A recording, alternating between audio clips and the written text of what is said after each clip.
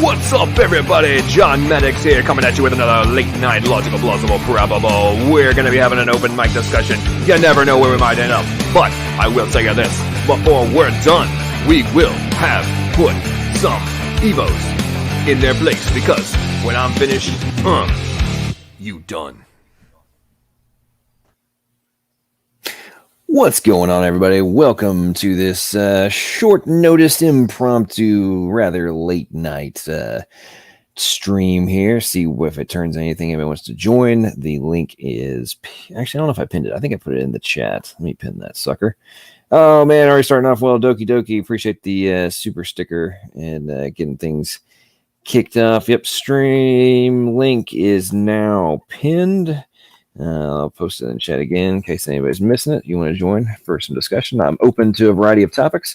Thought we just have some fun. There's been a bunch of stupidity going on YouTube lately, and I figured, hey, why not engage in some of the drama? You know, there's always some crazy folks that want to engage in non-intelligent discourse or pretend to be having real discussions, but it to be nothing but a bunch of drama queen, soap opera level stuff. But and we get things kicks off, and to see if anybody wants to join and get into the conversation.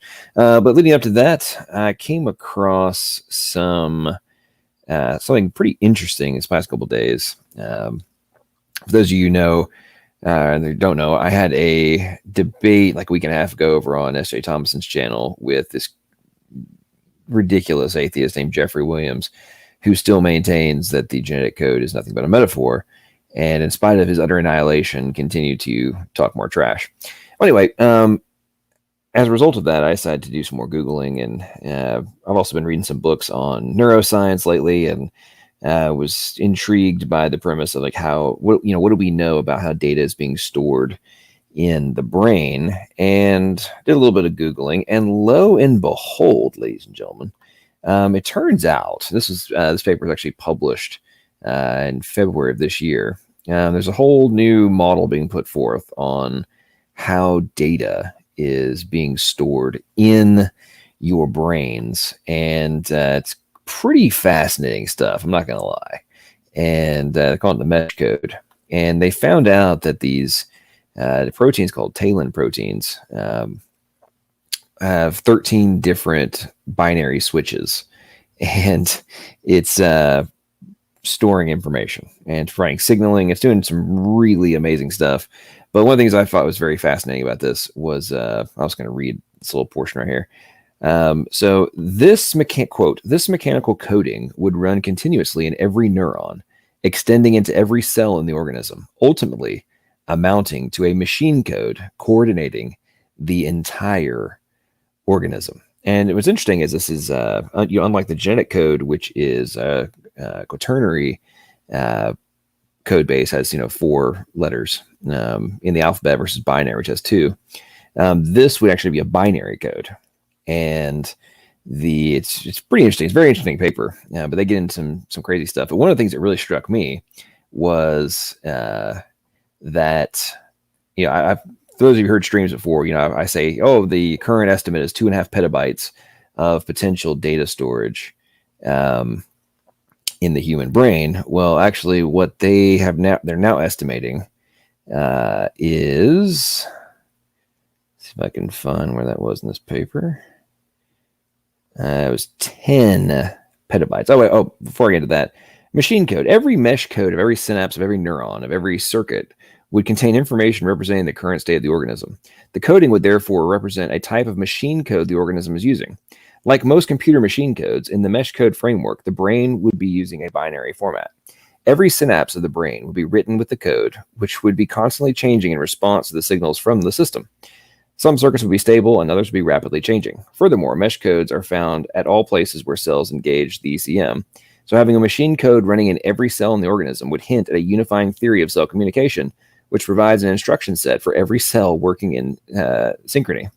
Like computer machine code, without the necessary parsers to correctly decode the symbols, the code is unreadable to an outsider and would look just like pulses of electrical activity, triggering alterations to vast strings of ones and zeros. However, once the language of the code is understood, this information might be decipherable and reveal an unimaginable level of communication. So, folks, I hope you recognize the significance of what I just read there. On a variety of levels. Number one is just showing, hey, there's amazing communication systems going on. Number two, the level of interaction would be exponentially increased, and just what is actually the complexity of life would take on an entirely different paradigm. Now, going back to the data storage, so what is the memory storage capacity of the human brain in the mesh code framework? Let's see here. So a talon, that's the protein I was referring to, has 13 switches. Talon has 13 binary switches, but for simplicity of numbers, let's assume that each talon contains 8 switches or 8 bits of information, which equals 1 byte per talon protein. If we assume 100 talons per synapse, likely to be more, then each synapse might contain 800 switches, 100 copies of each of the 8 talon switches, with the capacity to encode 100 bytes of information. If we assume 100 trillion synapses in the brain, then the mesh code data storage would be 100 bytes per 100 trillion synapses, which equals 10,000 trillion bytes, which equals 10 petabytes of global brain memory capacity. Okay, folks, if that does not just absolutely and utterly blow your brain away, I don't know what will. And this is some stuff of real significance, folks.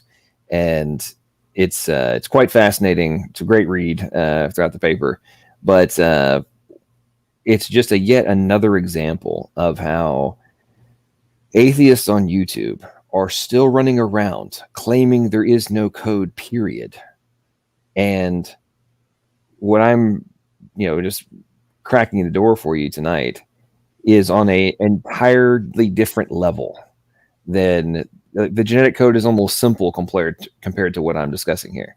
And it's staggering. But we've got some folks that have joined us. Erica, welcome to the stream. Great to see you. Otangelo, how are you? Erica, you think you were first, so welcome to the stream. It's been a long time. Appreciate you popping on. How you been? Pretty good. It's good to see you back streaming.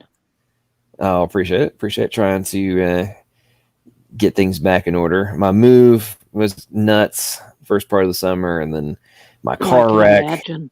Then I was in that crazy car wreck. Oh yeah, it's a long story. Yeah, in July, I was driving home and the road literally collapsed in front of me. And there was there was construction going on. They put like steel plates over where they were like digging in and stuff. And this truck was in front of me, and the concrete that was holding the plate up collapsed. And so he went over it, and as I watched the plate flip up in the air, and then the whole thing crumble, and I slammed straight into it and totaled my car. I walked away with some burns from the airbags and stuff like that, but jacked up my back a little bit. But I'm doing better now. But yeah, it was a completely freak scenario. Driving down the road, it collapsed. Yeah, no, it actually collapsed in front of me. I mean, it was pretty funny. I had all these people claiming that I was making it up, and I'm like, I have pictures and videos of this, so I'm not making this up. You want to bet money on this? We can do it. We can bet money if you want to say I'm making it up. But, well, I'm grateful you're okay, and I'm sorry to hear that happened to you. Prayers for healing. I appreciate that. I have my guardian angels. I somehow survived that one with, Amen. Everything you've gone through, and now this. I mean, wow. Yeah, well, it's all good. How have you been though? Are you still doing well, or is life getting back to normal, or are you still in all the madness of COVID? Life's getting back to normal. We don't have to wear masks. Well, that's good. I don't think. I mean, the stores don't force it, so doctor's office do, but I don't go too many places. Gotcha. Well, yeah, I've noticed that the medical places always have it. It's weird. I tell you, it was pretty funny. I stopped off at this spot the other day, and there's multiple businesses, and as I parked and I got out, I saw there's a huge sign and all this barricades and stuff around this one door. I'm like, what the heck is in this building? And it was the door that was all like marked up and had all these signage and stuff. It was the Boys and Girls Club of America office. Mandatory face masks, all this kind of stuff. I'm like, so let me get this straight. The primary demographic that's coming to your offices, like I say office, your like building, are children. And you've made masks mandatory for the kids that are coming for some sense of, they're coming to these places for some sense of normalcy and getting away from their, very often completely tumultuous, home life. And then you're going to come here and make them operate from a very rigid perspective. That's just dumb. It's ridiculous. The whole thing is ridiculous. Yeah, it's totally counterintuitive, but who knows? Hopefully it'll get better soon. I just wanted to pop in and say, what drama are you talking about? There hasn't been any drama. I know. I'm just overreacting. There is absolutely, everybody's totally normal. There's nothing strange going on YouTube. Nope, not at all. Maybe I'm the drama queen. Maybe that's what's happening. I'm just interpreting everything as drama. There you go. And then I wanted to say, good job with talking with the preacher between you and SFT. I saw that on Rage's channel. I tell you what, that guy is on a whole other level of nut. I mean, I was just like, I don't even know what I'm listening to right now. But I really felt like I was speaking with a 12-year-old boy. And mentally, I just like, dude, when you're sitting here reading these verses and thinking that they 100% defend your moronic position, it's like you're reading them like a kindergartner would. We're good. Like a cult. Yeah. Oh, it's bad. It's very bad. I'm very disturbed. I almost find people like that guy more disconcerting than the people like the raging atheist. At least where he's like, their rage stands and whatnot. But like this guy, not only is he spewing completely bizarre interpretations, he's also making the rest of us look bad too, because a significant portion of, especially the online community, they don't actually know what the core doctrines of Christianity are. They just look at the most bizarre, loud, and ridiculous things and be like, oh, well, that must be what they all think. They're all nuts. Let's just brand everybody with this same kind of stupidity. There's a challenge on Rage's channel tomorrow, I think at 8 Eastern or 9 Eastern, that anybody can go and ask the preacher questions. So, and he wants Christians to go. So I thought I'd let you know that. I saw that, but I don't know if I could possibly handle that guy again. Well, here's the thing. That guy, unless he's just put backstage, there's almost no point in even trying to have interaction with him. Because he doesn't shut up. Doesn't shut up. It'll just be rant. And he never answers questions. Ever. No. So it's like there is no actual dialogue. He just wants to use it as a bully pulpit and soapbox, and just spew his talking points. And then when you annihilate his position, he won't actually substantiate it. And it's like I think he's not worth the time. RPP. So, if you want to have fun, then okay. But refuting the nonsense that this guy says is complete waste of time. Now, I came in actually to ask you: did you convert to be a monist now? A Mormon? No, a monist. Am I a monist? No, I don't think so. Well, because if you actually believe that neurons store our memories, then that would make our consciousness physical. I don't think this is what you believe, right? No, not in its entirety. However, I think that there is, Well, let me put it this way. I don't think that data storage has anything to do. I don't think it proves or disproves dualism or even idealism for that matter. Well, I think you need to make that very clear. What you are saying is that these memories, they have nothing to do with the memories of things that you remember, like your childhood or things like that. I think these memories, they have to do with the function of the brain. So it is something quite different than what than our memories that we remember the past and things like that. I think that goes to consciousness and it is not physical. Well, okay, so I think there's two ways to that. So I'm leaning heavily towards the brain is the filter mechanism for the mind. That's kind of where I'm leaning these days. And there is the physical aspect of what the mind is being able to experience through the body, right? And in that context, obviously there would be data storage of the physical, but not necessarily everything about the memory, if that makes sense. So like, yes, I mean, I had visual input, right? Is there things that are being stored somewhere, right? Of what my experience inside of the material world, right? There's physical sensations, like the data from my skin that is sending nerve signals up to my brain, right? I'm remembering a touch, that kind of thing, right? I have zero issue with that sort of data storage whatsoever. And then you also have to look at it from not just from a data storage perspective, but also from a communication perspective. So you don't necessarily, we're not necessarily talking exclusively about data storage. We're talking about data communication.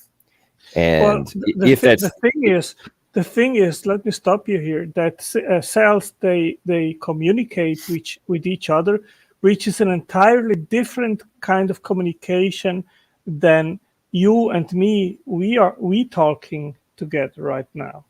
Okay, so in order for our physical body and multicellularity to function, there is cell-cell communication and signaling of various signaling languages which science hasn't deciphered yet. So I think we need to make a clear distinction here when we are talking about memory. What are we talking about? Are we talking about the memories of our past experiences, which we remember? Or are we talking about cells communicating with each other and then eventually this kind of communication being stored in neurons and then eventually put in use when it is required? So I think we are talking here about completely different things. Well, I mean, I think I would agree and disagree with you. I mean, so you've got, if you're looking at it from a RAM standpoint, which is kind of what they're talking about in terms of the read-write aspect of the tailend proteins, in terms of both the communication and if there's data being stored. We're not necessarily talking about memories. We're talking about memory, right? I'm talking about from a technology perspective in terms of a comparison, right? We're talking about memory versus memories, and that would kind of be the distinction. So it's not. I'm not disagreeing with you. Here's the thing, Tangelo. I follow what you're saying. In the context of the differentiation, though, we're talking about the people who are going to have a problem with this are freaking idiots who are still deny there's even a genetic code. So how much time we spend trying to create the differentiation to like make sure they don't, or they're able to understand. I'm talking about the atheists on YouTube. Like, I'm starting to come to the conclusion it's a freaking waste of time, to be honest, because like you've engaged in a plethora of conversations with them, broken it down, dumbed it down to the extreme ridiculousness that it is. I've done the same. And then they continue to pontificate about how we've never proven our point. And Yeah, it's all I gave, metaphor and stuff. And I'm just like, you know I what? gave up. I really gave up to hope that we could teach something, because they are all ultra crepidarians. They know nothing about biology, and they think they do. They think they know everything better than us because we are creationists, and that alone is pretty stupid. I mean, there are so many brilliant scientists which are creationists, and they know much more about biochemistry and biology than you, me, and all these atheists together. So these are ridiculous claims. Oh no, Right. I completely agree with you. Right. It's like But- go ahead. Yeah, but I mean, what is fascinating is that our body, in order to work, it processes such a huge amount of information coming from the exterior in order to adapt and so forth. And I think this is the kind of memory of information which is stored in synapses in the neuron. Now you brought up something which is interesting, and I mean, we are both not neuroscientists, but I mean, the sense of touch or the sense of smell, for example, is something that even after a long period of time, we can still have the sense of a certain kind of smell, right? And of course, the question is, where is that memory stored or located? Well, and that's potential. That's what I was talking about in terms of this data storage, right? And in terms of the sensory data being stored, because you have to think about it, like, right. So we walk around all day, and like right now, my eyes are open, and I am streaming visual information at the about 52 megapixels. Okay, it's nuts. Like when you really contemplate the amount of visual data that's going into my brain right now. And for me, one of the things that really strikes me about this stuff is, so like before my brain surgery, I had a partially photographic memory.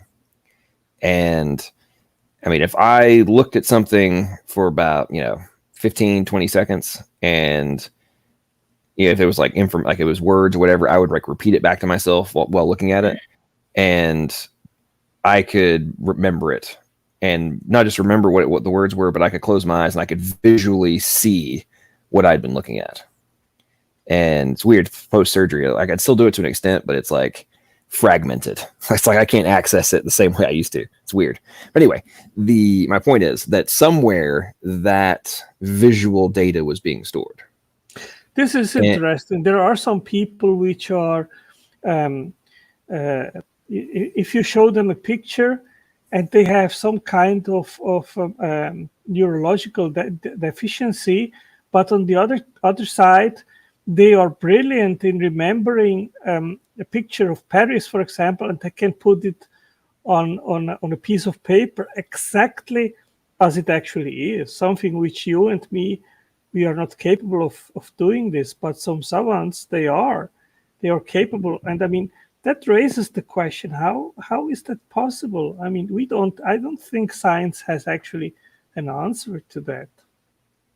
No, I agree with you. And here's something I've thought about many times is, I forget who it was. I had this debate, or like this little mini debate with on a stream one time, but they were going on this whole tangent about how, like, the individual you're referring to usually have some kind of issue, right? The autistic people might have they're extremely amazing at this one thing, but they have lost all other options. Like they can't do all this other stuff, normal stuff, right? And I was like, okay, let's think about this. If you operate from the perspective that initially we had all of these a greater level of capacity, and over time we've actually had a deprecation of total function. What if the initial state of humans was that we all had photographic memories, as an example, right? If that was the norm versus the outlier extreme rarity that it is now. And, what if we were like Da Vinci, for example, who could be carrying on two simultaneous, like he could write with his left and his right hand to be writing two different things at the same time. Like, that's crazy. But imagine if that was the norm versus the outlier, then you're going into a completely new extreme. And when you contemplate the premise of, let's say the average IQ was 170 for every, that was the average IQ. Well, I mean, the difference, the complete and utter paradigm shift in what is society and like what is happening is, I mean, it's kind of a mind bender if you think about that. I mean, right now the average IQ is 100. Yeah, Right? it's interesting that ancient languages, they are actually like some Aborigine languages. They are much more complex than our current language, and that's pretty interesting. And I mean that raises the question which you just said, that maybe the first humans, the first couple of thousand years, they were much more intelligent than we are. But I mean, how do you explain that some people, they have such a photographic memory, and that you can ask them what happened the 27th of August 1995, and that person can tell you in details, oh, I woke up, I went to the city, I did this and that they know exactly what they did at that day. And we are unable to do that. And there are many people which so extraordinary mental capabilities, or people which see a color and can associate it to a certain kind of music, or hear some kind of music and then associate it to some kind of images and colors, and some very weird and strange things. So this is indication that our mind is capable of much more than what is normal. Oh yeah, completely agree. I mean, you have the people that can smell sound and see Right. music and all that kind of stuff. It's like, obviously there are, like, if those capacities exist, then you have to really contemplate, like, what if we all had those combination of these different skills? But not only that, John, isn't that an indication about, I mean, atheists, they doubt that God is capable of creating this universe and us and everything which is created. And they doubt that there is an intelligence which is far beyond our intelligence. But when we contemplate these people, this is an empirical demonstration that this is possible. It exists. And I mean, even in the animal kingdom, I mean, so many animals, they have some kind of capabilities which we don't have, like dolphins, which with their radar system, and also bats and so forth, and birds, which have a sensor of the direction through magnetic fields and so forth. I mean, there are so many different expressions of things which are beyond what we can do. I think this is powerful evidence that a God which is far, far beyond our intelligence is not only a possibility, but there is evidence that God must exist, which created all these things.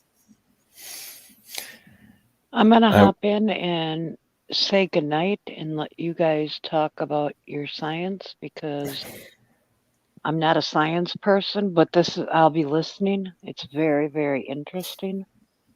Well, thanks, Erica. I appreciate you joining us. You're always welcome. And thanks for your kind words. And it's good to be back, and hope to have more fun conversations. Sounds good. Hi, Otangelo. Hi, Danny. Bye-bye. Have a good night. You Good too. night. What's up, Danny? We'll say thanks for sending me that Fodor. The book? Yeah. So I got into it, and I can say it again. Did you start the intro or the other part that I told you about? I made it through the intro, and I'm probably 30, 40 pages in, maybe. Okay. I tell you what, two things. Number one, it's very interesting. More than two things. Number one, very interesting. Number two, the positions they take in regards to, like, basically evolutionary biologists are not thinking big picture and have put themselves in a box and are kind of ignoring the collapse of their positions. But then the other thing that really cracked me up, because I watched your interactions with Pudding Brain and the gang, and I was like, yeah. So I was looking through like the table of contents, and I'm like, yeah, there is absolutely zero chance those guys read this. Like none. Yeah, James like no Downward. chance they actually read this book. James I'm not talking about you. Right? Yeah, I'm talking about them. There is no way they actually read this. Not a prayer. You know what? Sorry. James Downward claimed to have read the book, and then I listened to him do a little debate with someone that accepted Fodor's argument, not me, and it was just very clear that he didn't. Yeah, that's kind of one of the things that kind of tipped me off to Downward being kind of a sleaze bag.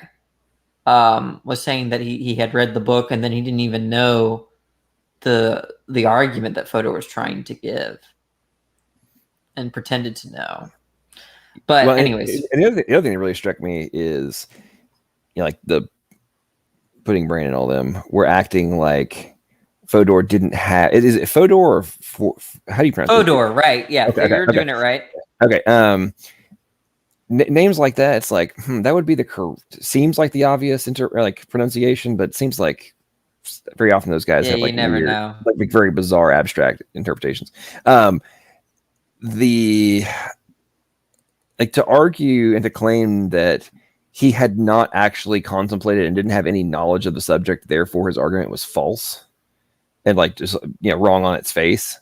I was kind of like I perused through it, like I said, I'm looking at the table of contents and I kind of like eyeballing some of the different topics, and I'm like, there is no way if you actually read the book you're going to come to the conclusion that they didn't understand the subject and the arguments they were making and how they whether or not you agree with them or you can counter them doesn't mean that they didn't understand the topic that was being discussed. And yeah, I gotta play for you a quote by Fodor. He was debating another philosopher of biology, not Godfrey Smith. What's his name? I'll find it. I think it's Elliot Sober. Yeah, okay. Listen to this clip. I'm gonna share it's very quick. But Sober is another philosopher of science, and they were debating the argument. So if you don't mind, I'll share my screen. I'm ready whenever you are. Okay. So at the very end, let me see if I can. We didn't need Darwin to tell us that. Oh yeah, this part. So Fodor's on the left. By the way, he died in 2017, which is kind of sad. But hey, Danny, I'm seeing the StreamYard screen. Not I'm yours. sharing the wrong screen. Let me try this again. Okay, share screen. Okay, good thing you didn't have your porn going. Yeah, I know, right? So Fodor's on the left. He's on his phone. Sober's on the right. They're both decent philosophers, well renowned, but they debated the topic. And I'm gonna play it from here. Hopefully this captures it. But audio's not coming through.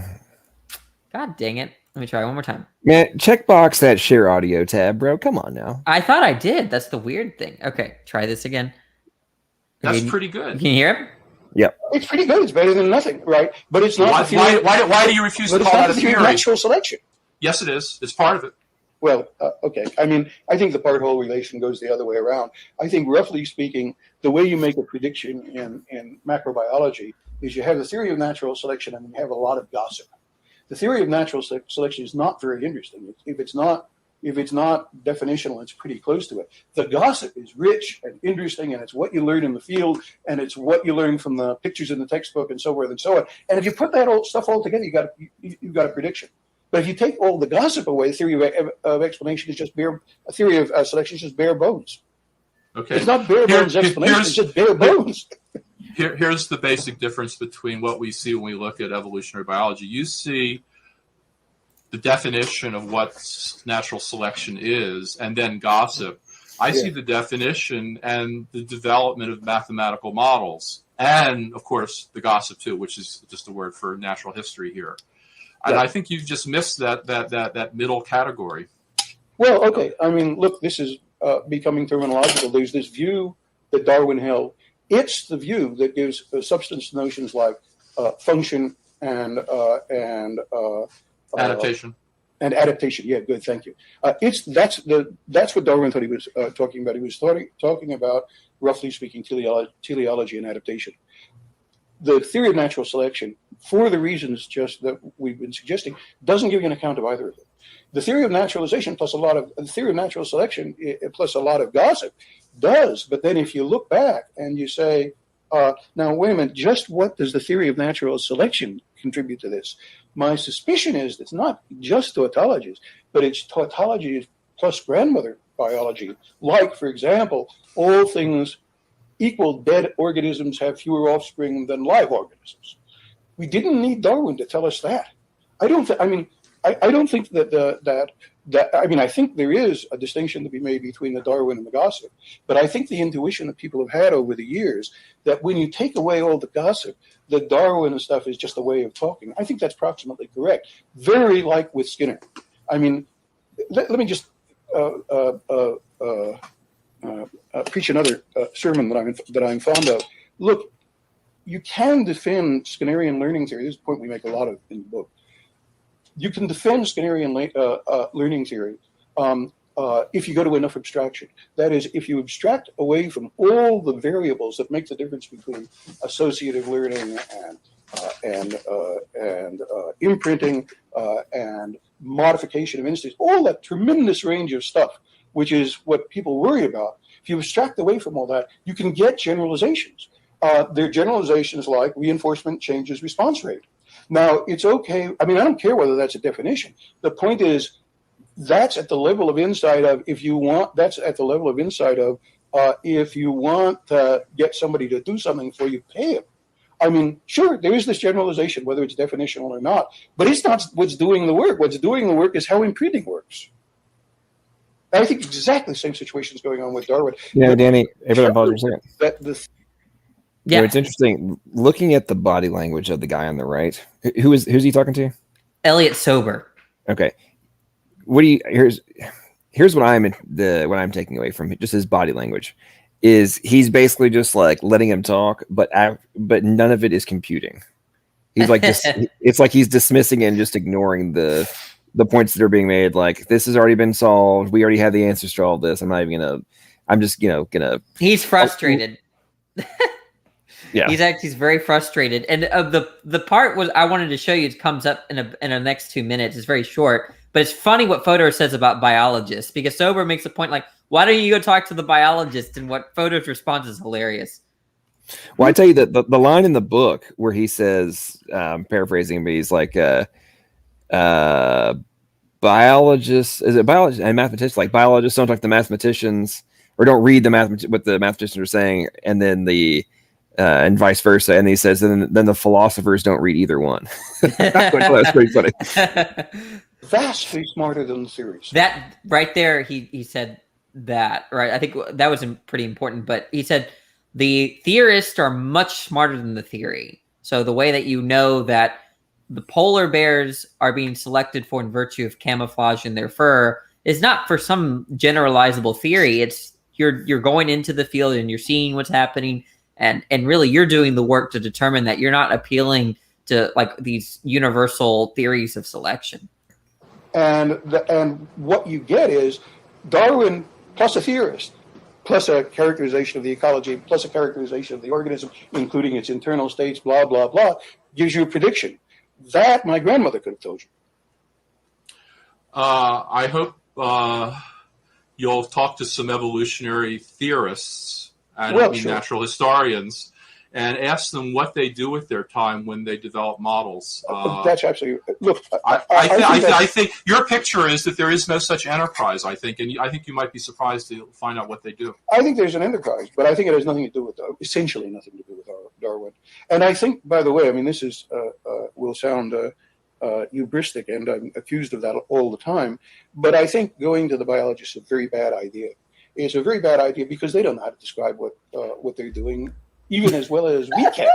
I mean, if you want to do aesthetics, don't look at what painters say about what they're doing when they're painting, because it's all crap.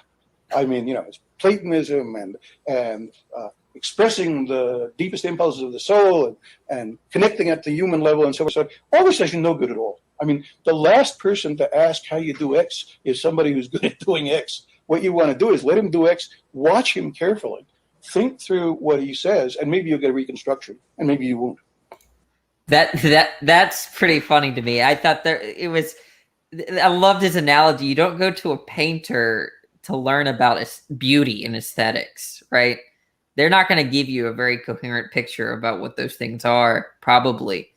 In the same way that you don't go to a biologist to understand whether there's certain biological truths that are conceptually coherent. Well, I would agree with you on that, and I would argue that,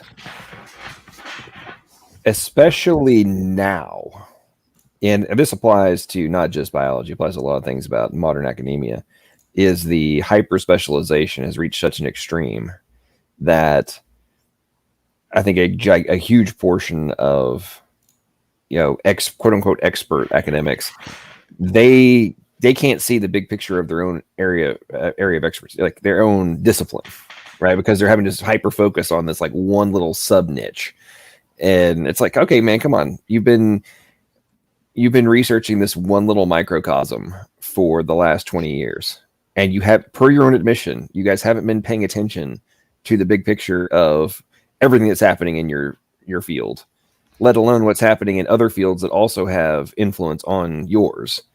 And then you're going to claim that nobody else can have perspectives that might contradict what you were taught about the big picture 25 years ago. When we all recognize that the amount of information that's improving and gaining has been changing, creating entirely new frames of reference for all sorts of different disciplines over the last just 50 years. I mean, come on, folks. Let's think about this for a second. Yeah, Fodor. Hey guys, I'm already going to sleep. It's late where I am. Good night. Yeah. But, Good to see you, Angelo. You have a great night, brother. Yeah. Bye, guys. Do you mind if I give you Fodor's argument in a nutshell? Actually, yes. Doing just a second. Let me say hey to John Vance. What's up, man? He's been waiting for a minute. Hello, guys. I'm hoping I can be, I guess, competent in this stream enough to contribute to it in some way or fashion. I'm not too familiar with what you're talking about, but it is coming clear, and I am learning a lot. So, but anyway, I just want to give you guys thoughts on climate change and what's your thoughts on if it's, I guess, made by human activity or not. I think most of us know the answer, but I'm just giving you give a more in-depth answer on that question. Well, that's a change of subject. That's up to LPP whether he wants to change the subject. Oh, we can talk about that. Danny, why don't we cover Fodor real quick, Okay. and then we can shift back. I'm open for shifting different topics, but I'll try to be quick. So you go ahead with Fodor, and then we'll shift and we can talk about some other stuff. Go ahead. And to be honest, we'll probably trigger James Thorne or whatever his name is, because I saw him in side chat, and he's a climatologist, so he'll probably get triggered if we start talking about that climate change stuff. Yeah, but go ahead, Danny. So give me the what's the short version of the Fodor argument? Yeah. So basically, there are a lot of ways to present Fodor's argument. Fodor presents it in many different ways. In fact, the way that he presented it in the book, he regrets the way he presented it in the book. But I actually really like the way that he presented it in the book because it was very conceptual and philosophical. But what it did is all the scientists kind of lost track of it because they don't think that way. So, but I'm going to give the philosophical, like the deep philosophical approach. And I think it's actually, I think it's understandable if you present it the right way. But in philosophy, there's these two terms, this distinction called intention and extension. So intentional context is when, so a statement can be an intentional with an S, by the way. So if I put that in the private chat, I'm not talking about intentional with a T, like beliefs and desires, like what I want, like that was intentional. I'm talking with an S, and it's an unfortunate spelling because a lot of people get confused that Fodor is talking with a T, but he's not talking with a T, he's talking with an S. Anyway, so an intentional context is something where, like, if you are making a statement and you take one of the nouns of the statement and replace it with a different way of referring to that thing in the world, that it will suddenly become false. So a very simple example would be like Lois Lane believes believes Superman can fly. Lois Lane believes Superman can fly. If you were to replace Superman with Clark Kent, that statement would suddenly become false, right? Because Lois Lane doesn't know that Superman is Clark Kent, even though in this world, or in the DC world, Superman is Clark Kent. Okay, so Lois Lane believes that Superman can fly is an intentional statement, because you take one of the nouns, Superman, replace it with a co-referring term, Clark Kent, and suddenly it becomes false. So does that make sense so far? I'm following you. Okay. Continue. So now what's interesting is the way explanation works. When we're talking about like cause, effect, or explanation, that's always extensional. Okay. Now extensional is where you can replace it and it still maintains truth value. For instance, if kryptonite killed Superman, right? That's what explains his death. Okay. Then it's also going to be true that kryptonite killed Clark Kent. Right. Right. So the idea is that when you switch the terms out in an extensional context, right, it's still going to be true. Okay. So the way so your argument still remains sound if okay, got it. Continue. Yeah. So that's the way explanation works, because if A causes B, right, and B is let's say identical to C, then you can put C there, and A, because if B is identical to C, and if A causes B, then A also causes C. Right. Is that okay. right? Yeah, I got you. Okay, so now you know why I took Superman and Clark Kent. Let's take a biological example. Okay, the heart that pumps blood, your heart that pumps blood, is the same heart that makes noises. Right. Okay, those are co-referring, right? Natural explains, or it acts on, right, in a causal way, the heart that pumps blood, right? That but not the heart that pumps blood, right? It doesn't care, or sorry, the heart that makes noises. Natural selection doesn't care about the noises that your heart is making, right? But it cares about the heart in which pumps blood, right? So if natural selection is supposed to be causal or explanatory, then you should be able to substitute those terms, and it still it would still be true, right? So in the same way that if X causes Y, whatever's identical with Y, you can just replace, should preserve truth value, but not in the case of natural selection, right? If natural selection explains why a certain trait goes to fixation in virtue of the heart that pumps blood and not the heart that makes noises, even though those are the same thing in your body at this time, right? Then it's an intentional context. Right. So if your heart makes noise but doesn't pump blood, you have a problem. Right. Exactly. It's kind of what we're talking about from a natural selection perspective and a fitness aspect. Congratulations, your heart doesn't actually do anything of benefit. You're dead because your heart, it's not pumping blood. Exactly. Yeah. On the flip side, your heart could pump blood but not make noise. And is that kind of where this logic that's the flow idea, goes is that to? obviously the noises don't matter, at least right now, right? There could be and part of the problem also is that there's probably environments in which it does matter, right? Maybe not, or hypothetical environments in which it could matter. The point is that it doesn't matter now. And if natural selection is acting on that heart that pumps blood, it should also be acting on the heart that makes noises, but it's not, right? It's sort of, so Fodor talks about how natural selection is supposed to be this thing that picks out one trait and not the other, even though those are coextensive or co-referring. Okay. So that's the philosophical version of the argument.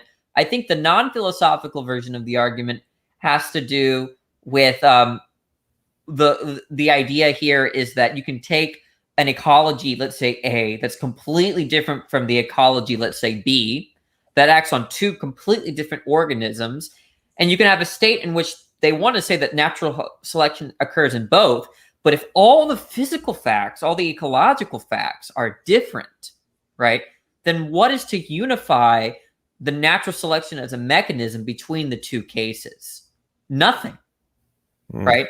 Because if the ecology is completely different, then there's not going to be an ecological variable that you could point to as being part of natural selection, given that natural selection is supposedly happening in both cases. And if the organism is completely different, you're not going to be able to appeal to a unifying trait. So Fodor says that natural selection has no unifying physical implications, universal physical implications between ecologies that are and organisms that are vastly different. So that's the way that he explains it in one of his lectures. So what are we doing when we're saying natural selection, yada yada yada? We're really just either talking about there is some naturalistic explanation, which they don't want to say. They want to call it a mechanism, okay?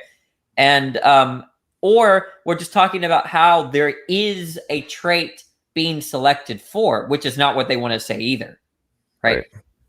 They want to take a step further. All these textbooks refer to natural selection as a unified mechanism in evolutionary biology, and it just can't be that. Well, it sure as heck can't be that if you're going to argue that there is no intention. Well, that's interestingly, Fodor brings up this, right? He says there's only one way to solve this problem. You're either going to have to appeal to laws of selection, which there are none, right? Or a mind. Okay. And as he points out at the very beginning of the book, he is neither in favor of intelligent design nor creationism. Right. So you have which I think lends itself to his problem is like, well, we all agree there is no mind. So obviously this natural selection thing can't be the answer because we all know there wasn't a mind. So the only way this makes sense is if there is one. So there must be something wrong with it. I'm paraphrasing here, but like that's obviously part of the point. He brings up artificial selection because the thing about artificial selection is that they solve the problem, because the idea is that belief and desires are intentional, and so they can sort of pick out one trait. Basically, it's like cheating. He uses the span. Do you know the Leontief and Gould paper by about spandrels and arches? Yes. Yeah, they appeal to that paper. I think you're going to really, if you were to try to get through the argument as fast as you can, I would skip to part 3 after you read the introduction. The first chapter, he tries to analogize it, saying, "Hey, everyone rejects Skinnerian behaviorism and learning theory," and that's kind of true. That's like old school. Like no one is that the model that Skinner came up with? Yeah, like the behaviorism learning stuff was destroyed by a guy named Noam Chomsky. Absolutely destroyed by Chomsky. And what Fodor is saying is that, hey, if you look at Chomsky's response to Skinner, what I'm about to give you is a similar kind of response to Darwin's natural selection. Got it. That's why he brings up Skinner. Yeah. Thanks. I thought one thing was kind of interesting is he was talking about it's pretty funny when I was reading this because like I did a video and in one of my videos I made a very similar point, and I got a bunch of grief for it. But he makes the point about how there's so many different disciplines that are founded upon Darwinism. Yeah. That's evolutionary ethics and aesthetics. Ethics, psychology, like yeah, that's all crazy stuff. List off all these things. It's pretty funny. Like this is probably May or June of last year, I made a video and I made that point about how Darwinism is a foundational point for so many different things. It's one of the reasons nobody wants to actually question it, because it's not just evolutionary biology at stake. I would disagree with that. A plethora of other potential disciplines, if the foundational principles are false. But all right, so we got a new person join the stream, and then introduce yourself, say what's up, and then we're going to shift over to John Vance for a few minutes. He's got a topic he wants to discuss. And Danny, appreciate you going through that and breaking that down. That was very interesting. So what's up, man? Welcome to the stream. What's going on? Introduce yourself and what brings you to tonight's discussion. Username is a lone man named Fro. You can just call me Fro. And came to tonight's discussion because I saw the title. I thought like it was kind of open discussion. I imagine you guys should talk about a lot of young Earth creationism. And not being one myself, I guess I just wanted to pick a guy's brain. Well, that would be a false assumption on your starting Well, point. I said, but, like, it kind of seems like you guys are. I mean, I'm not. I said I'm kind of an outsider looking in here. So I don't think that young Earth creation has been mentioned a single time this evening. So how did you? I'm very fascinated. How did you come to that conclusion? It might be because of the circles you kind of run along with. Because like I know you've been mentioned a lot on like standing for truth, and you've hosted a few debates and participated in some. And it seemed as though kind of like creationism has always been a running theme in the circles you guys kind of run with. Am I mistaken? Well, I mean, Danny's an atheist. I've never actually argued in favor of young Earth. I've argued for intelligent design and theism. Standing for Truth hosts old Earth creationists, atheists, oneness advocates, Trinitarians. I mean, a plethora of different things. Oh yeah, so I know he does. He does a lot in theology as well. I'm aware of that. Yeah, so I mean, there's a lot of stuff, but we'll interesting. We can have some more conversation about those topics here in a few minutes. But John Vance, appreciate you hanging out and being patient. So, what are you wanting to discuss, brother? Yeah, I just wanted to shift topics over to climate change and how if there is human activity involved in the climate changing, whatever that may be. I just had an interesting discussion with somebody tonight about it, and my stance is it's very hard to quantify on what level of human activity is actually affecting climate change, because whatever models that come out, like you say, the coasts are going to be flooded, the ice caps are melting, but like it's going to get warmer, North America is going to turn into a tropical rainforest. All these things just kind of seem out of date or misinformed, or I guess misdirected in some way. I'm just wondering what your thoughts on I guess the mainstream science and I guess maybe the politicization of climate change. My core position is that does the climate change? Yes. Is it rather arrogant to think that as humans we have the capacity to make these just dramatic alterations to it? I think that's a egotistical position of humans. Mm-hmm. I think a lot of the talking points are, they're projected propaganda in many facets. So case in point, like the ice caps are melting. Well, if you were paying attention last week, it came out that, turns out the Arctic ice has gotten thicker this year. And so it's not reducing, it's growing. And there's actually been multiple reports of that over the last couple of years. The other stuff like which ice is melting. So like, let's say it was the polar ice, the North Pole, the northern ice. It's floating in the water. So even if it melts due to basic displacement, the ocean levels would not rise. It's physically impossible for them to increase if it's the North Pole ice that melts. The displacement's already taken place, right? There's a plethora of things like that it's like, if it gets warmer, we're gonna get flooded. And it's like, well, it depends on which side of it melts. Then you have to get into the different solar cycles and the fact that we're going into a moderate minimum, the most recent one. It's pretty obvious. There's a report on that came out last month that the sun is actually turning down the dial, and they're projecting there's going to be less heat. And I don't know about you, if anybody's been paying attention, like at least for me, I actually check the weather every once in a while. And for example, this summer in Tennessee, where I'm at, we had an average of 4 degrees cooler this year in our 2 hottest months than the last decade. Oh man, it was actually pretty hot and dry in my neck of the woods in North America, and then like kind of the western side. And it was hot and dry everywhere, which is kind of weird. But isn't this like kind of like a I know I was talking to somebody, they said a reference to like it's some sort of like 200 plus year cycle, because this was also Yep. prevalent before 1776. Because I remember someone was telling me about when the Americans, when it was just the 13 colonies fighting the British. That time there was really hot summers and really cold winters, and most of the British that died in that war died from heat stroke, because they follow the rules. And Yeah, they had all their red coats on, right? yeah.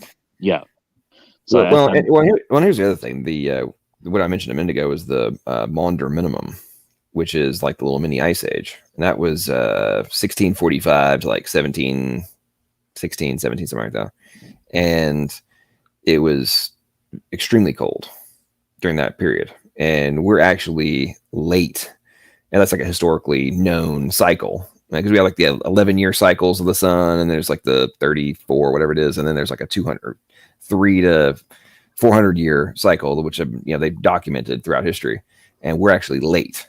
And for like the last 6 or 7 years, it's been all these reports. It's been cracking me up, actually. Some I've been following for a while, and there's been different solar experts and stuff that have been talking about how, like, hey, we're due, we're starting to see the signals for this, we're due, we're overdue for this.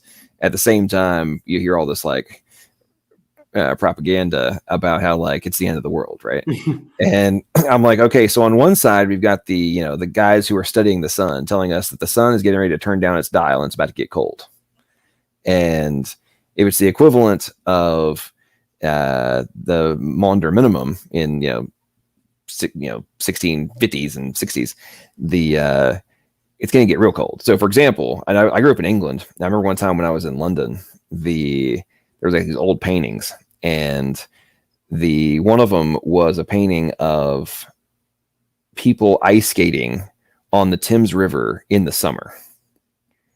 And when you think about that, like now, like when I lived there, you got frost in the winter and some ice and stuff. You might get a little bit of snow, but it was nothing, once or twice, it was no big deal, right?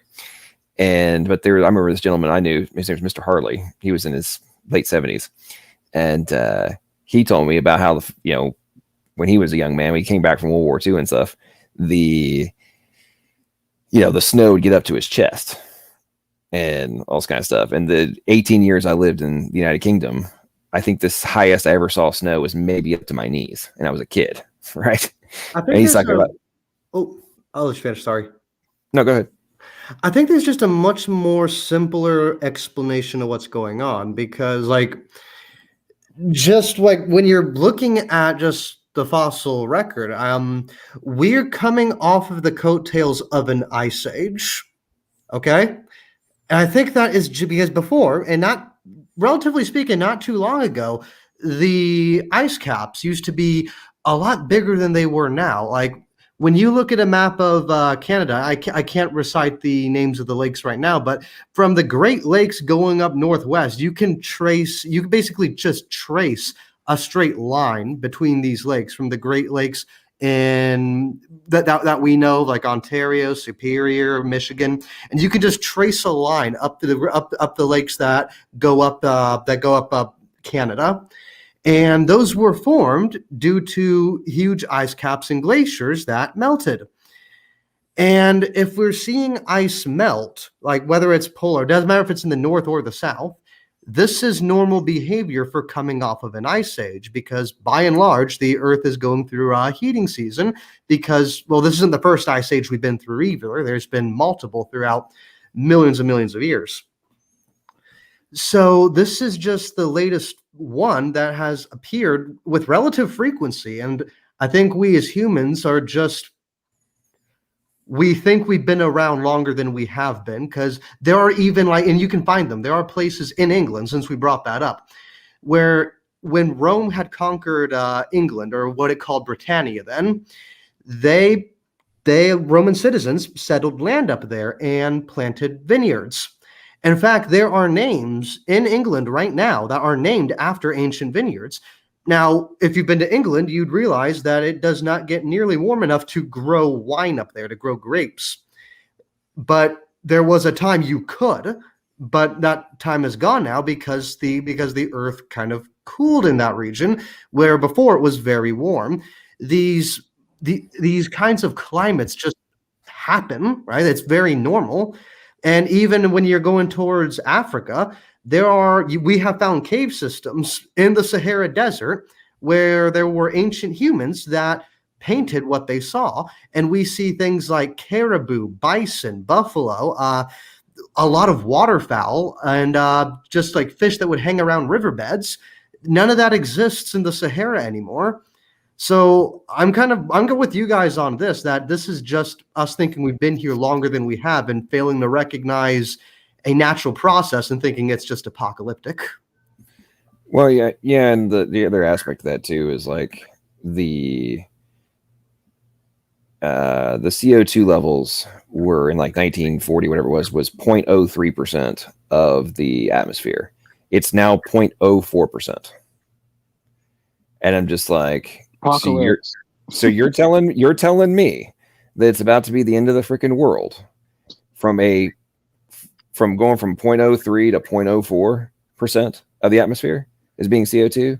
And we may have I don't believe you that can actually cause the this apocalyptic we're all going to burn to death from I don't believe you, bro. Yeah, and moreover, the thing I was going to say, and I'll let y'all respond, is like I'm looking at this right now. Okay, so the Roman warm period was 2 degrees Celsius warmer. That's 3.6 degrees Fahrenheit warmer than today.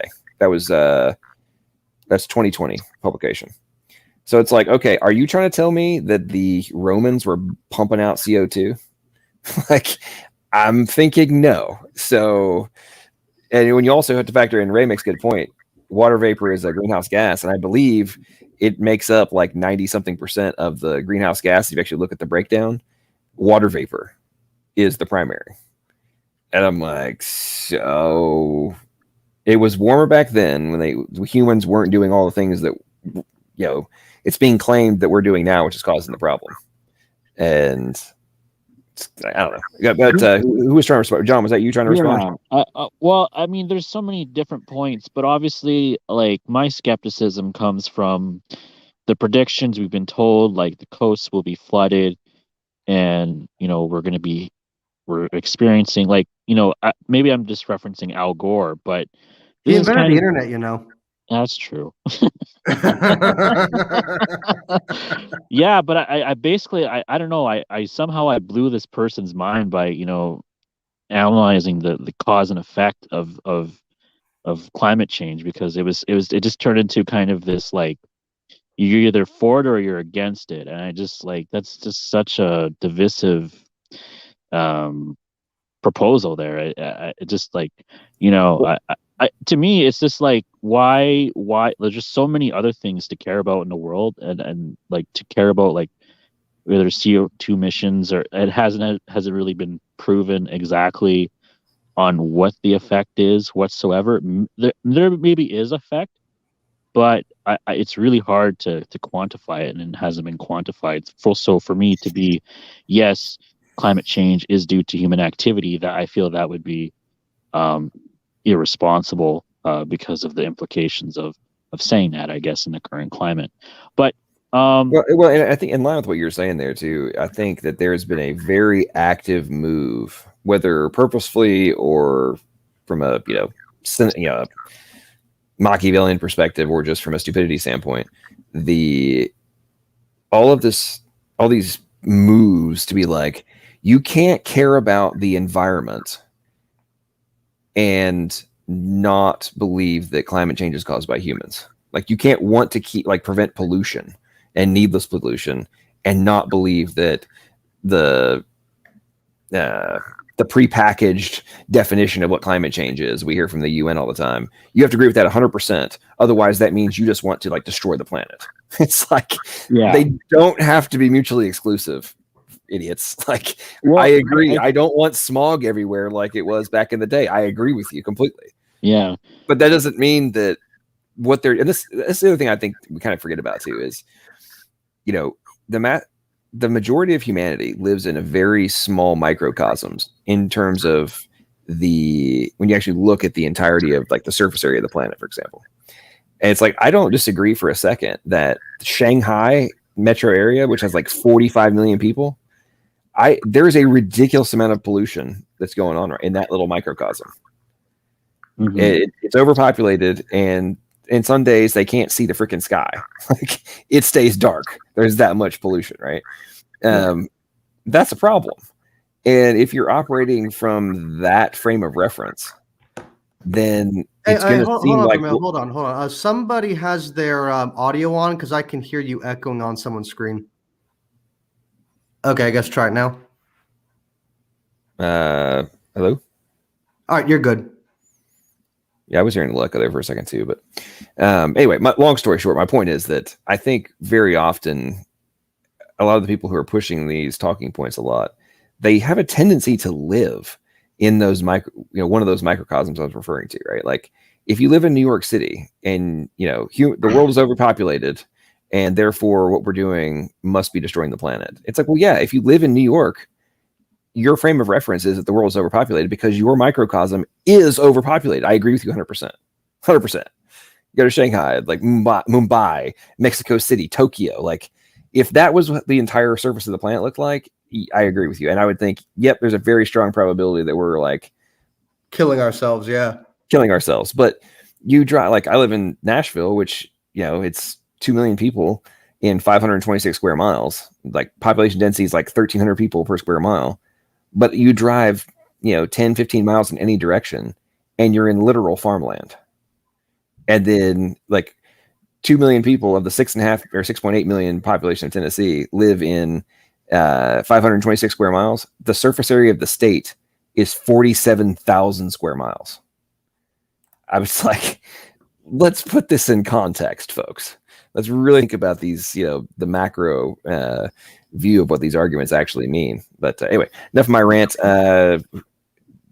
John, do you have any follow up on that, or Fro? You got anything you want to add? Yeah, well, I guess another thing too is there's also the political side of it, and it's quite scary because I think the Canadian government, sometime in the 2030s, wants to ban sale of fossil fuels. And my other point was too that there's really no like alternative technology that's able to replace fossil fuels, and therefore if you wanted to go strictly to electric, you'll still need fossil fuels to produce those materials that come from mining out of the ground. I'm thinking of like the materials for like solar panels and electric cars. I forgot the name. I think it's like ore or something like that.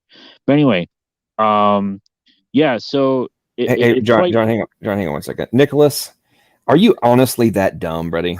He says, yeah, scientists in New York don't use data collected solely in New York. You're not the first one to think about where people get their samples from, LOL. Dumbass. I was talking about the frame of reference of interpretation in terms of, we actually could do this. I'm not suggesting that they're only doing a data sample from the air and the temperatures of New York. Good grief, man. I swear, sometimes these people do not actually think big picture about points that are being made. I literally made the point in relation to the surface area of the planet, the pollution happening in the microcosm, that if this was extrapolated out, then would be plausible in terms of the actual human effect versus the fact that 99.9% of the fucking heat that comes to the earth comes from the sun. Like, anyway, enough of my rant. Go ahead, John. Sorry. I appreciate that frame of reference. So yeah, maybe it's another topic, I don't know, but it kind of ties in with climate change. But is there like, I'm not saying like, looking at alternative designs and eliminating pollution is a bad thing. But it seems like Canadians here are kind of like out of touch, and maybe they've been propagandized a lot, and they say, oh, we gotta save the planet. And I'm just like, if you want to save the planet, you would be harder on China and like stopping smog. But I just feel the whole agenda is basically kind of subversive, even if people are unknowingly propagating a UN agenda of the Great Reset.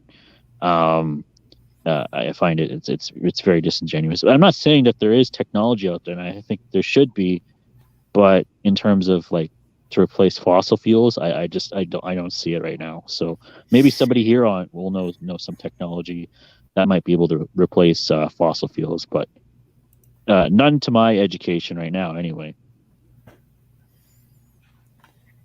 No, not yet. Nicholas, I was talking about the people that were propagating the propaganda are the ones that are living in the microcosms like New York. Okay? Do you not grasp this? This is not that complicated of a premise. There's jokes about this on politics and things like climate change. People make the point, if you live in LA, Chicago, New York, and you think everything else is flyover country, doesn't actually exist, then they want, and same thing with DC, and then they wonder why people don't agree with everything they're talking about. Or somehow when they go to those places, that it's like, wow, I had no idea. I thought everything was like New York and DC. That was the point I was making. What we mean to say, Nicholas, you need to pay a little more attention, buddy. Okay. What we mean to say, Nicholas, is that no one's here doubting the science.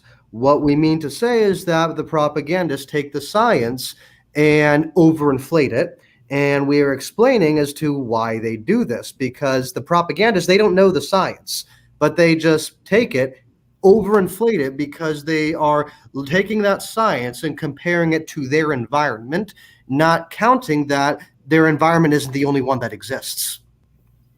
Well, I mean, like climate change. Did I get that about right? I would have to agree with that. I mean, like climate change is a major problem for humanity currently, but like, is it going to destroy all life on the planet? No, of course not. No scientist seriously thinks that. It's more of a problem for the human economy, and if we don't do something right now, it's going to be a major hurdle for society. It's going to make life much more difficult, is what they're saying, in the upcoming years, basically, if we don't do something about it. Yeah, Andrew, I'm not sure what world you live in. Do you? I know you don't probably pay attention to politics. You have people like AOC running around and be like, "We have 12 years to stop it all, or it's the end." Okay, I mean, AOC doesn't even know what a fucking garbage disposal is. Okay, can we just not bring her up, please?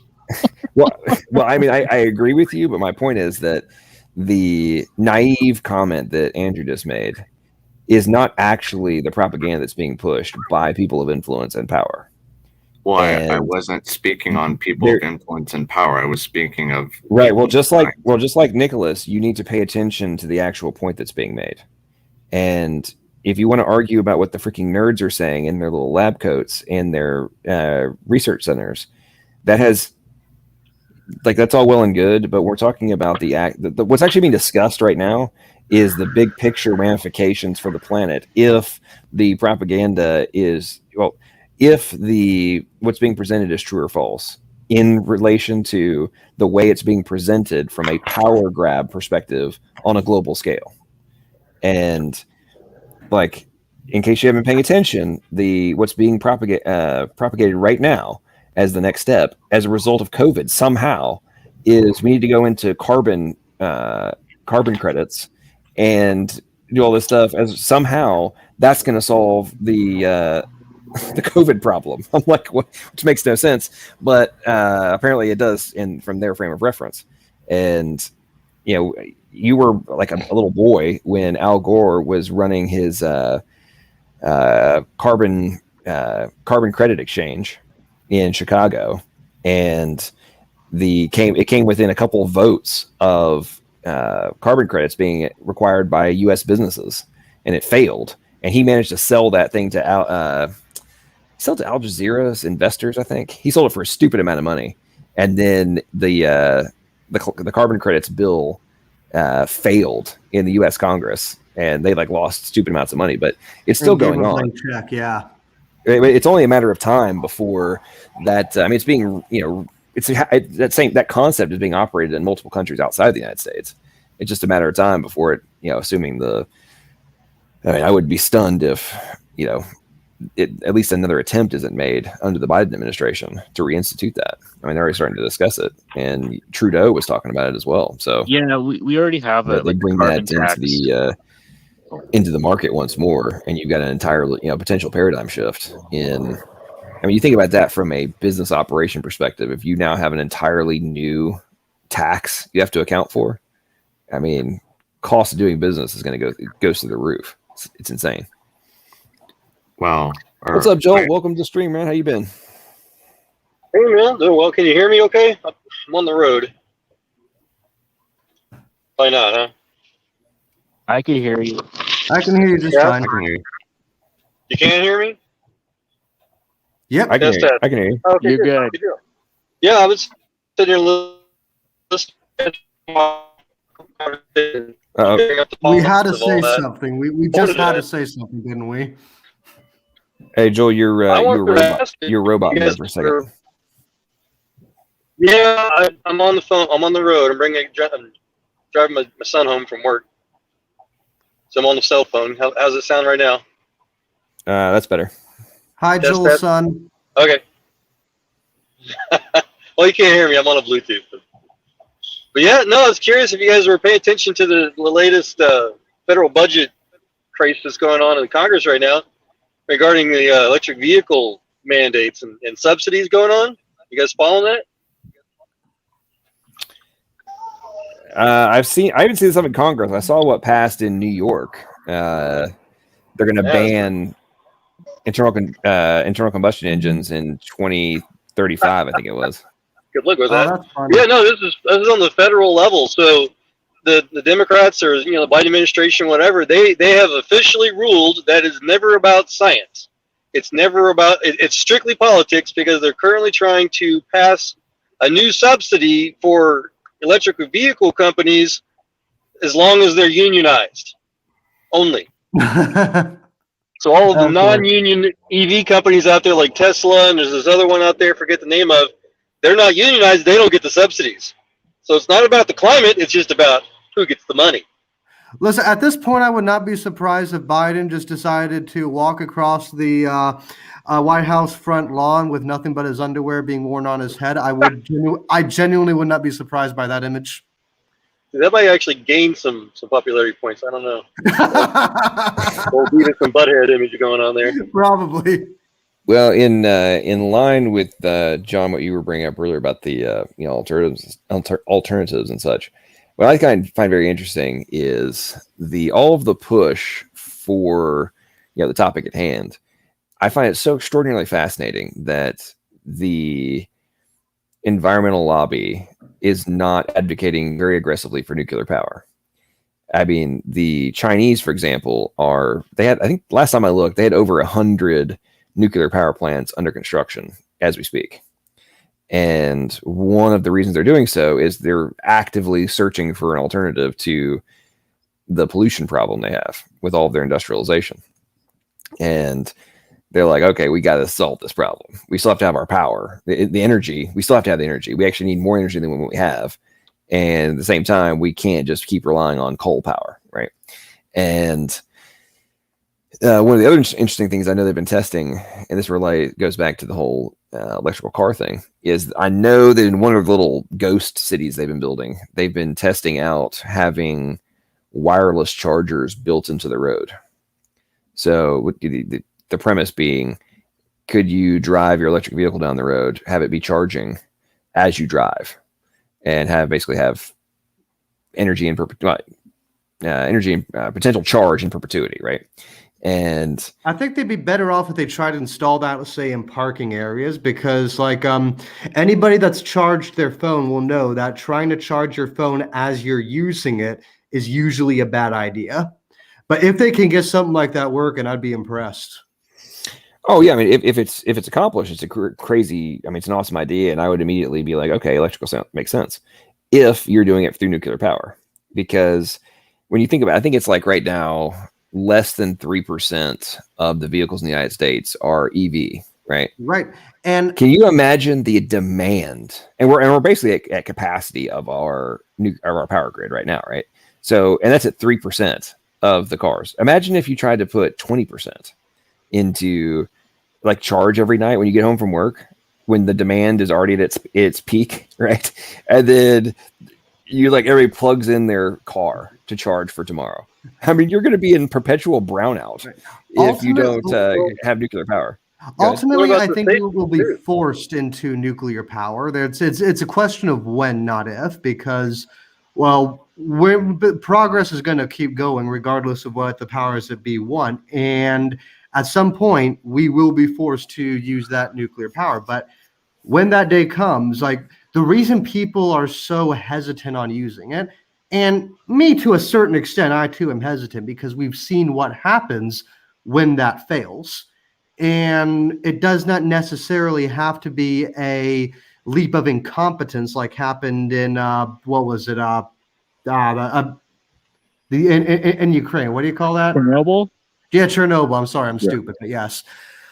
We've seen what happened in Chernobyl, and that was due to sheer incompetence. But something similar could just happen when everybody's hands are on deck and everybody's paying attention. And it has the propensity to being unstable when you mess one thing up. You know what I mean? Yeah. And LTP, my first thought when you mentioned this wireless energy transfer road system is that you remember the old thing about don't step on the third rail. What kind of safety hazard could that cause? Well, I mean, potentially all sorts of stuff, but I mean, it's still, it's interesting technology perspective. I mean, I agree with you on talking third rail, but what I've seen on it, it wouldn't be in that context. It would be how like you can have one of those like pads that you put your phone on without plugging it in and it'll charge. Yeah, pre-inductive, right. Energy, whatever. But still, I mean, you could bypass whatever mechanism that allows the current to flow. You know what I mean? Well, no, I agree with you on that, but we are talking about China, so I'm assuming they'll have people staying there to execute you if you if you decide to mess with the power grid. But okay, before we keep going on, Wesley, what's up, man? Good to see you again. How you doing? Hello, I'm okay. Just listening. Interesting. Ryan, well, feel free to interject as things go on. If I can sound intelligent and know what I'm talking about, I will. But let me listen first. All right. But yeah, it's kind of funny. The point I was making about the environmentalists, I remember, let's see, it was right when I moved to Nashville. So this was like 2009. I wrote a article and it was about my solution to climate change. And I put forth an argument about using nuclear power, given the fact that it has zero carbon footprint. And I don't know what the numbers are now, but then the world's smallest nuclear power plant produced 15x of the energy on a daily basis as the world's largest, or 15x more power on a daily basis than the world's largest coal-powered plant. And I was like, I mean, obviously this solves the problem. And then you look at like France, for example, where they actually reduced it now, but then it was 94% of their power was produced by nuclear. They turned off their reactors on the weekend and still had enough energy left over to export to Germany. And they've also developed a methodology to recycle the uranium bars and use them all the way up, so that they had about like 6 to 8% of the material remained radioactive when they were done with it. The rest of it was actually lead. And like, when you think about those processes, the amount of nuclear waste that you're talking about, which is kind of the big fear other than a meltdown, right? But the fear is like, what are you gonna do with the nuclear waste? And it's like, well, now that we developed these processes to do the recycling until you have lead left, except for this little, like, a couple inches of radioactive material left at the bar. I mean, it's like, you don't need a very big area to store this where you don't really have to be worrying about the radioactive material. And anyway, it's but what I was gonna say about that is I got death threats from environmentalists because of that that paper that I wrote. It was kind of interesting. But hey, what's up, Oz? Oh, sorry. What's up, Oz? Welcome to the stream. How you doing? Oh, sorry, I was on. Go ahead, buddy. What's up, guys? Not much. Just having a discussion. How are you doing? Good. I won't be long. I actually this is the first time since the episode with Rage and the preacher that I saw you were live when I had opportunity to jump in, and I wanted to say the same thing I heard Rage say at the end of the stream, that I appreciated the way you handled, and I mean that in both the serious and talking shit standpoint. Appreciate the way you and the other gentleman, I can't remember his name now, but the way you guys, SFT, standing for truth. yeah. The way you guys handle. I don't know if you heard the portion at the end with when him and I were talking. My mom just suddenly passed about a month ago, and three or four times he was like, your mom's burning in hell right now, right? Yeah, I saw that. Yeah, He's that guy is nuts. Oh, he's a psychopath. Yeah. Like I could care less if his attitude, whether he's atheist, agnostic, Buddhist, whatever. You act like that, I mean, he deserves to get punched in the face. I mean literally punched in the face. Well, that's what I don't know again if you saw it or not, but I was not fucking around. And then I signed off. I was like, I hope I run into you, dude. I'll literally like be a mud hole in you. Yeah.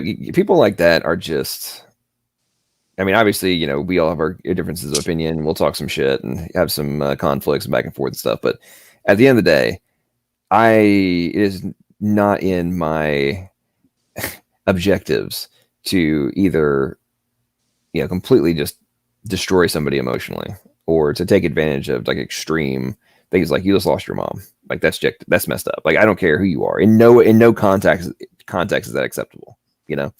And regardless of your background. And those kind of things, I find those kind of people to be completely disgusting and despicable human beings. And I honestly don't understand how they, other than being incredibly dumb, which I think that guy may be dumb as a rock, because his interpretations of stuff is like, I don't even know how you can come to that conclusion that you hold, let alone propagate it. And then the fact that you have people that agree with you and like think you're correct, it's just indicative of how dumb humanity is getting.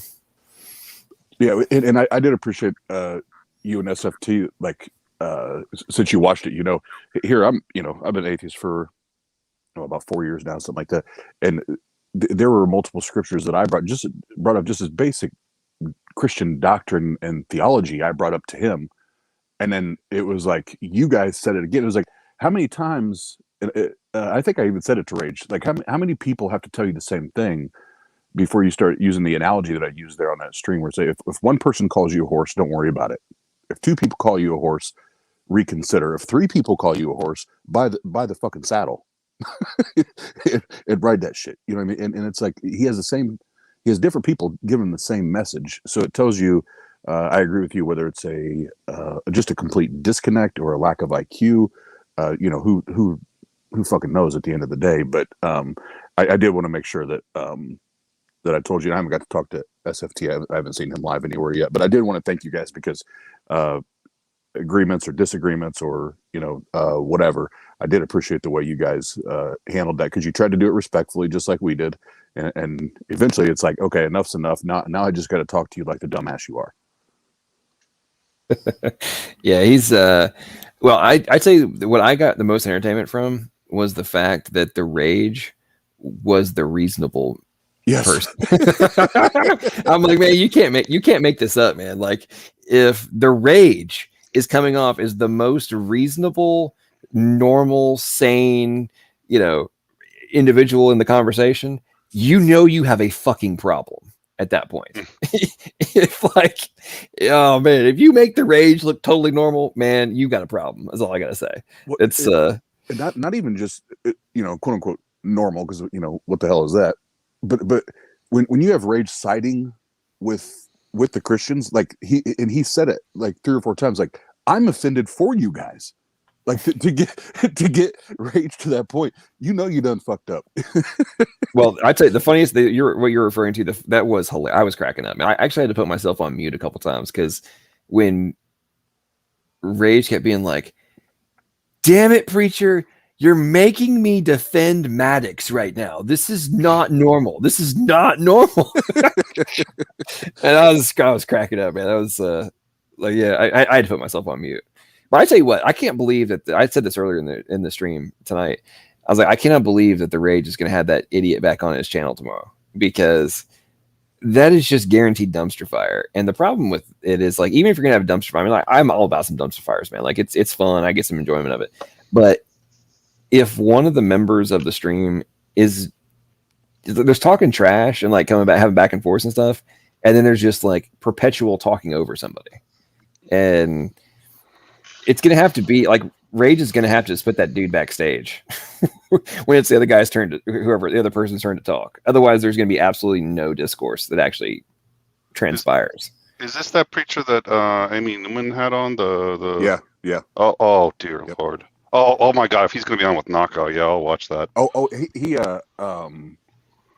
He outdid as far as the length, the time of the stream. He outdid the time length on Amy's channel than Knox, because I think they went 9 hours. Yeah, they did 8 with when Peter was hosting them on Amy's. Yeah, they did 8 at least. Okay. Hey you guys, I'll be honest, interrupt real quick. I got no idea what you're talking about, but now I'm not sure I want to find out. Yeah, I wanted to jump in real quick. If we're done with that tech talk, John, I was going to bail out, man. You guys enjoy the rest of your evening. Yeah, we may get back. We may get back to tech. I'm not sure, but I'm just kind of letting it go. Tonight, there's no like particular topic. We're just kind of going back and forth on different stuff. Oh, no worries. Yeah, I didn't want to just talk about the science and stuff. I didn't care about all the drama you guys like to talk about, and I don't interrupt either. So yeah. Hey, Joel. I will put a link in the private chat real quick. You should check this out, man. I don't know if you saw the first part of the stream. I was talking about the paper published February of this year. It's called the Mesh Code, and it's how the taline protein has 13 binary bit switches, and basically looking at it as a data storage mechanism. And the latest projection they have takes the data storage of the brain from 2.5 petabytes to 10 petabytes. If this model that they're putting forth is correct, which I think it is, then at the minimum, the human brain can store 10 petabytes of data. Interesting. Which is freaking nuts. But it's pretty interesting read going through it. But it's basically looking at it as a binary machine code for data storage. For human thought storage, though, you're saying? For the brain? For the human brain? Well, not necessarily just thought, but I mean, like, all of the sensory data. They've been able to quantify read-write mechanisms for it.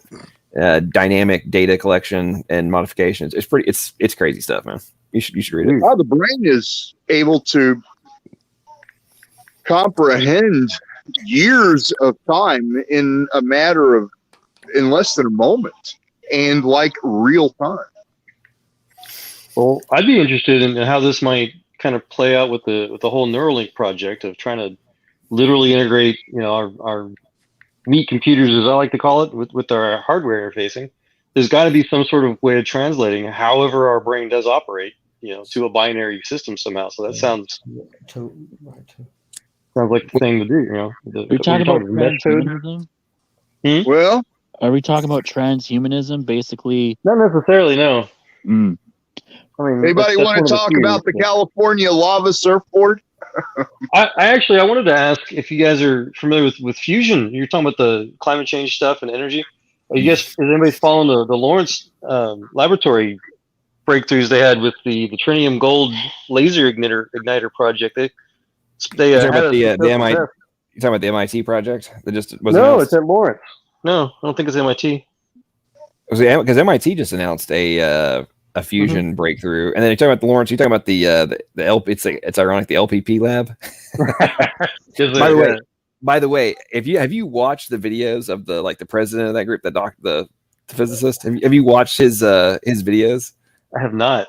Oh man, okay, shit, dude, he is freaking epic. Let me see if I can find him real quick. Some of he goes into this crazy stuff. Like, he is like hardcore against the Big Bang model and all sorts of stuff. And it is fascinating listening to him. Like, just he did a couple streams where for like an hour he just goes off and completely annihilates some of the conventional paradigms, and it's extremely fascinating. Let me see if I can find him. And he looks like, I kid you not, he looks like he could be the real world version of Doc Brown from Back to the Future. Like it is absolutely epic. Go, well, I'm fine. Let's go ahead. Who wants to talk? I was gonna say, hey, Matt, I'm gonna dip out. I just, like I said, I just want to jump in here briefly and say I appreciated you and SFT the other night and how you handled that. So thank you. Right, man. Appreciate you. You have a good one. All right. That's pretty epic. It's pretty epic when atheists are complimenting you, right? Yeah. Okay, so this one second, Wesley. Okay, so this guy, he's the head of the LPP Fusion Lab. No association with me. And let's see here. Freaking brilliant. He used to like work at Stanford, MIT, a bunch of crazy stuff. When you said MIT, that's what I thought. I wonder if it was part of his lab that did this, because he has a private company that's doing some stuff with fusion.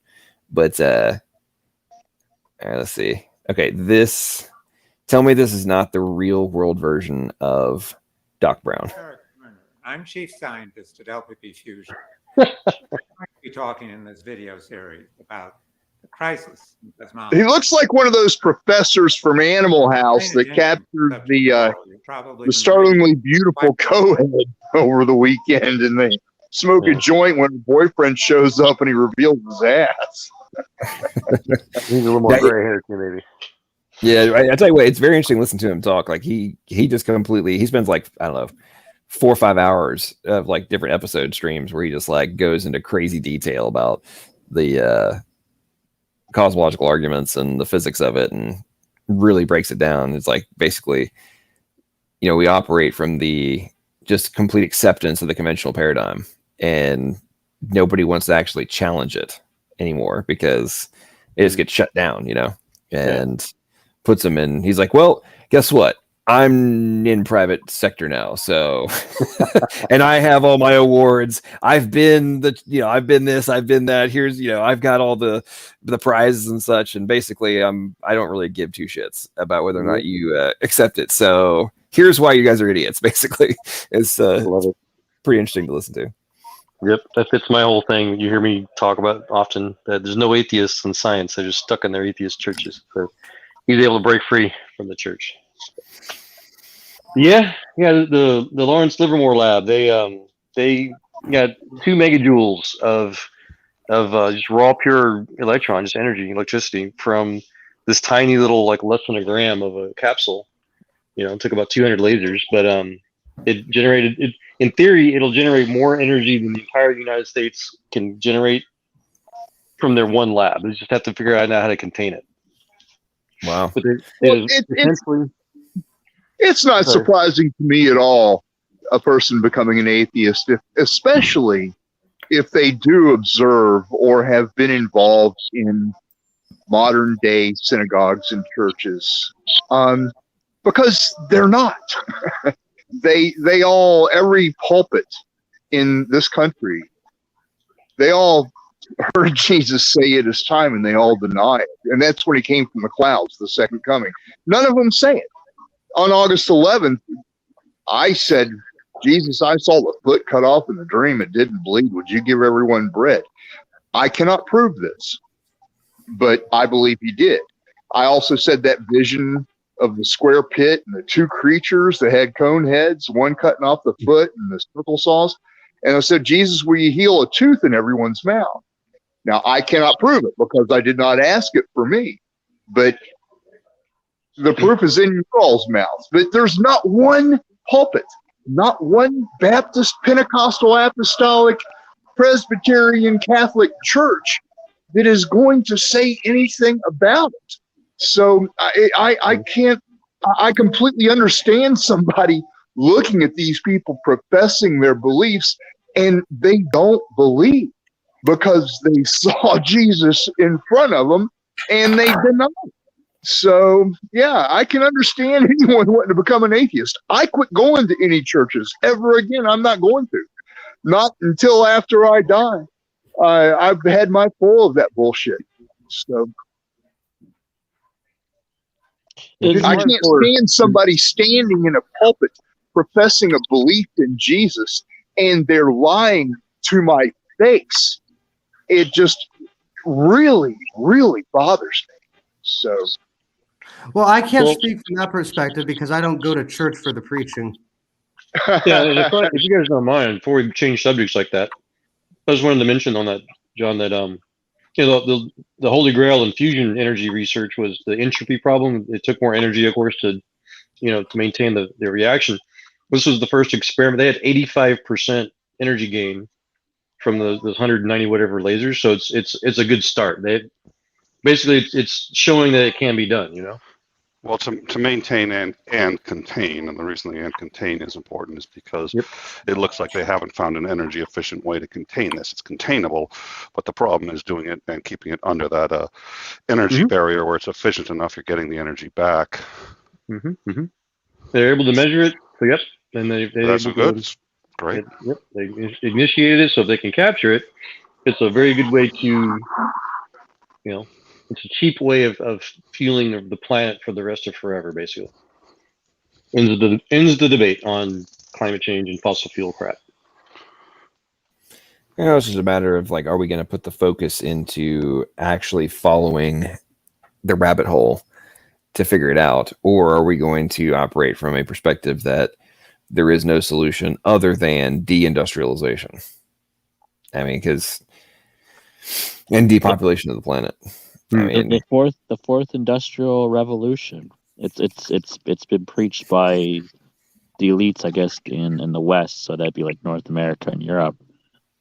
Or they're already preaching about you're just gonna you're gonna grocery shop from home. You're gonna work from home because of CV-19 or COVID, and that's just the way it is. And then also, I don't know if there's any vax passports coming in America. I think there was, but it's pretty much all over Canada now. So if you want to buy or sell, you'll have to have a vax passport, to go into grocery stores.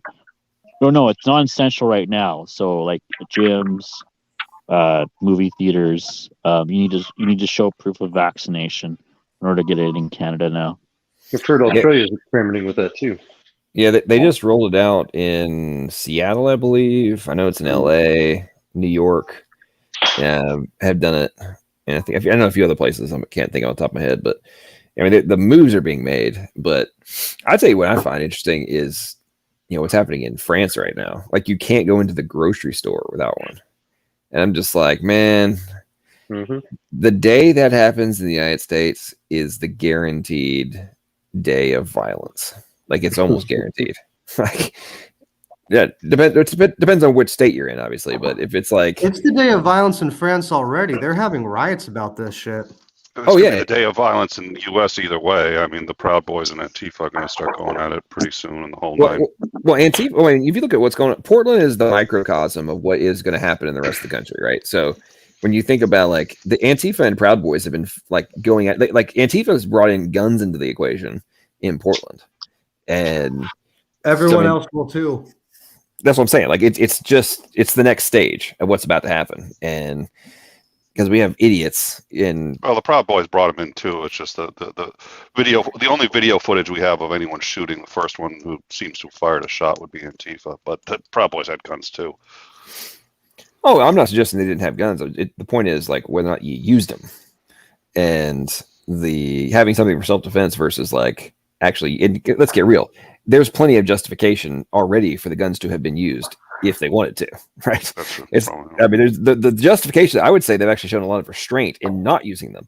Although, to be fair, the majority of the Antifa guys are like little twig middle school size boys, and it was so funny. I've talked about this before, but I live in Nashville, and the Biden-Trump debate, I went down to it. It was at Belmont University, and I went down to it.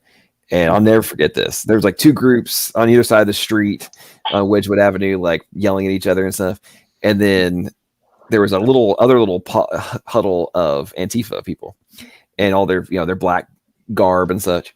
And I was walking. So I'm 6'1", right? And I'm walking down the sidewalk, and this group starts coming toward, they're walking in my direction, and they kind of walk past me in the opposite direction. And I remember thinking, "Holy crap! I feel like a giant right now." And not a single one of those guys came up to my shoulder.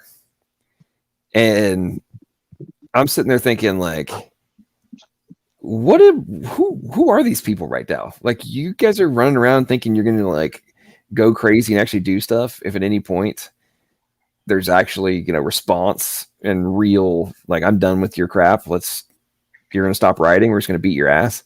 And I walked over, I saw some of the cops, and I was like, hey, did you guys see all the Antifa folks? And they're like, oh yeah, we saw them. I was like, let me guess, you guys are really concerned that they might be able to get out of control tonight, aren't you? And we all just kind of looked at each other like, yeah, I think we can handle them. I think we got this. But that was my first like in-person interaction with them, and I was if you just watch for your step. Yeah, like I was just so blown away about like how. I mean, I really felt like they were middle school sized boys. I mean, I felt like I was back in like 6th grade. No shit, some of them are. I'm not kidding you. I've seen them. Well, the guy who, Sunflower makes a good point. You don't have to be big. I mean, what was that 17-year-old kid during the riots who killed that black guy outside a dealership, a car dealership? He was 17, but he had a gun. You got a gun. Even a 12-year-old is pretty fucking lethal. True. Although so Nicholas, I'm guessing you never actually saw those videos. So which videos? That you were just referring to. Oh, that one. I was airing that live. I run a news show. We were airing that one. I saw that as it happened. Well, you just said he shot a black guy and he didn't. So are you full of shit? You're assuming we're speaking of the same one. Well, you said the riots and the kid and in a car dealership. So that was Kyle Rittenhouse, and that was in Kenosha, and all three victims were white. Oh, that's the case. There were zero black people that died in that in those altercations. I've got the videos. We can pull up and watch them if you want. Weren't actually all his victims from the JDL? Like pedophiles and stuff. I have a meme for that one. He didn't know any of it. He didn't know his victims. I got a meme I share for that one that says a 17-year-old dropped 3 rioters. What do you think 5 or 6 combat vets will do? Yeah. Also, he literally killed a wife beater and a pedophile. Okay, the first one he killed was Jacob Blake, who was African American, was shot 4 times in the back. Oh God! Dude, that's categorically false. I don't think Jacob Blake was a pretty good atheist. Dude, Nicholas. Oh, no, my bad. Yeah, I read that wrong. Hold on. You're full of shit, bro. You're full of shit. Dude, there's a difference between being full of shit. Bro, you claimed that you live streamed this. You have a news show. I did. Claimed that you shot a black guy in a. Oh, okay, fine, but hey, he probably forgets. Do you like get you get talking points you regurgitate? No. Well, then how are you like doubling down on this stuff? Like, where's your knowledge coming from? I was looking it up and I just read it quickly and I read it wrong. I just woke the fuck back up and thought dude, we don't have to go from 0 to 60. It's possible to make a mistake, and when I make a mistake, I admit it. That's why I'm looking it up, and I said I was wrong. So let me look it up. That's fair, but the point I'm making is that the reason I'm coming down on you like this is you're about the 15th person that I have interacted with who has made a very similar claim.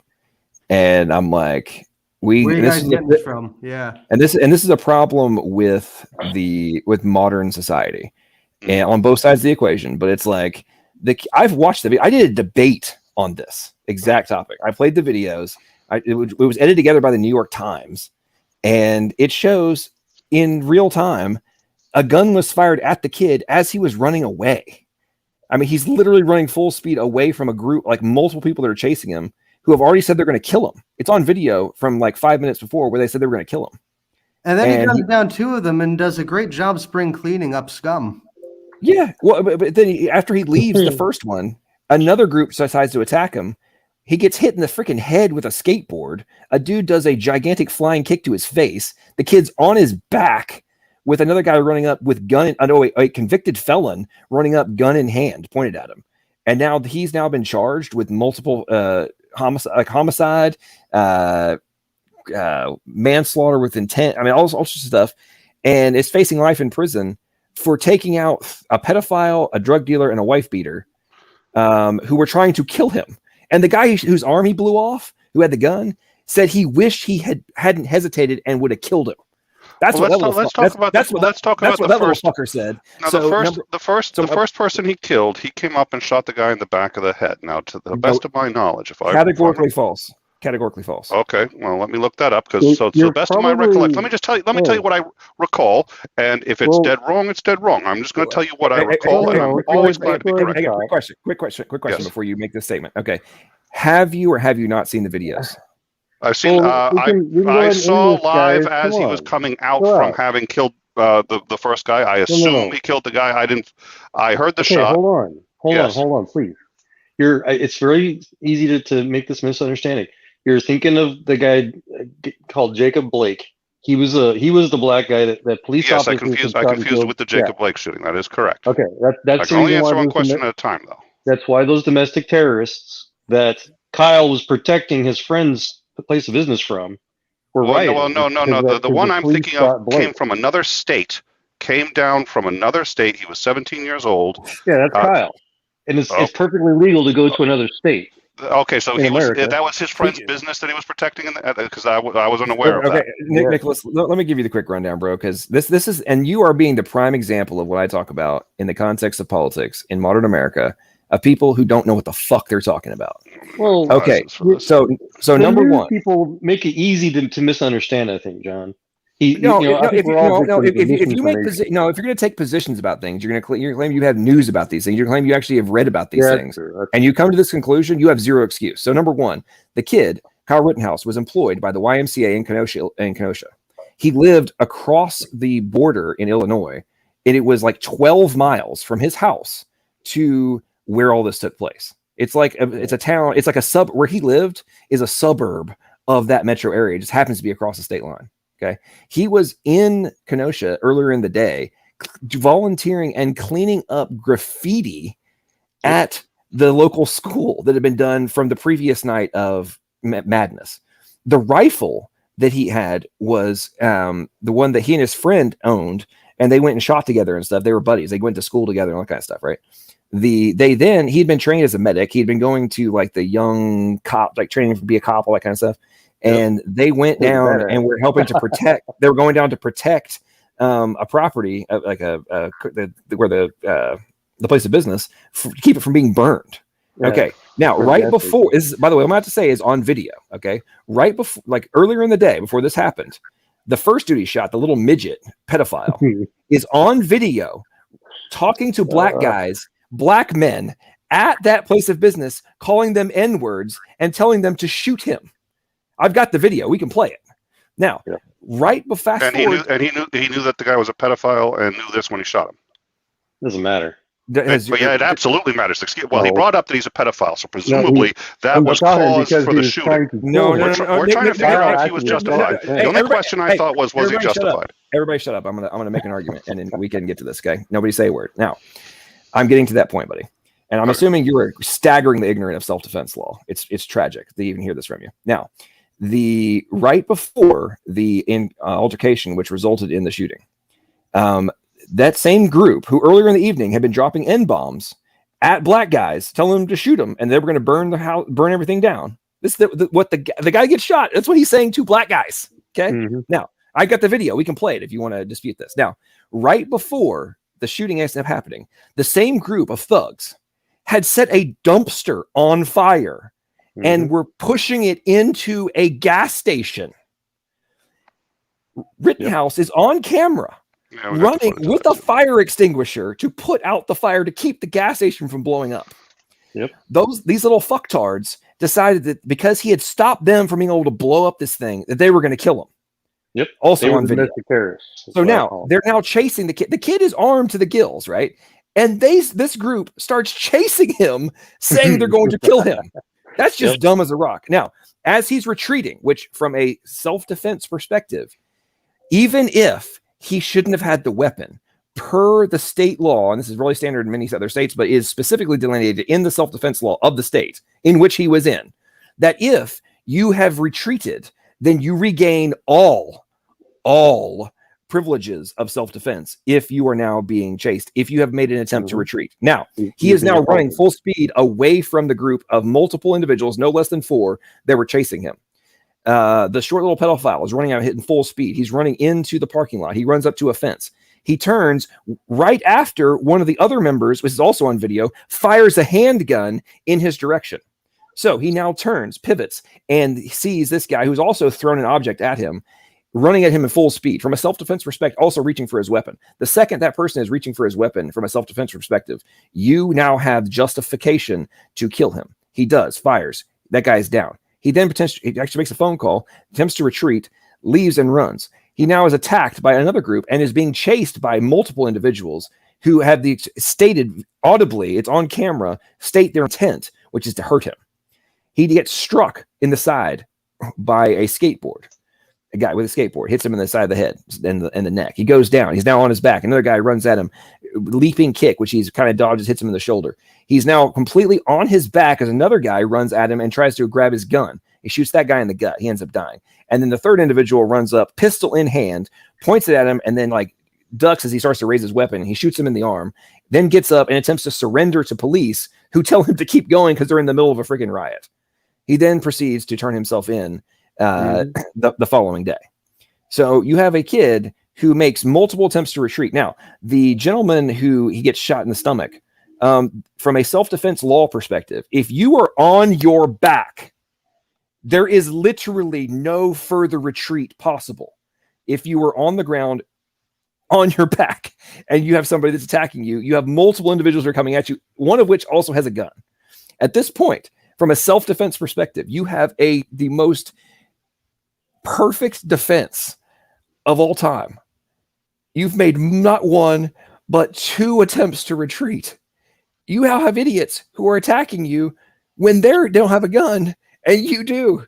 What? And if in any other context, if they're trying to yank your gun from you and you've heard them say they're going to kill you, what do you think at that point from a reasonable fear of either death or grievous bodily harm? You now have 100% justification, even if you weren't supposed to have had a weapon in the first place. So the point and the reason I get so irritated about this is an open shut case. He's going to walk. And if he doesn't walk, then all semblance of law and order in the United States of America has left the freaking building. When you have felons, whether or not he knew they were or were not felons has zero bearing as to whether or not they were intending to get him. And given the fact of their criminal record, it's reasonable to assume that his assessment of their intent, which was verbally stated, was also correct. So all it takes is for individuals to not spew the bullshit propaganda we get from the media and actually go and research this crap for yourself, because within hours of the incident, the New York Times had edited together the videos that were available and had a complete timeline of this, and it was publicly available within hours of the whole deal. So any excuse of, oh, he shot a black guy, oh, he shouldn't have done this, why did he do that, why did he came in from another state and all this other kind of stuff, yeah, it's propaganda bullshit. It's complete bullshit. And what America is, the reason we're in this ridiculous crap that's happening across our country right now is people don't take the time to actually go and find out if the crap they're regurgitating actually is valid or not. And anyway, don't really care. I'm done with my tangent, but this shit just pisses me off so much, man. If you're going to talk about this crap, go and do some freaking research before you spew propaganda talking points. I yield. No, I'm with you, John. You know, there's some children that have said the words bad, boom, boom, mark of the 10, the black death, war, Yavol, and hell, that if anybody tries to strike or harm them, they fall down to the ground first and cannot touch them. There's 144,000 of them. I would argue that Kyle was obligated to fire on those assailants. So anyway, you have a response? So the vision, you'll be able to get that. So I've been looking up some of this while you've been talking, and it's not what I remember, which tends to make me think I must be remembering something else. On the flip side, all the other facts seem to fit. So either my memory for some reason is really screwy. There's a lot of misinformation. Listen. I was quiet while he spoke, so if you could not interrupt me, because when I get interrupted, I'm getting old. I lose my train of thought. Oh, you can't hear me? Yeah, I was just agreeing with you, buddy. Oh, okay. There's a lot of misinformation out there, yeah. About 90% of the facts that I saw just glossing over seem to concord with what you said. He did not know, according to the sources I saw, the owner of he was there to defend he said he was defending it because he had heard on the news that the owner there needed defense, but I don't think that's particularly salient. If that's the only difference, that's negligible. Nonetheless, 90% of what I saw seems to concord with what you said. It's really just not what I remember, but the facts are the facts, and so I think it's worth me looking more into it. And so I appreciate the correction. Like I said, about 90% just glancing over comports with what you said just as I was checking as you were, so I appreciate the correction. Good deal. Fair This enough. is from yeah. So this little guy you're about to see, this little shaved head dude, this is the first guy to get shot. And this is early. This is what I was referring to earlier in the evening. Is he a neo-Nazi, John? Wait, the guy, which guy? Oh, this guy on the right with the red shirt.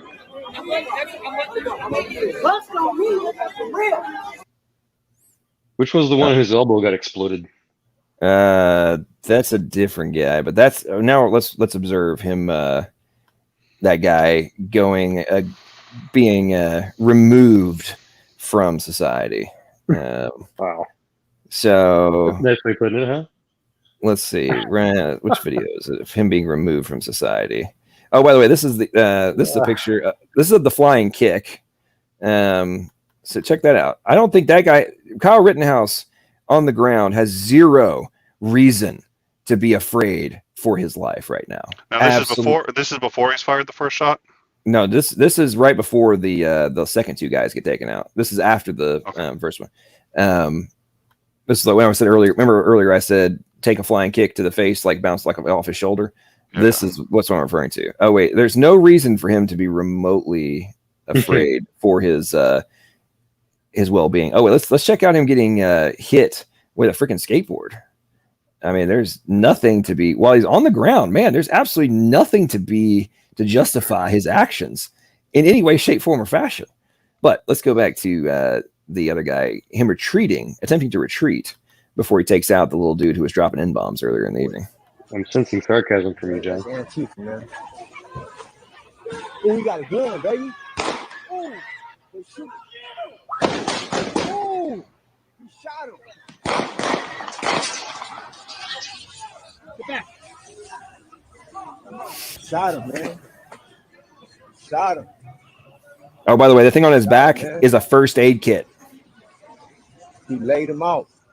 He laid him out, you guys. He laid him out. I wish more kids were like him. There he's making a phone call.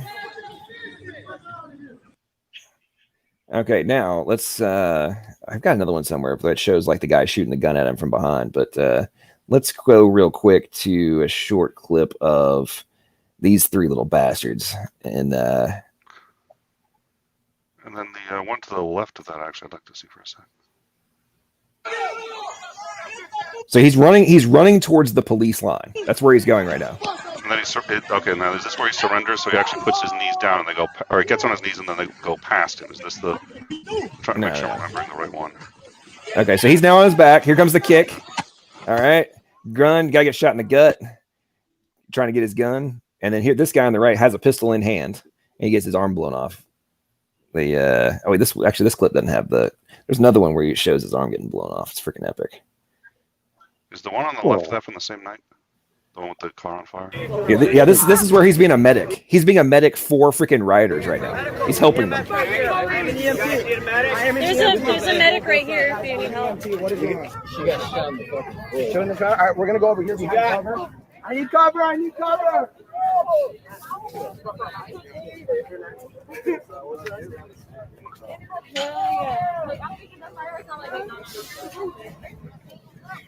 You said I'm not really. Is that true? Out of business. I am an EMT and you are injured. Time to live.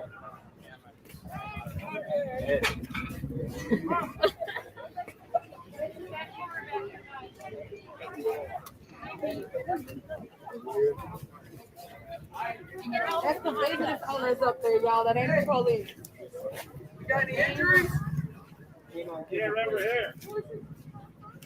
Bring him over here. We got a medic. Right behind you. Thank you. You got nailed with a projectile. No.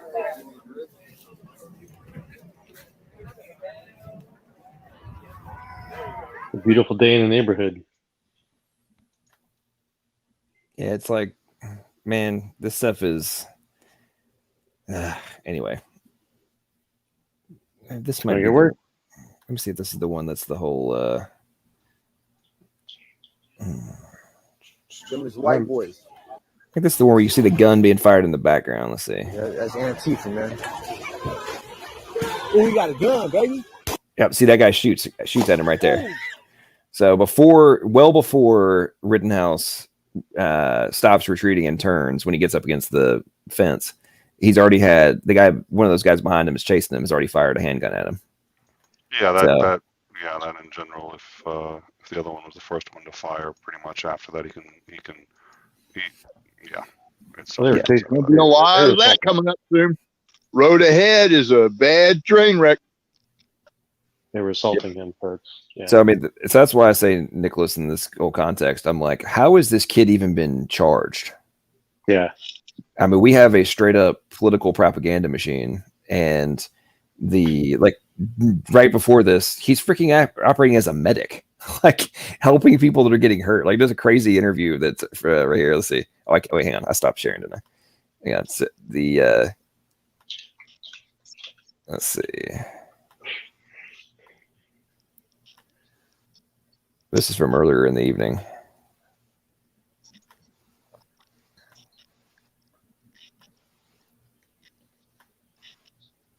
are you doing out here? Up your arm, and you're in front of this business we saw burning last night. So what's up? So people are getting injured, and our job is to protect this business. And part of my job is to also help people. If there's somebody hurt, I'm running into harm's way. That's why I have my rifle, because I need to protect myself, obviously. But I also have my med kit. Like, clearly a degenerate racist who's there for the express purpose of killing people. I mean, it's like the fact that the current president of the United States accused him of being a white supremacist. I mean, really? Like, what about that? If anything, he killed the guy who was the racist. Because I'm pretty sure, as I showed a minute ago, like earlier, the first guy that got shot was the dude who was running around dropping N-bombs. So, who was the real racist that got taken out?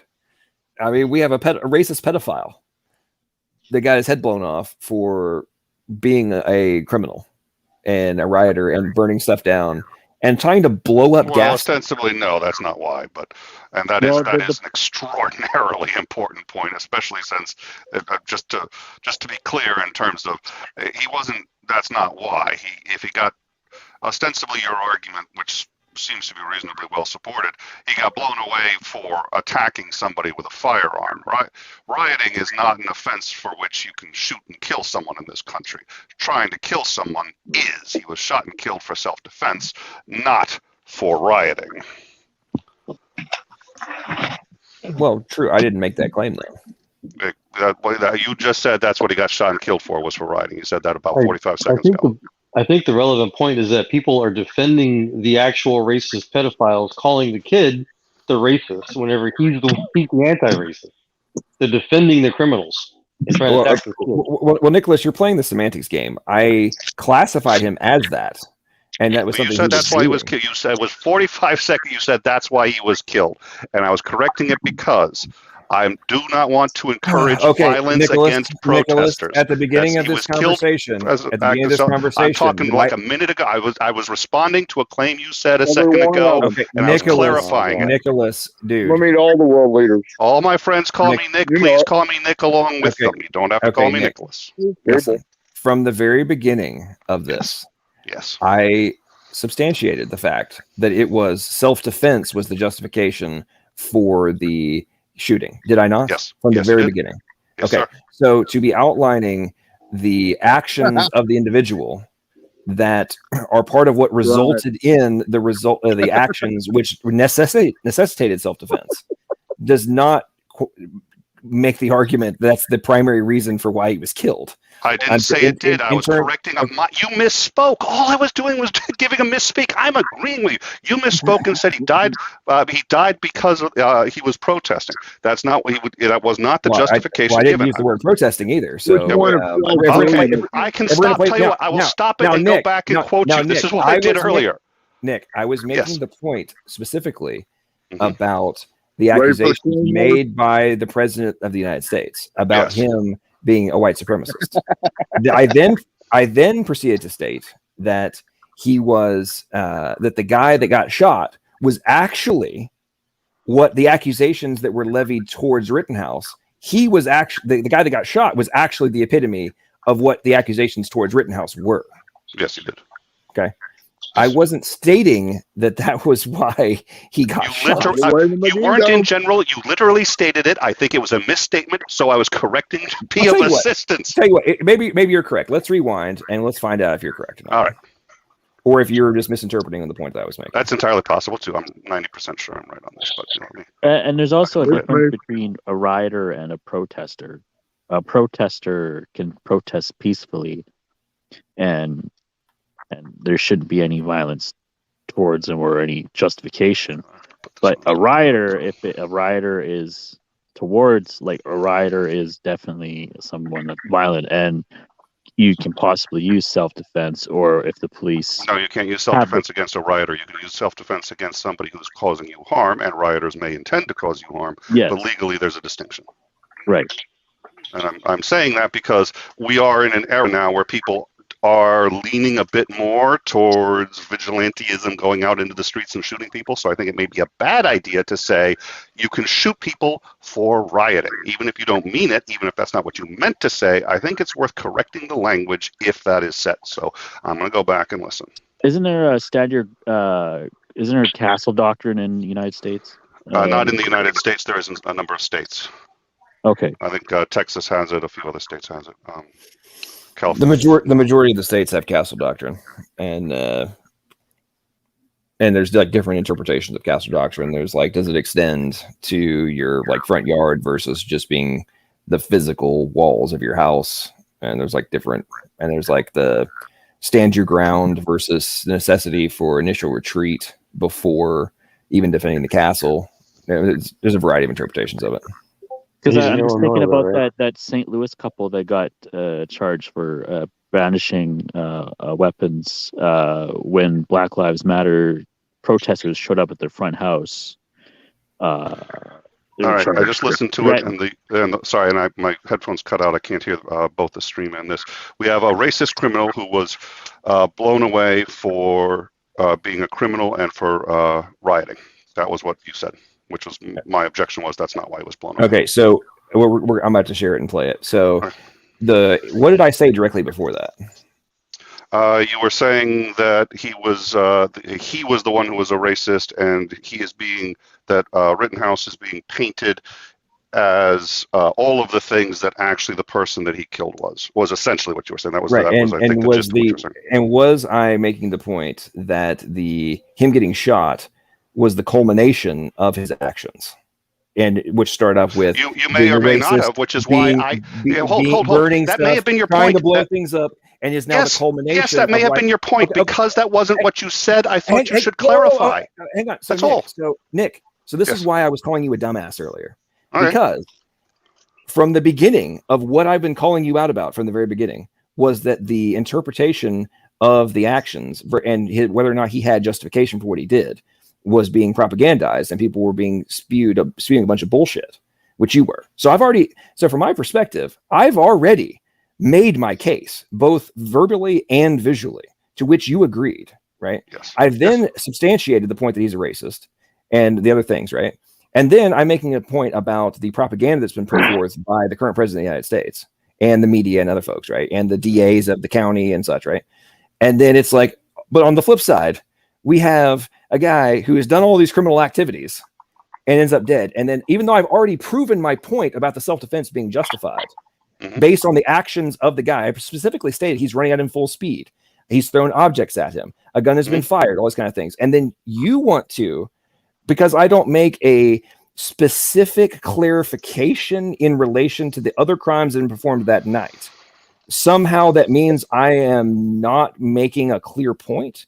No, sir. Not in the No, slightest. no, Nick. Not in the No, That's Nick. not what No, I Nick. said. That is is not what I said. usual. No, Nick. That is usual dumbass online semantic bullshit games that people like to play because they gamble on the fact that people have just bumped into a stream, and somehow you can reestablish the fact that you're not a dumbass who has been buying into bullshit for well, at least a year at this point, because we're now at a year since the actions took place, and have a completely up until now, up until this evening, have had a complete mister. You thought the kid shot a black guy.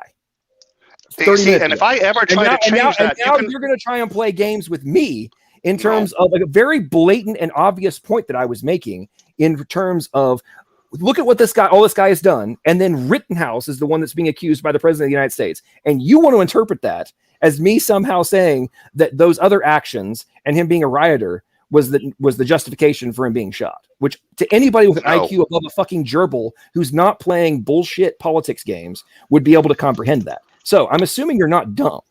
So are you just playing games and trying to reestablish the fact that you're not an idiot? No, that would be stupid because all you have to do is do what you just said, which is say, Nick, you got it all wrong till now, and then I would repeat myself and agree with you that I said that. So clearly, if I'm not an idiot, I wouldn't be trying to reestablish the way you're saying, because you could always run it back and say, but Nick, you just admitted I was doing what I said like 3 times so far, which is I think you misspoke in one sentence, which because we are in a generation where people are in fact arming themselves and going out into the streets like Mr. Wesley here has suggested, and they're already thinking that on both sides, taking matters into your own hands, you can go do that. I felt that specifically the way you framed it required one tiny modification just of what you said, not because of your other, it undermines your entire other points, and exactly what I said 10 seconds later, which was because I agree with you. I just thought you needed more clarity on one sentence. I was not using it to undermine anything else. If I've spent 30 minutes providing the clarity, I need to provide more clarity for you spend more than 30 minutes. You spend more time defending it than it would. Idiots like you that somehow want to act like I hadn't already made the point very, very clear. I didn't disagree with the point. Dude, okay, in any court of law, if in the closing statement, right, if the attorney sits there and regurgitates every single piece of evidence that's been presented for the entire case, versus the high points of the culmination, and to summate the overarching point that's being made from the very beginning, assuming that the jury is not a bunch of idiots, you don't have to do that. And I'm just going to play the clip real quick and see. Let's leave it for the audience to see if let me do a quick response. A clarification. No, it would have taken 10 seconds. It would have taken 10 seconds. You've taken more time defending this than it would have taken. I'm gonna play the clip because I get so tired of fucking idiots like you. I really do. It's really freaking annoying.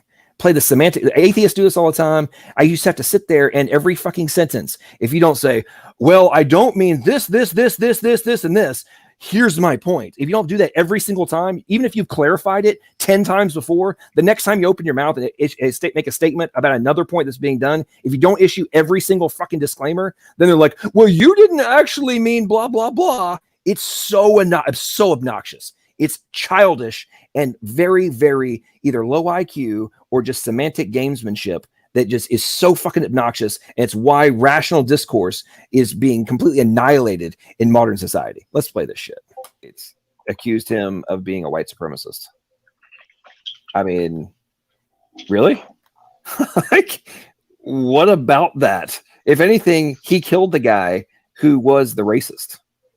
Because I'm pretty sure, as I showed a minute ago, like earlier, the first guy that got shot was the dude who was running around dropping N-bombs. So, who was the real racist that got taken out? I mean, we have a racist pedophile. So the primary point, you made the initial accusation that he was the racist and he killed a black guy. I'm annihilating your talking point. The guy his head blown off for being a criminal, and I then say he's a criminal. I then add, again, culmination of all this stuff, that he's done in the night. That was, which, as I outlined earlier, they were trying to blow up a gas station. That's intent. I mean, you could potentially call that a self-defense. And now you've also threatened to kill him already. That's also, I didn't play that video, but you've threatened to kill him, and now you're in retreat. There's so many different actions that have happened prior to the final one, which justified the action. That rioter and burning stuff down and trying to blow up gas. Ostensibly, no, that's not why. And that is an extraordinarily important point, especially since just to be clear in terms of he wasn't. That's not why. If he got ostensibly your argument, which see, and there you go. You're ostensibly your argument, and you're now trying to go down this rabbit hole. Do you deny that was the little semantic gamesmanship you were trying to play? Was I not clear enough? Was I not clear enough for you? Was it not clear enough for you? No, go ahead and make your point, buddy. Like, was I not clear enough for you? Like, do I have to do what I was just bitching about? Do I have to issue every single fucking disclaimer? Otherwise, you're going to try and play semantic gamesmanship? It was one sentence, and I agreed both before and after with your entire point. Then why did you even bring it up? If you understood me, why did you even bring it up then? I say in the next 30 seconds that you won't play. I say in the next 30 seconds that you didn't play. Because you wanted to say that I was somehow stating that he was justified to kill him because he was a rioter and burning stuff down. That's what you stated. Oh, yeah. You made that, even though that was not your intent to say. And what I said was, yes, that's what you said, but that was not your intent. Your intent was to say that it was self-defense, and I agreed with you, and I said I've already proven the case that he was making self-defense, so why are you trying to then say it's self-defense. Don't say it was because he was a rioter. That's all. It was. I never made that accusation, did I? That's what it sounded like to me, and if I misunderstood, then 30 seconds to correct it. If I have already made the case already and established it, and you've already agreed with me that is the correct position, then why? And I'm now addressing the accusations you made at the very beginning, which is what catalyzed this entire last 40 minutes, or whatever it's been. Is like, this is nothing but you attempting to somehow save face in terms of your stunning ignorance. I'm perfectly happy to go on. I made the claim that I thought you misspoke, and I was trying to correct it. I'm happy to go on to other topics. Doesn't even have you do it. You do a news show. You do a news show. Yes, sir. Can either of you guys don't even know the news that you report, the basics of the stories that you report? That one was a while ago, and I haven't followed up on it. But I think hey, listen, I learned something. That's why when you started talking, I said, you know what? Why don't I check this out? And like I said, 90% of everything that you saw just at a glance was completely accurate, which was really actually rather disappointing, because that's just not how I remember it. So I'm sitting there going, like, either my memory's fucked up or I'm confusing ones, and I don't think I'm confusing them. I think this is the one I meant. I think this is exactly the one I was trying to talk about at the beginning. And if that's true, I would like to understand why my memory of it is so wrong. It's probably a couple of things. A, it was a while ago. B, I've been listening to other news sources, and I probably conflated with a bunch of stuff, which I also think is another point that both you and Wesley tried to make earlier, which is when the news keeps repeating things like this, you end up to conflate them, in which case I am a very good example of exactly what you were talking about. So it's something that I think is going to require some reflection on my part. Not going to do it tonight, but I think it's certainly worth considering. I think you made an excellent point. You look like you've got pretty good taste in interior design, but can any one of you guys tell me what the kid's name is? Kyle. Okay. I just wanted to make sure you guys weren't going to intellect yourselves to death over somebody you couldn't tell me his name. No, I'm quite certain that I actually stated his name multiple times. All right. At the very beginning of this whole thing, I specifically stated the name, and for clarification, to make sure that was who Nicholas was referring to, or Nick, sorry. You want to call me Nicholas, you can, but that's a little formal. My father, it's a long story. My father has a similar name, and a lot of the work I do could get him in trouble, and it used to, so I had to go by my full name, which is the only way to distinguish between me and him. He passed recently, so technically I could probably go back to Nick Suter if I wanted to. But how long ago did he pass, Nicholas? He passed a little less than a year ago, but we had his memorial service about 5 days ago. Jesus, would you send his dad as an angel to his room in this minute, please? I know you can't see him because you can't film him, but I can't see him either. So there you go. I appreciate it. Thank you. Well, that's big. Yeah, you're not far removed from that. So my thoughts and condolences for that. And that must be tough to go through. hardest thing I ever went through in my life. I loved him dearly and respected him very much. I did not have a relationship with my mother in any meaningful way, so he ended up doing double duty. But it is what it is. Yeah. It's it's interesting. My parents are in their 70s, and I was talking to my dad the other day, and he was talking about like, well, so I've got to make it another 10 years because if I don't, like he's got his disability just got upgraded, and the grandpa. Okay. He got shot back in Vietnam, and they gave him like Hey, Eagles, make way for him. Don't let him walk through you. I know you're not supposed to regard him because he won't tell the vision, but go ahead and regard him, please. You want me to regard my father? No. Don't get me wrong. It's a terrible loss. A terrible loss. Being separated from someone that you loved and is part of your family. But they're not dead. And they're waiting to give you a big hug in paradise. And you can't film them when they show up on the earth as a ghost. And because you all won't tell that vision from Jesus, you can walk, and it's like you walk right through them. And they don't move out of your way. And I just asked Jesus, in your case, for him to walk out of your way as though you guys are on somewhat of a family position.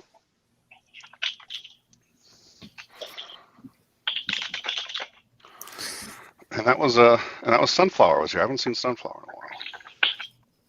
Yeah, Sunflower's a good character. Yeah, I like Sunflower. I get along well with Sunflower. Yeah, he's a good dude. Come on in, Sunflower. I just posted the link in the chat. I'm gonna need to get bailing soon. I slept for a couple hours and then couldn't sleep and decided to cut. The only reason I really came in was because Oz was here, and I'm a fan of Oz. So. Yeah. So I'm assuming, Nick. I'm assuming you're an atheist. I am. Okay. Are you global, local? What's your strong, weak? What's your position? Oh God, now you're gonna make me think. I usually stick mostly with the lacktheist position. I've done debates. I've been on modern day debates a few times, and when I do, thank you, Sunflower. When I do, I usually, I'll usually, if somebody wants to go with a more positive, not positive atheism. Wow, my brain isn't neutral. Sure. I have never seen any evidence or anything that makes me convinced that there is anything supernatural. I don't think that, I'd love there to be a God. I used to be a sort of a Christian deist. I believed loosely in the Bible, loosely in Jesus. I never thought that the Bible was the word of God or completely accurate, but I felt it was really pretty common sense that it was true, and that everybody, if they looked in their hearts, would be able to commune with Jesus. I was a healer. I was actually very successful at healing people. Usually not physical wounds, but I could help people overcome all sorts of difficulties that nobody else seemed to be able to do. And the entire time I felt it was Jesus working through me. After a while, it didn't go away immediately, but after, it took some years of me just starting to question, especially after I did more damage than good. I tried to help someone I knew I shouldn't be helping. It was beyond my abilities. And I was like, nope, have faith, just believe that this power is going to help you, yada, yada, yada. I did more harm than good. And then I remember hearing, no, you don't know that. 10 years from now, this will be what turned her around, and this will be. It's like, no, I fucked that up, and I should have checked myself. And that's when I started to doubt myself. Took about 10 years. Became an atheist. I very much miss believing in a higher power. I miss believing the idea that I'd see my father again someday. I miss the idea that my children will more than I'd love to see my father, but more than that, I'd love to be able to see my children. And I am reasonably sure that's not going to happen after I die. And I'm profoundly sad by that, and wish I could go back. I can't. Once you've seen behind the curtains, you don't usually go back. Not usually, at least. Logical fallacy of personal incredulity is defined as because you found something difficult to understand or are unsure of how it works, you made it out like it's probably not true. Yeah, the argument from incredulity. I know the argument from incredulity. My BA was in philosophy and psychology, so I've got some idea of what the logical fallacies are. Like I said, I don't usually debate modern day debates anymore. I've been off of that for about 2 years, but I used to do that reasonably frequently, and I've debated a number of people. But this is not an argument from incredulity. Sure it is. I don't think so. You just said your religion is based on your personal beliefs. That's incredulity. Well, no, my lack of belief comes from the fact that I don't find any evidence supporting it. And I look back on what I used to consider evidence, and it all has much better explanations than the supernatural. Bullshit. Okay, so It's stupid to have a lack of belief. You have a belief that God doesn't in your exist. mouth. That was called an appeal to ignorance logical fallacy. But no, you have a very strong religious belief. And what's my religious belief? That God doesn't exist or may not That you exist. don't want to be embarrassed. That's what it is. That you don't want a bunch of people that are going to go take a omnibar, are going to lose everything they have to embarrass you because they're fucking assholes. You're worried about them embarrassing you. I don't get it. Go ahead. I'm not Excuse sure I get that, but I've been embarrassed many You don't times. want to be many times on embarrassed. YouTube. I'm plenty You used don't to want it. to be embarrassed. I got Okay, tricked by so you made a general statement, a bunch of things you think have better explanation. So that I assume you used to view as evidence for the supernatural, for God, etc. So can you give me a couple examples of this? Oh, geez, a whole bunch. The biggest one that finally actually broke my belief, and so I was already having doubt, and I was coming down I live in Massachusetts. There's a major freeway through here, Route 9, and I was coming down it, and it was twilight. It was getting dark. And I said, it's been about 10 years since I really started questioning my faith, and I really need a sign. And if I don't get a sign by this point, I'm going to quit. I have to have a sign, please, just for the love of God, please. Can I have a sign? And just as I was literally about to break, I was about to hold a cross lit up in the sky just over a mountain on Route 9. And for a split second, I was just like, oh my God, there really is a God. It really is the Abrahamic God. Jesus is real. Maybe even the Bible is like completely real. I always kind of thought it was kind of quasi. I was just like, oh wow. And I remember being overwhelmed with joy. And then I was driving. I almost fell out of the seat. I'm in the driver's seat. I almost fell out of the seat laughing. And the reason was this. I know that cross, and I always forget it's there. There's a cross. It's run by a nunnery. And they put it on top of this hill. There's nothing else on this hill, so it's at night. The cross looks like it's floating. There are no houses. There's no apartments. There's houses and apartments in the valley, but not on this hill. And they own the whole hill, and they've owned this going back over 50, 80 years. And they always turn this cross on, and I've seen it before. In fact, that area of Route 9, I've been down thousands of times. When I was in high school, I had to go down that section. When I went to college, I had to go down that section. So I would go down this section 3 or 4 times a day. Sometimes I'd do it at night, and I'd see the cross. So I knew the cross was there. And I realized I never in my life have gone down that section and not started to think about God, because I had seen that cross even as a child and knew it was there. You can't see it during the day, but you see it at night. It's spectacular. And it occurred to me there was only one thing I had never done in my life going down there. I always think about God, and I was primed to do it. That's why you have symbols. The one thing I'd never done is go down during twilight when the thing is turned on. And I said to myself, if you have probably 100 people easily every single day who can see that turned on, and if any of them have gone down this stretch of road anytime before, they've seen it before, they're going to be primed and they're going to be thinking about God. And I said, every time I've been down here, I've always asked for a sign. It's always been the last time. It's always been, I'm going to quit now if you don't show me a sign. It's been that way for 10 years. And maybe I would have quit, maybe I wouldn't have. But that sign is probably on a timer. And I realized every day somebody has to see it. This was the first time I had ever been down on twilight. And of course, that's what I saw. But it wasn't remarkable that I saw it. It wasn't remarkable that people see it. They see it every single twilight of every day. And anytime I would have taken that, and that could have happened any one of 1,000 times. And so I had taken what to me for a split second seemed like absolute irrefutable proof, and I laughed my ass off. And I just said, this happens to everybody all the time. That's it. Okay, so if I'm understanding you correctly, because there was a physical object in the shape of a cross that had been there for who knows how long, that is somehow evidence that God does not exist? No, that was evidence that I had been tricking myself, that I had been seeing what I wanted to see, and that I was so desperate for there to be a God, I would take what was a complete coincidence, the fact that it turned on at dusk, and that I happened to be going through at dusk.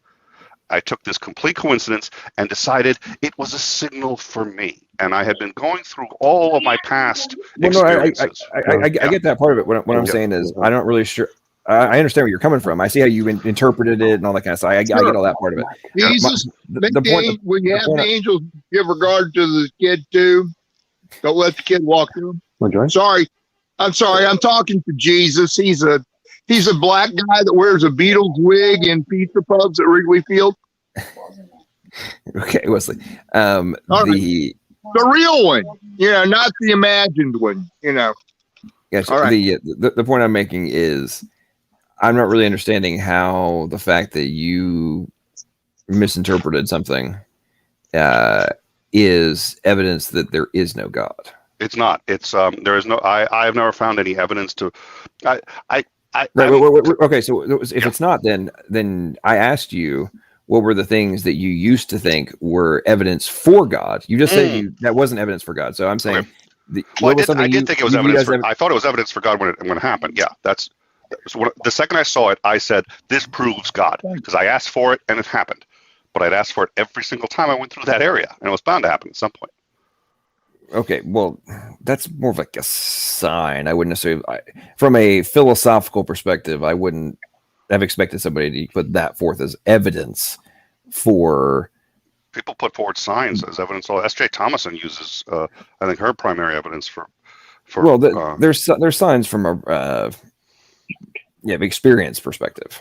I got like a spiritual experience. I get all that point. I was asking the question more from a more intellectual perspective. The thing that I had always thought was, I always thought I could hear Jesus in my head, and I would, if I thought so too. I was wrong.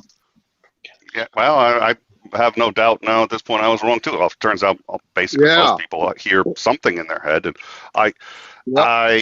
I took that for, and I wanted it to be Jesus. I wanted it to be important enough that Jesus had come down and work through me, and I really thought he was, and I was usually very successful. It turns out I happen to be reasonably intuitive when it comes to psychology and when it comes to other people, and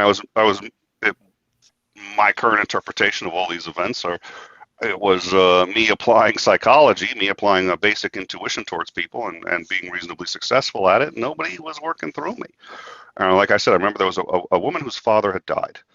And she said, Nick, I've heard that you can heal people by talking to them. And I was like, well, and I usually said it wasn't even me. And it was just like, but yeah. I was like, okay, how are you going to make me feel better about my dad? Actually, he hadn't died yet. He had cancer, and he didn't have long. And I remember saying, no, I don't mess with this. Do not mess with this. This is beyond me. And then I heard that voice. It said, it's not beyond Jesus. It's not beyond God. You can do this. And I was just like, I'm not sure about this one.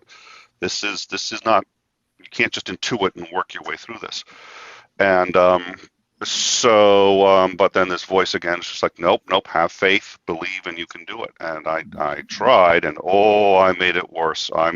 She was lashing out at me. She was lashing out at everyone. By the time all was said and done, she was in tears. I talked to her several times, and nothing I did worked. It all made it worse. And then she left.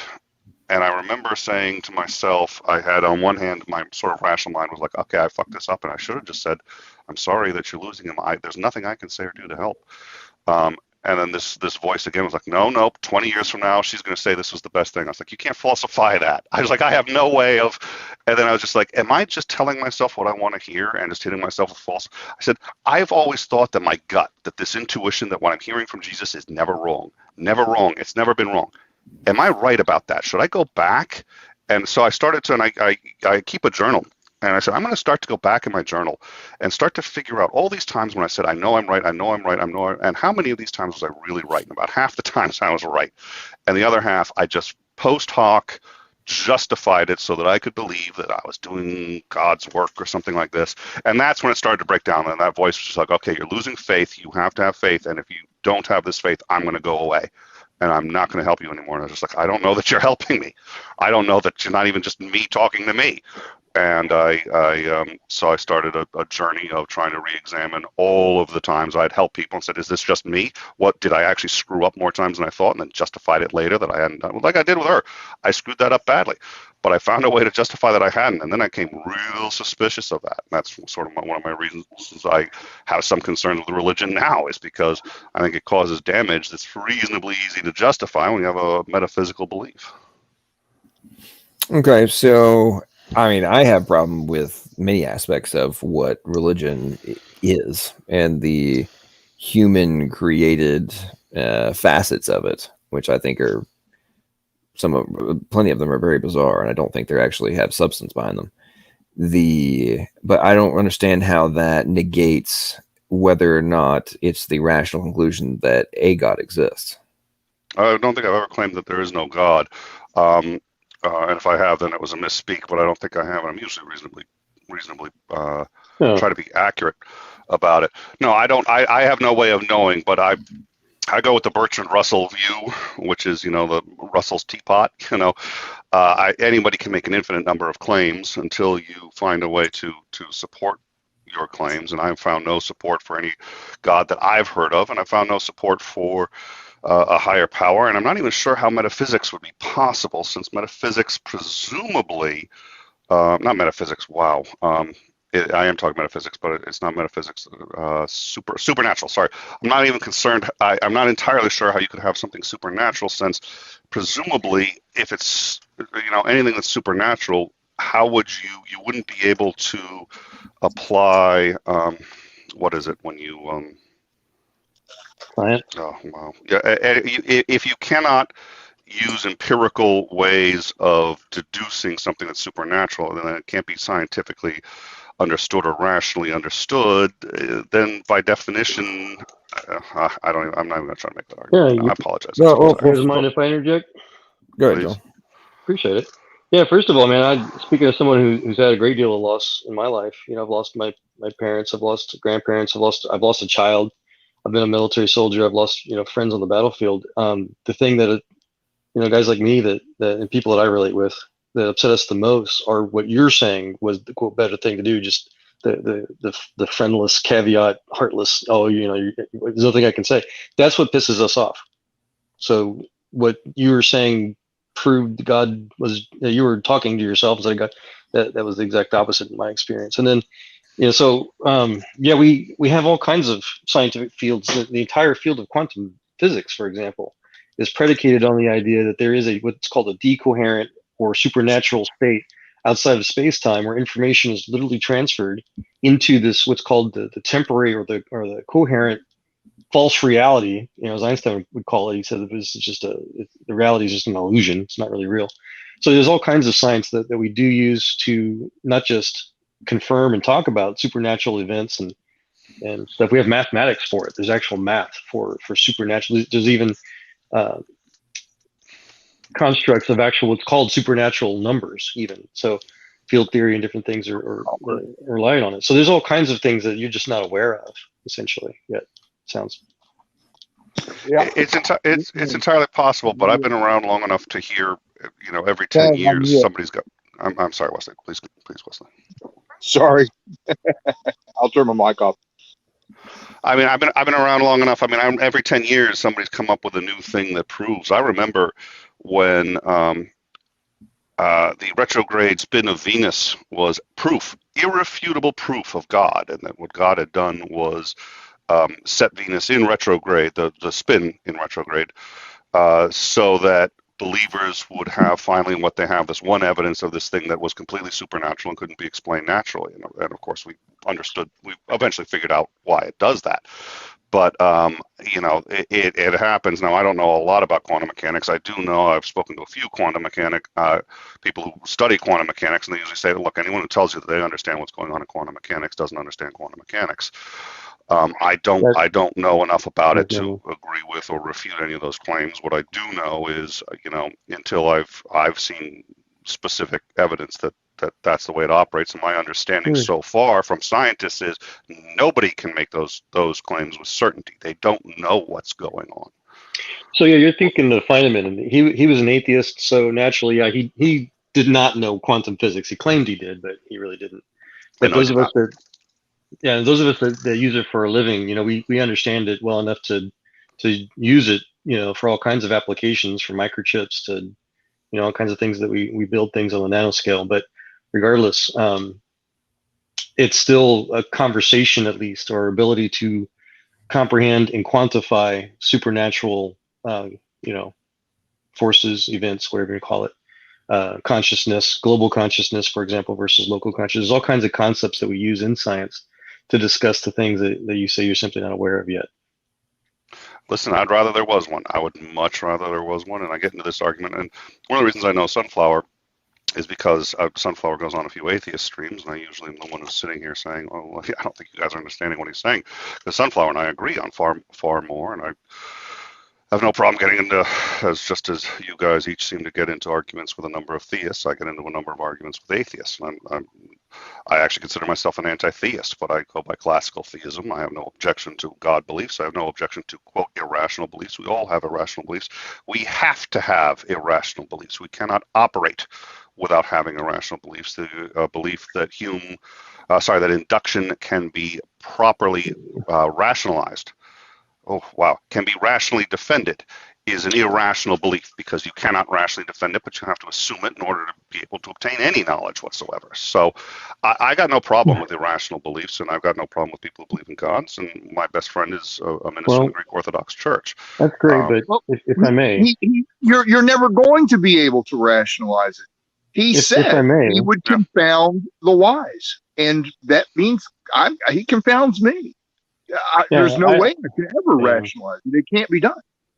I just simply wanted to make a challenge that instead of trying to make believe, which you wish to be true, as you just kind of wasted all our time saying, to try to find out what is, try to find out what the truth is of things, and then instead of trying to adapt reality to your religious beliefs, try to adapt your religious beliefs to reality.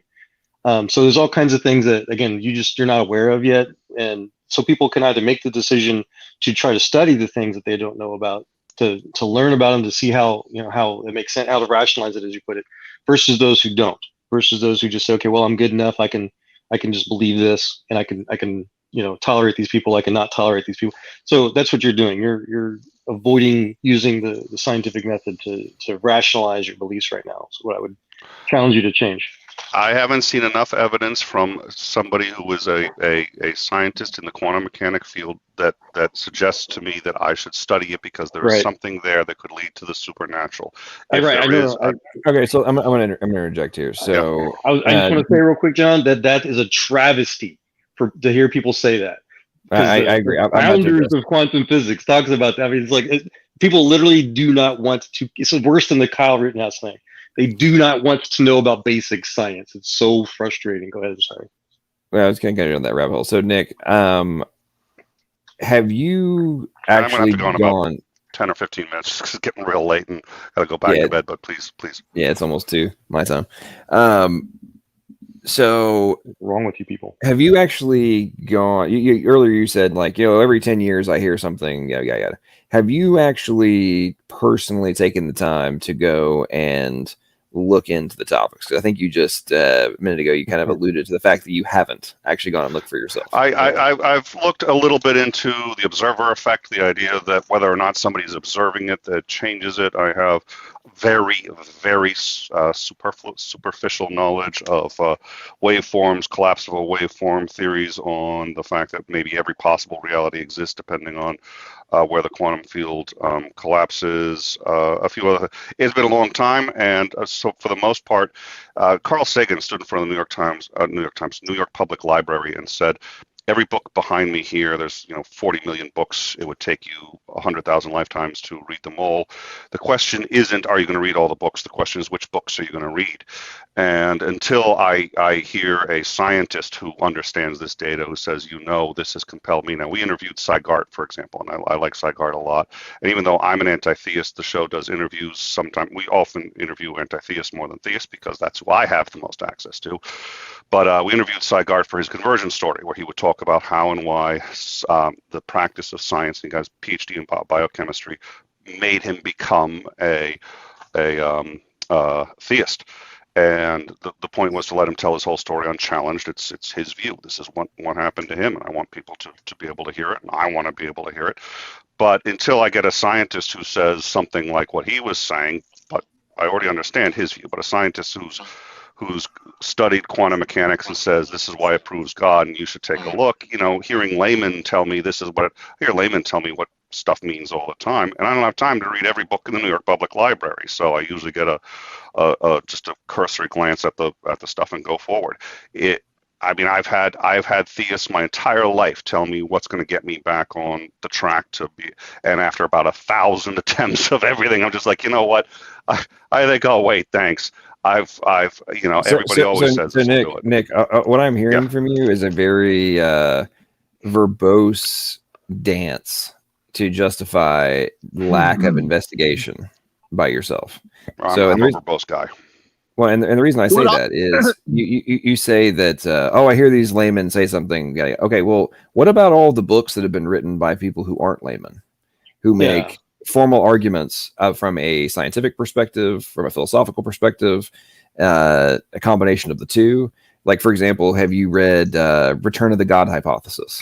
No, the last one I really looked into was The Cold Case. It was that I think it was a Scottish detective. I don't remember if I know the one you're referring to. That was the last one, and I was told by 1,000 theists, this one will do it. And I looked at him, and I was like, no, he's making every fucking fallacy there is. And I used to debate flat earthers, not for any, but I was still like, oh, take a look at this video, take a look at this, and you're not looking at the evidence. And I'm sitting there going, like, you know what, I get a little tired of, because everybody finds something that they found compelling. But that Cold Case one was the last one where after I read that, I'm just sitting there going, okay, I did what I was asked, and I gave it a reel. I said, this guy, no, he's not applying any of the logic that he uses. I said, he screwed it all up, done, ain't looking at that again. And so it's a high bar for someone to get me to look at something, because between kids, a YouTube channel, 20 million other things, I don't have time to chase down everybody who thinks something's going to convince me. And so far, my efforts at doing that have not yielded much. So, well, I was going to offer. So again, back to my point about the dance. So, Cole, that book was written in 2012. You know, Cold Case Christianity from Jay Wallace. I think that's it. Yeah, I think that's it. Yeah, I wouldn't care what anybody's opinion on it was. I'd be more interested in what the critique, the counter arguments are, which I don't think you'll be able to give us. But I was going to offer. I have them written down somewhere. I was pretty thorough about it. I went over the whole thing. I've done professional quantum physics in the past. I try my best to stay up on, and I study, and I try to quote often from the founders and those that still do it today. So I regularly. I look for people that wants to talk about the scientific evidence for God presented through quantum physicists, not just for myself, And so, but since you just kind of confessed for us that you don't have the time, and I agree with John. It sounds like, and you please correct us if we're wrong, you don't have the general interest to want to challenge your current religious beliefs. But if that is wrong, and you have more time in the future, and our paths cross, I would love to try to help share with what. I'm told all the time how inflexible I am, and I have my beliefs and I won't challenge them. I came on here, Maddox said, no, Nick, you're wrong. I started looking up and he was right. And I sat here and said he was right. And I'm perfectly interested, because I'm the only thing worse than being wrong is being right. And the reason is because when you're wrong, you become smarter. I'm smarter today than I was before coming onto this show. But I have to pick and choose which books I'm going to take the time to read. And I took the time to come on this show, and I took the time to follow up with what he said, because even though I didn't like his approach, I thought he might have something. Yeah. So, Nick, let's put this in context. So you have a show that is, I'm assuming, about atheism, anti-theism. Like, no. What's your show about then? It's news, politics, and culture. We do live broadcasts on breaking news, and we do interviews, usually on science, culture. Sometimes anti-theism does come up, but that's usually because the producer, co-host, and everyone else happen to be theists. Okay, so operative word, science. So you do things on science, but you don't have time to learn about them? Or know the basics of the arguments already presented, right? I know a great deal more about science than most people. I may not know more than scientists, but I know more than most people. Take your word on that. Sorry, you've demonstrated the opposite so far tonight. No offense. Well, you've been talking quantum mechanics. I mean, I'm talking anything. Well, what do you want to talk about in science? You name it, man. I'm the hard science geek in our family. My wife's the soft science. Between us, I think we can cover all the subjects. But just listening to you tonight, and again, this is my first time to know you. You are not interested in science. I'm sorry. I love science. I almost became a physicist. My wife has a PhD in biochemistry. Yeah, Most of my friends have, half my family either teaches or works in the science field. Yeah, that's common for people that pretend that they're interested in science to say things like that. The genuine demonstration of somebody who quote effing loves science, is someone that when they hear somebody that knows something that they don't know that is important, scientific thing that's important, they beg, they get excited. They're like, oh, please, what do you know about this? What do you know about that? They do the exact opposite of what you've done, such as, oh, I've read this, but I don't like it, so I don't have time. Science is one of many fields I'm interested in. I'm interested in history. I'm interested in sociology. Okay, so I'm very interested, Nick. So you said your wife has a PhD in biochemistry. Yes.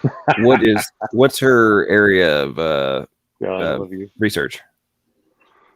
She was working at Pfizer. She was the head of a group there. They were doing research on AIDS and arthritis. She now works at the Broad Institute. She is a manager at the Broad Institute. Cool. And is she an atheist or a theist? Atheist. Okay. And is she knowledgeable on, she studies biochemistry, right? So is she knowledgeable on the underlying necessities for life to exist? And have you guys discussed those? We've discussed them on occasion. Our views are reasonably similar, and I mean, on occasion I'll have a question for her and I'll ask her, and she's extraordinarily knowledgeable on it, but I don't. Okay. And is she knowledgeable on things like abiogenesis? I haven't talked to her too much about abiogenesis. I don't know what her extent. Normally when I want to discuss abiogenesis, I get somebody who's a specialty in the field. Just so you know, Nick, that's one of John's favorite topics on his channel. Oh, okay. Give it away, John. Sorry. The reason I'm asking this is I find it extraordinarily fascinating how many supposed experts in different fields I talk to, and then the people who supposedly have the expertise don't know jack diddly squat about the underlying, because in modern academia, it's assumed that, oh, it's not my area of expertise. However, one of my other peers has got this solved already, so I'm not even going to think about it. Right. But then many of them, when they actually have some time on their hands, which it always amazes me how PhDs magically never have fucking time to go research anything. It's really to even read a paper on a topic. You can email them a link to a paper, and then they magically never have time to read the damn thing. It's very fascinating. But I was accused of the same thing by flat earthers, but please continue. Speaking of which, real quick, John, I did read the mesh code article you sent me tonight, and I would love to talk about that later if we get a chance, if we don't go to bed before that. Yeah, it's super cool. But anyway, my point is that it's interesting. There's been multiple books written by people who were hardcore experts in XYZ in chemistry and such. And then when they actually for themselves were like, I wonder if, insert whatever the thing that need to be accounted for. I wonder if anybody actually solved that. And then they go start looking through the papers and all this kind of stuff, and they find out, it turns out this thing that I've been operating under the assumption from undergrad till now I'm a PhD and I'm 15 years into my career, I thought this was already accounted for.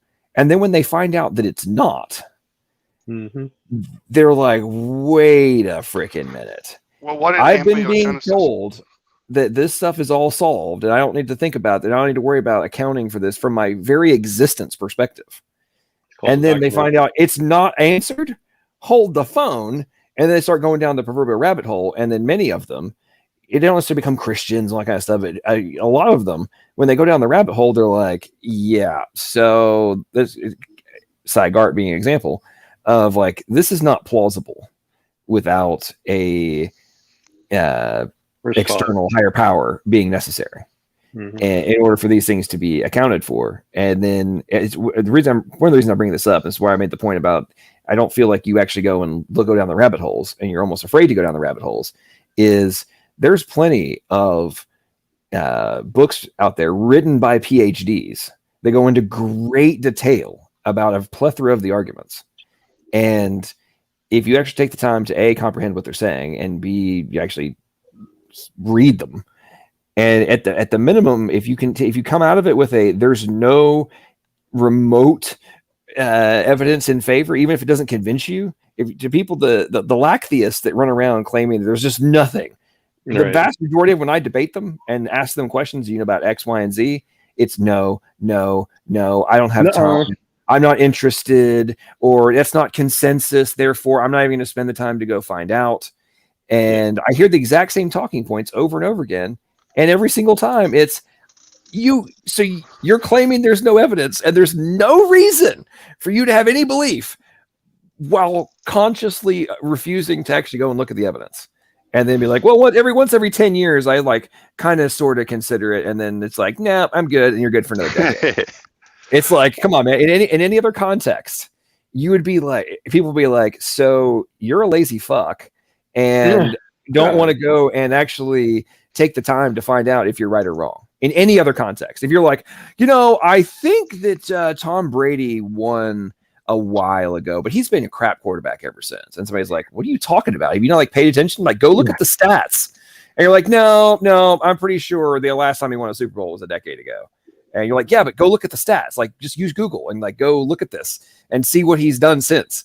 And no, I don't think that there's no evidence for him being the greatest of all time. Like, no, none whatsoever. And if people be like, dude, you're an idiot. Like, go use Google. Don't claim there's no evidence for Brady being the GOAT. You don't have to come to the conclusion that he's the GOAT. But if you won't even take the time to go look at the evidence of his performances, then what do you like? How are you even bringing yourself into the argument? Like, why did you even enter the whether or not Tom Brady is the GOAT argument if you won't even go look at the stats? Well, keep in mind, though, you and I are going to have two very different perspectives on every day and how it approaches us just because of who we are and how we interact. My in-laws are all theists. Most of the people I know in one way or another are theists, and I'm being asked to read all the evidence for why this in fact really is the end times, even though every generation from the past to the present has always thought it's been in the end times.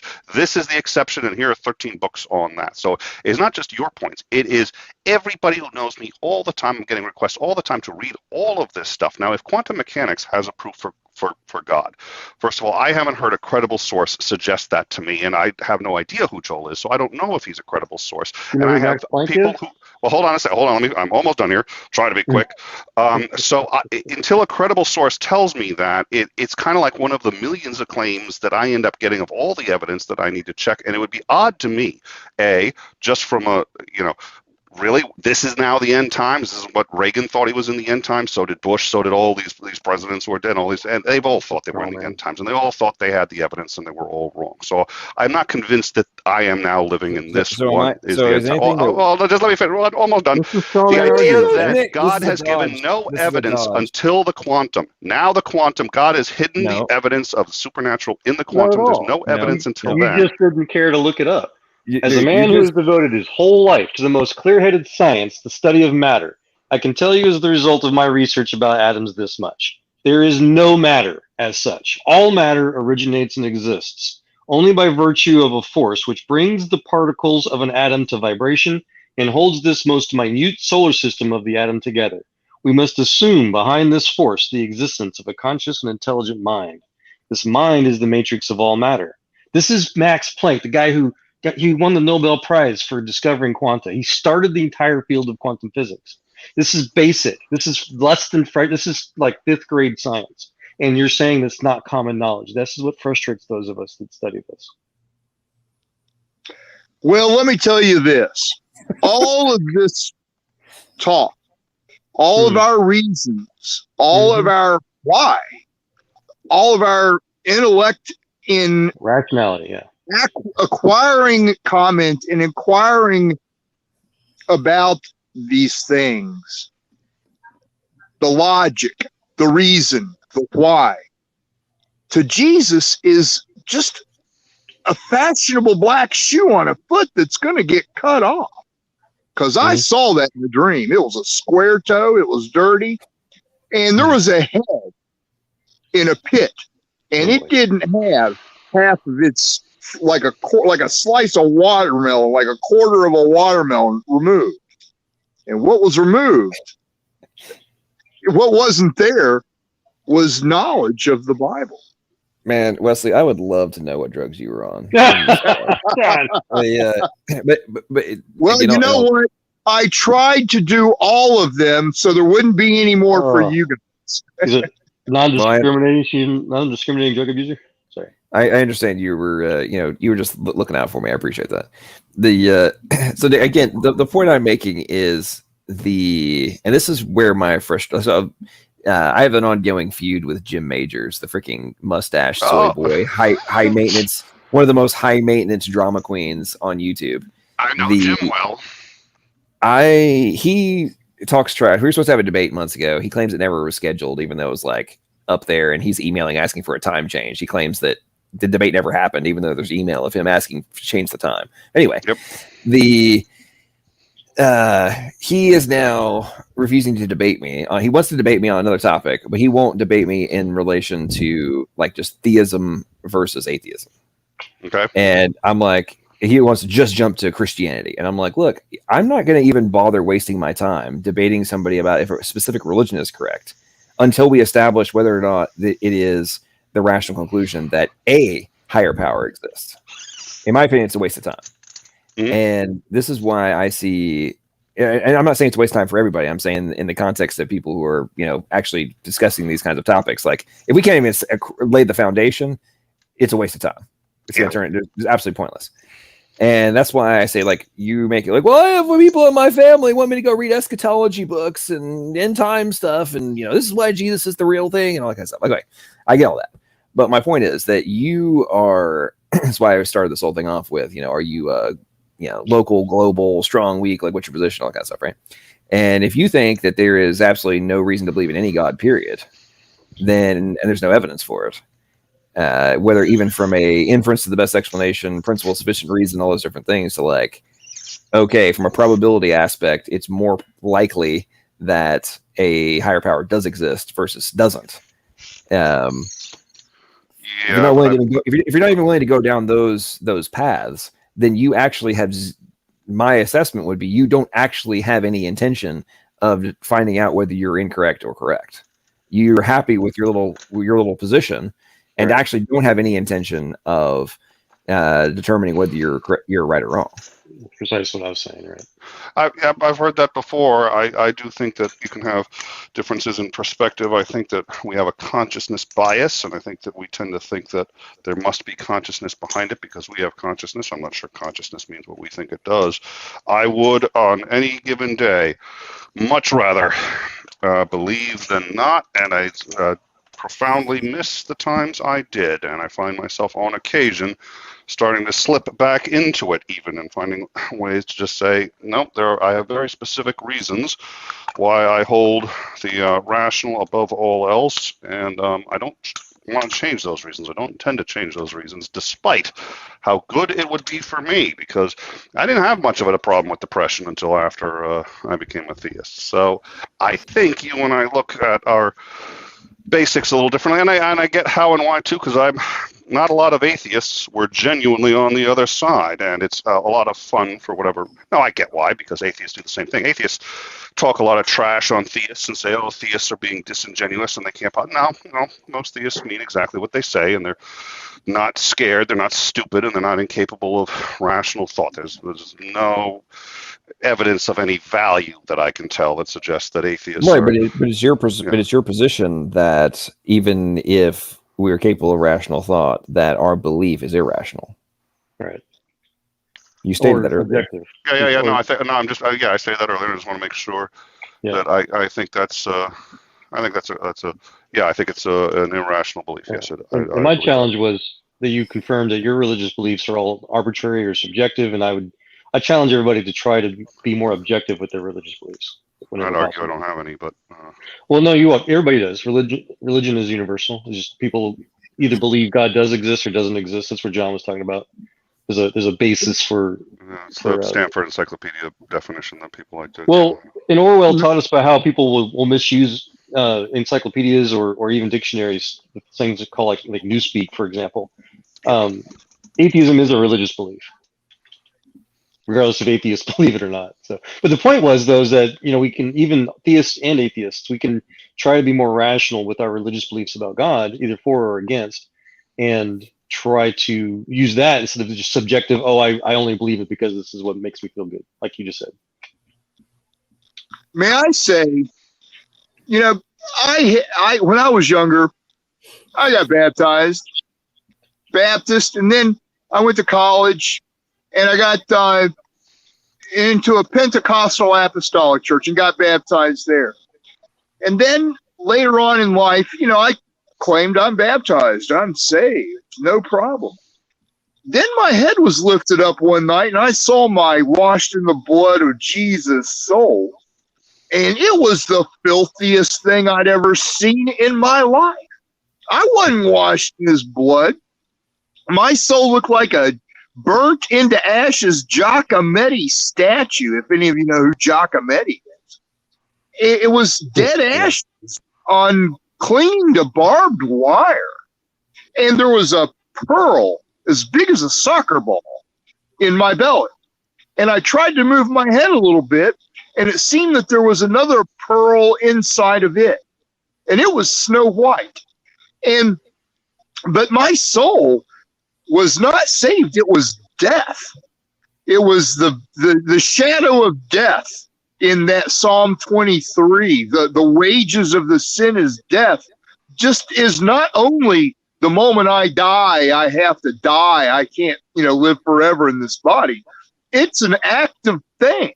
Or my inactions or my little sins here and there had accumulated to the point where my soul was dead ashes. It was disgusting looking, potted, like crevices and holes, like parts were missing, and like a barbed wire frame. And so one night, I started telling that dream, and something attacked me, and I believe it was the devil pulling lightning down from the sky, and it paralyzed me. And it said in my head, I shall turn and toss you violently like a ball. But it could only get into me from the shoulders up. So between the time I had seen that pearl of great wealth and that night when Satan attacked me, I had told the vision many times, and I can only suppose that had turned those ashes into light, but only up to about here. Because from here up, that thing, like, I couldn't move. I could not move. It was like a paralysis, but a force. And so then back in March 31st of last year, it tried it again, and it couldn't get into me in any way. And I fear that it told you guys, don't tell.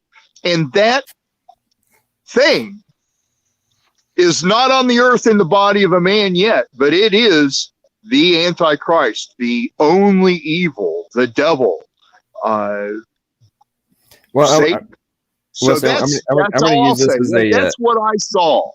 My soul was, though I claimed I'm washed in the blood and I believe Jesus is God and I'm baptized, the fact of the matter is I was not.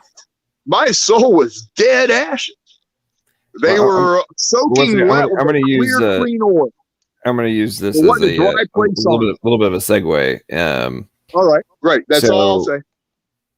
So, Nick, have you ever looked into the NDE, OBE research that's been going on for the last 40 years? One of my best friends, actually, I was in California for a while. One of my best friends in California runs one of the largest NDE organizations out there. Had an NDE experience, pretty profound one.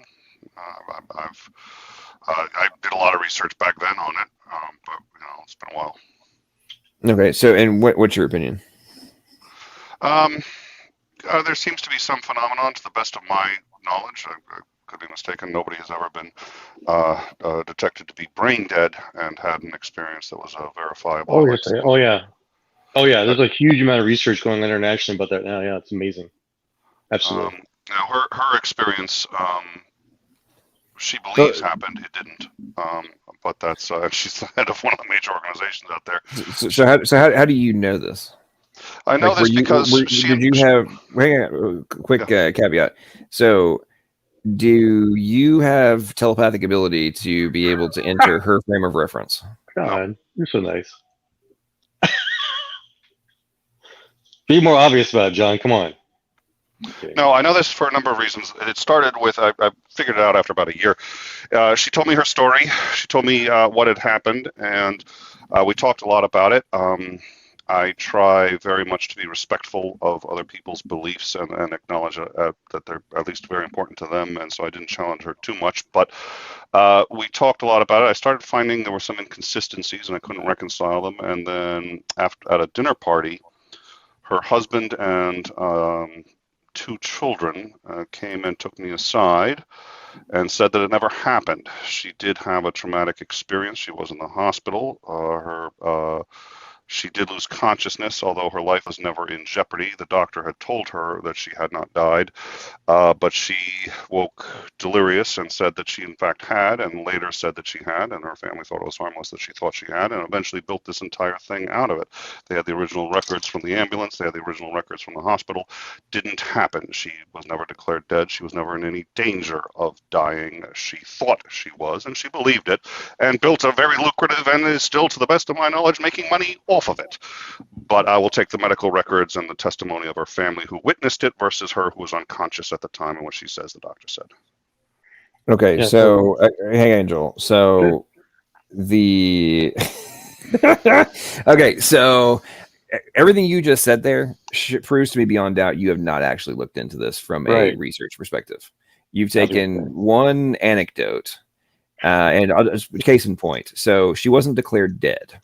So if you actually looked into the research, being declared dead in relation to the OBEs and NDEs has no relevance to whether So let me or not clarify. Her blood pressure never went to 0. Her blood pressure, in fact, never went below a safe I would level. dispute that. That's fine. So she was not dead by any medical measure for any period of time, and she was not in danger of dying.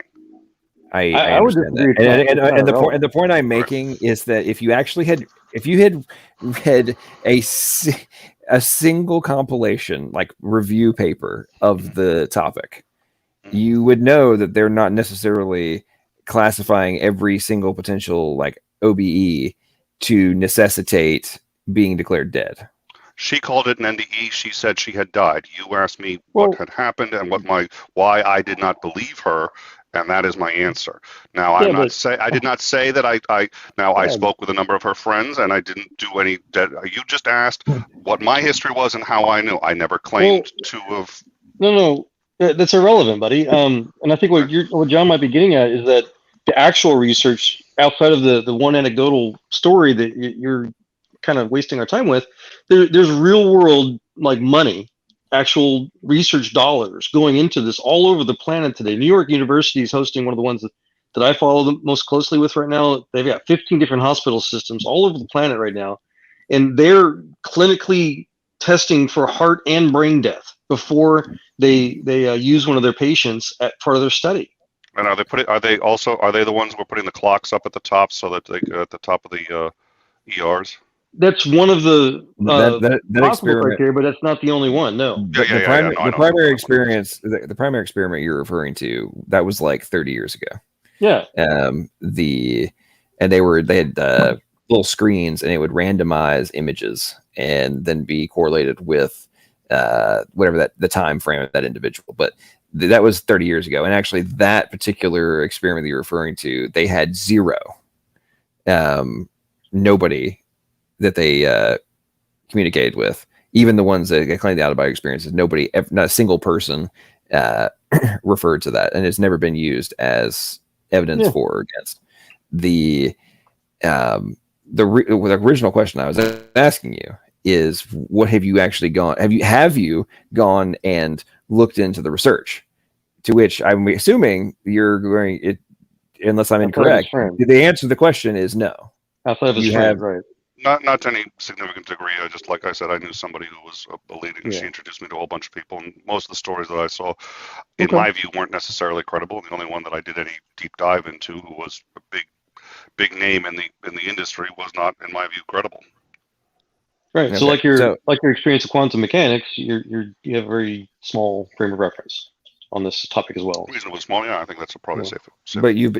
But also like QM, you have dismissed any possible shred of evidence at all could possibly come from this, and you're just going to dismiss it out of hand. Not if I have credible evidence. No, absolutely not. Well, right, but you haven't gone to investigate. You've dismissed it and said, "Oh, there is nothing to be found in this. I'm just going to ignore it and not look at anything any further," because you don't want to find out if there is. It's obvious, man. It is so obvious. You have zero intent of actually looking at it. You peek behind. You start to lift the curtain just enough so you can justify to yourself that no, I looked and there was nothing. There is zero reason for me to even consider the fact there might be anything beyond this. Like, for example, I'm assuming you have not. I'm going to almost guarantee you've heard this dumbass talking point from atheists that you've interacted with. And you may be one of the atheists who uses this talking point of, there's been experiments where they've like shocked portions of the brain and people had out of body experiences. Therefore, this whole thing of OBEs and NDEs is like, it's just a fabrication of the mind. I've heard that. I've argued something close to that, but not quite. Just that it can be explained that way. It doesn't prove that that's all that it is, and it doesn't say that that's all it is. So, explain hang on, Joel, let me finish my point here on this one real quick. I'll let you talk. Okay, so this again is case in point proof of the fact that you, like the vast majority of atheists on YouTube, don't have a fucking clue about the talking points that they're spewing. So if you actually go and read the study, there was 1,008 people in that study. Of that 1,008, a grand total of 2 reported any kind of deal. And neither one of them actually claimed to have left their body. They said, it feels like I'm leaving my body. I feel like I'm out there, like all this kind of stuff. You actually read what the claims were, the study supposedly found. They didn't, nothing about it claimed to have been the replication of an NDE, neither from the people who experienced it, nor the researchers who were conducting the experiment. And yet, and I have had this in multiple debates, I've had people make this claim, and I've heard from other people, debates I haven't been involved in, other streams I've observed, I've heard this talking point in terms about the mind-body problem, all this kind of stuff. Whether or in relation to any other experiences, and like whether or not it's evidence, this experience happened, but they've never read the damn paper. Don't have a freaking clue. It's regurgitation of bullshit that you don't even have the substance behind. And then we get told that any of the arguments are complete, there's not even a shred of evidence that could be inferred, could be considered, could be part of an induction. None whatsoever, because this another proof of why we toss it, but you don't know what it is. And then you wonder why people like myself react with such are you kidding me? When time after time the point that I'm making gets proven. I yield. Go ahead, Joel. Yeah, hold on. I wanted to say something in Nick's defense, actually. John, at least he's not being like the more common typical atheist religious fanatic science denier who literally says there cannot be evidence against these beliefs that they have. He's not that far off yet. At least he says he likes to try to listen or wants to listen eventually, right? I wouldn't be here if I wasn't willing to. Exactly. I was going to make another point that's probably moved by. So Nick is better than most. That's what I wanted to say. That's fair. Thank you, Nick. Oh, thank you. I think if you speak to Sunflower, he will also tell you I'm not quite your average atheist by any stretch of the imagination. I'm on Twitter. Everybody fights with everybody. That's the only reason to go to Twitter. But you'll find me fighting much more with atheists than theists, and I get along much better with theists than atheists for a lot of reasons.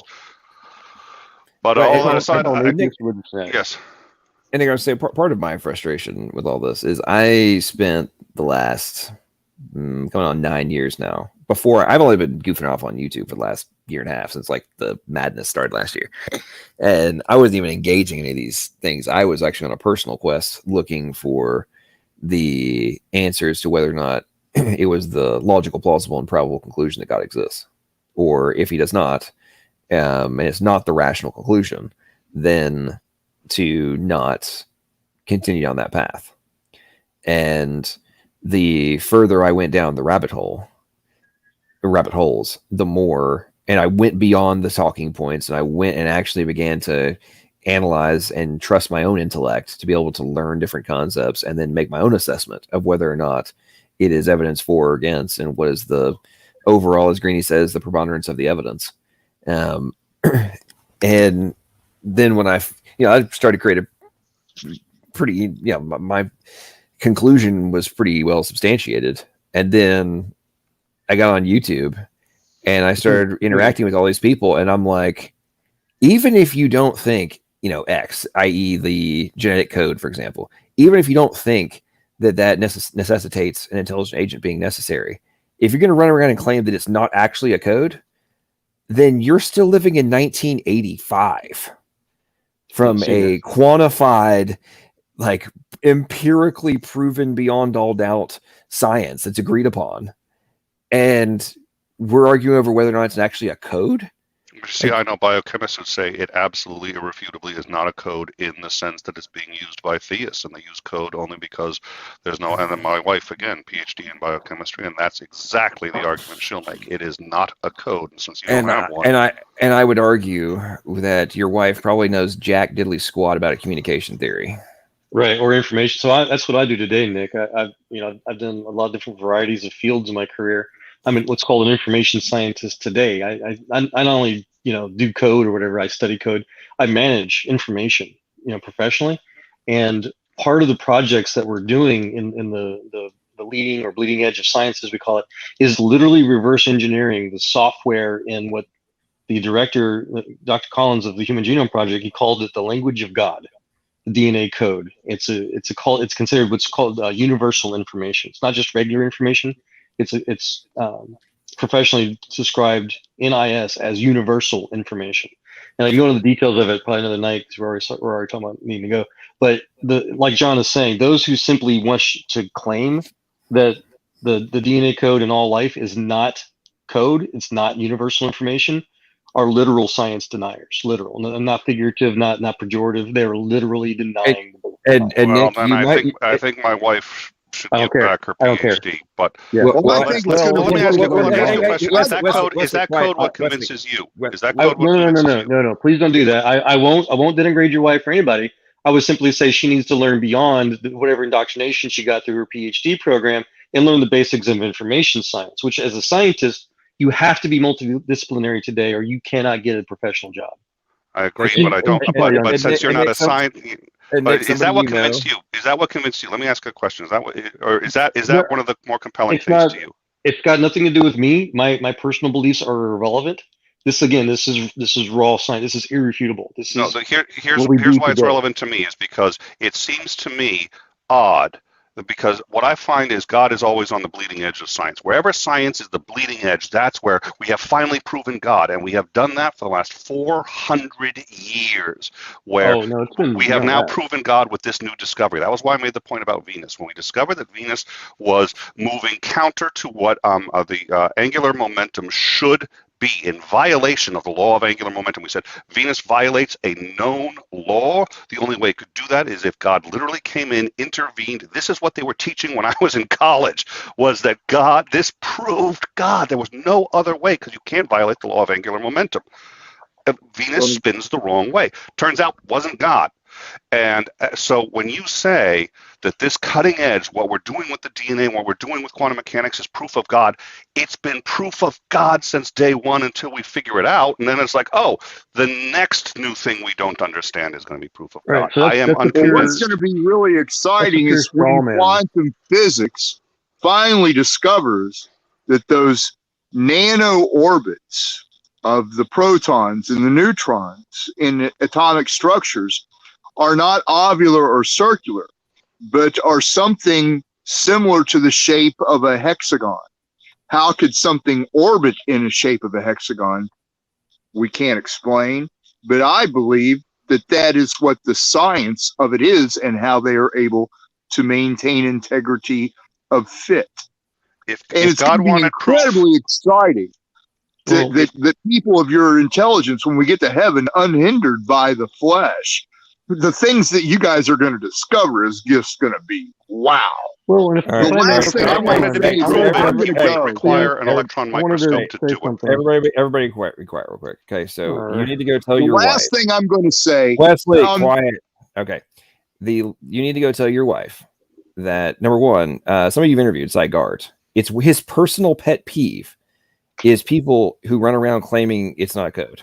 Okay, he's on multiple debates on this. I've had him on my show. We discussed this. It's his personal pet peeve about the level of ignorance. I'm gonna put it in case in point. Okay, so I'm gonna read from a paper real quick, and this is where the ignorance of people, especially atheists, fascinates me. Okay, this is from a peer-reviewed paper. We must face the problem of the reality of the organic codes. Are they real codes? Do they actually exist in living systems? It is a fact that the genetic code has been universally accepted in modern biology. But let us not be naive about this. What has been accepted is the name of the genetic code, not its ontological reality. More precisely, the genetic code has been accepted under the assumption that its rules were determined by chemistry and did not have the arbitrariness that is essential in any real code. The theoretical premise of this assumption is the belief that there cannot be arbitrary rules in nature, and this inevitably implies that the genetic code is a metaphorical entity, not a real code.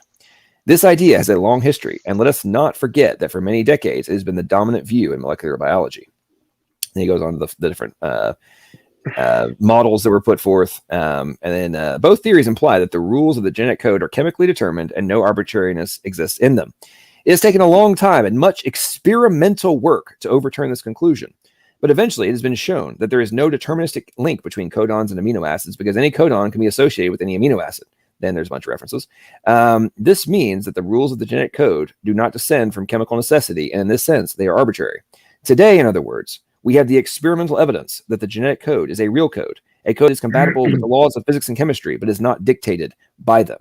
Our problem, therefore, is to take stock of this reality and to account for it.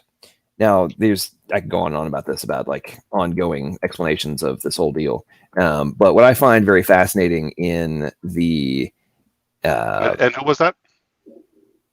Sorry, who was that? Marco. That was Marco Barbareri, I think his name is. He's an atheist. He's a scientist. Yeah, he's a PhD. He started the whole biosemiotics discipline. They have peer-reviewed journals on this topic, buddy. I have done just looking at it now. I have found from a number of journals that say it's not a code. So no, hang on. You have not, Brady. You have found stuff from philosophical journals that talk about. I had a stronger argument, I believe, John. Go ahead.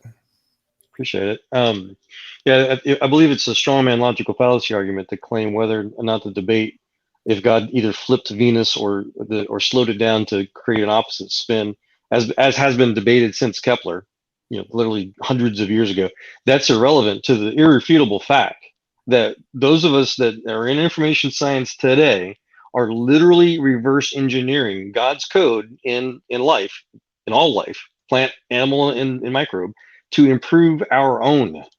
To say that the code in life is not code is literally saying that the code that we do in human technology, software engineering, information science is not code. That's how retardedly stupid that claim is.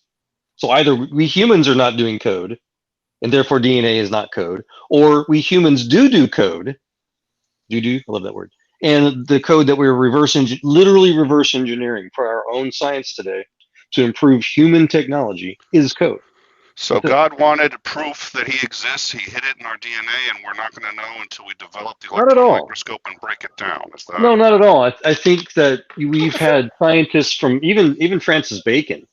He started the scientific method, the Christian scientific method, long before we had electron microscopes, talking about how, even Einstein, he talked about how, all we can do in science is get to know God. The rest are details. Einstein did not believe in God. He was misquoted. Now, Newton did, but Einstein did not. You do not want to go have that debate with me, sir. Yeah, we're not going down that rabbit hole, Joel. Let's not do it. Let's not do it. Okay, so let me have this one chance, if I may, John. Einstein literally said those who said that he didn't believe in God pissed him off. So you literally pissed him off. Go ahead, yeah, please. Okay, so number one, I want you to back up your bullshit about the current standing that it's not code. Let's share your screen and it not be from anything to do with philosophy, and it has to be within the last 5 years, because right here what you're looking at is a paper, I think from 2018, studying the genetic code comparison with multiplex codes. Okay, it is literally impossible for you to do a analysis of the multiplex capacity of the genetic code and how the quaternary code base alphabets make it optimal for multiplexed coding.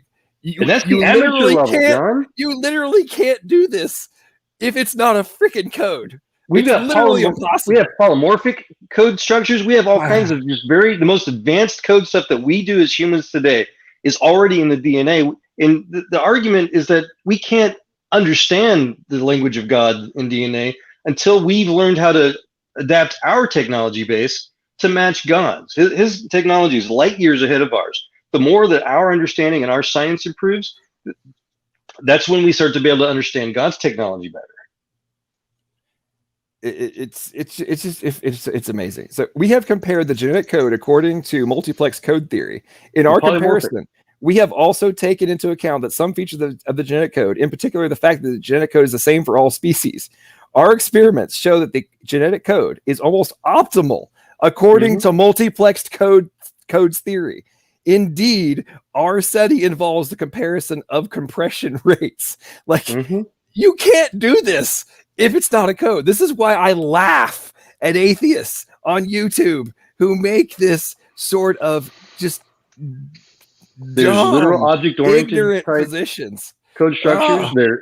There's object-based code features in the DNA. The line 1 retrotransposons alone that we used to think were just called jumping genes, they are literally the same as the latest cognitive artificial intelligence type subroutines that guys like me work on today. DNA is object-oriented? Yes. Moreover, the redundancy of the representation of the high priority source with a fixed link code is used in multiplex codes to convey the information from a secondary source. We have also shown the redundancy found within the genetic code is close to the one found with multiplex codes. It appears also that the use of a quaternary alphabet for the genetic code maximizes the amount of secondary information conveyed by code words, which is interesting when considering multiplex codes theory. I mean, it's like, dude, what world do you freaking idiots live in? I'm not directing that at you. I'm just saying in general. It's I appreciate the clarification, but I get it. Yeah, and then the epigenetic level I can go on the dual side. Yeah, and then that's before you even get into like translational pausing, where you have in the genetic code, just the basic genetic code, you've got X, Y, and Z access control. You've got element plus time variable, and it's like at this point, bro, if you've got a 3D print script, a literal 3D print script in a digital format that has zero chemical interaction between the codon and the amino acid. There is no chemical interaction with it. You have the arbitrary aspect and such. You have literal code. It is not figurative. It is not metaphor. It is not simile. It is not analogy. It is literal code. It fulfills every single principle of what a code is from a communication theory perspective. And then it's like, and then atheists oftentimes want to be like, hey, you're talking about Shannon information. And it's like, dude, there's Shannon information and there's functional information. And if you want to go down that rabbit hole, let's go read from Nobel Prize winner Jack Szostak's paper, where they get into determining the functional information in the genetic code. And it's like, and they're like quantifying it in code theory.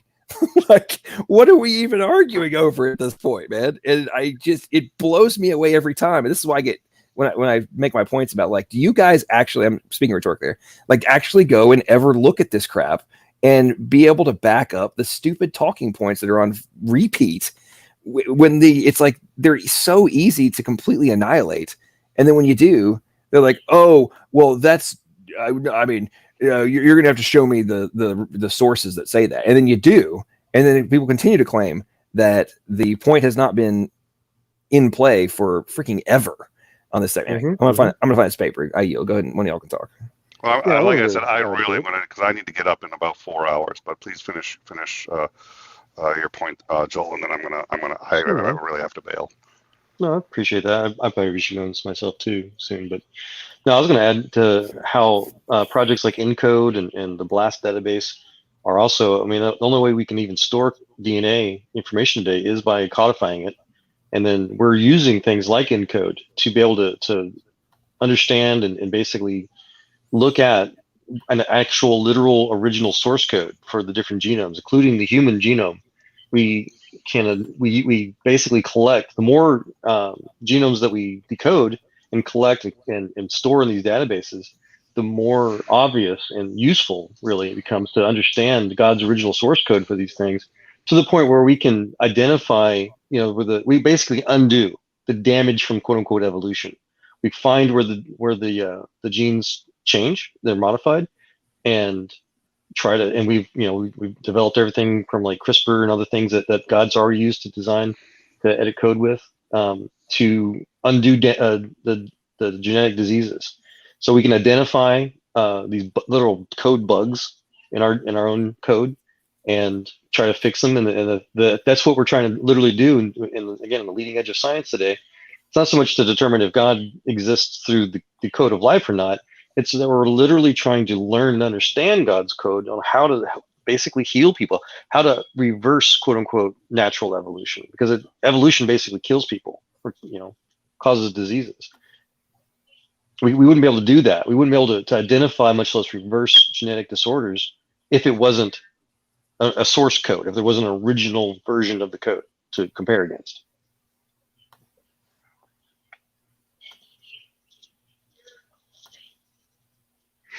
Well, thank you, gentlemen, very much for your time. I appreciate all the time and effort, and I appreciate the forum to come in and chat. So thank you very much. And I also certainly appreciate you were absolutely correct on all the salient points that I was able to look up. And see, I do try to be this precise, because I'm going to end up getting in trouble when someone says, you said he was right about everything, and here he was wrong about one tiny thing. All the salient points.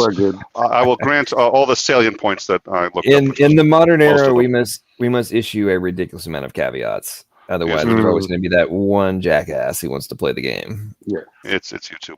I appreciate you, Nick. I enjoyed it. Thank you. Thank you both, and maybe I'll drop in again sometime. So thank you all, and have a good evening. Yeah, have a good one, Nick. We'll talk about you. Thanks. How are you feeling, John? Well, it's about time to go to bed. But if you want, I can talk for. Whoa, what did I just do here? Did I just boot you? Uh-oh. What just happened? Joel, did you drop out? Oh, well, I don't know what just happened to Joel. Interesting. Well, Joel, if you're coming back in. Oh, there he is. Sorry about that. Oh, it's all good. I was saying I can talk for a couple minutes, and then I gotta get up at 7. Those conversations are always so interesting to me. I'm just like, I mean, he seems like a nice guy nice dude. I mean, but to me, it was so obvious he's not actually looking. Yeah, no, and I said this. I was trying to think of. I think I came off ruder than I wanted to. Well, listen. I think you came off as the super nice guy. I was definitely the asshole. There's no doubt about it. Yeah, and that's my biggest beef too, man. Is that there's a lot of really cool things out there to discuss, and I love my wife who taught me, Robert Heinlein, that I love his quote, I'll never learn from a man who agrees with me.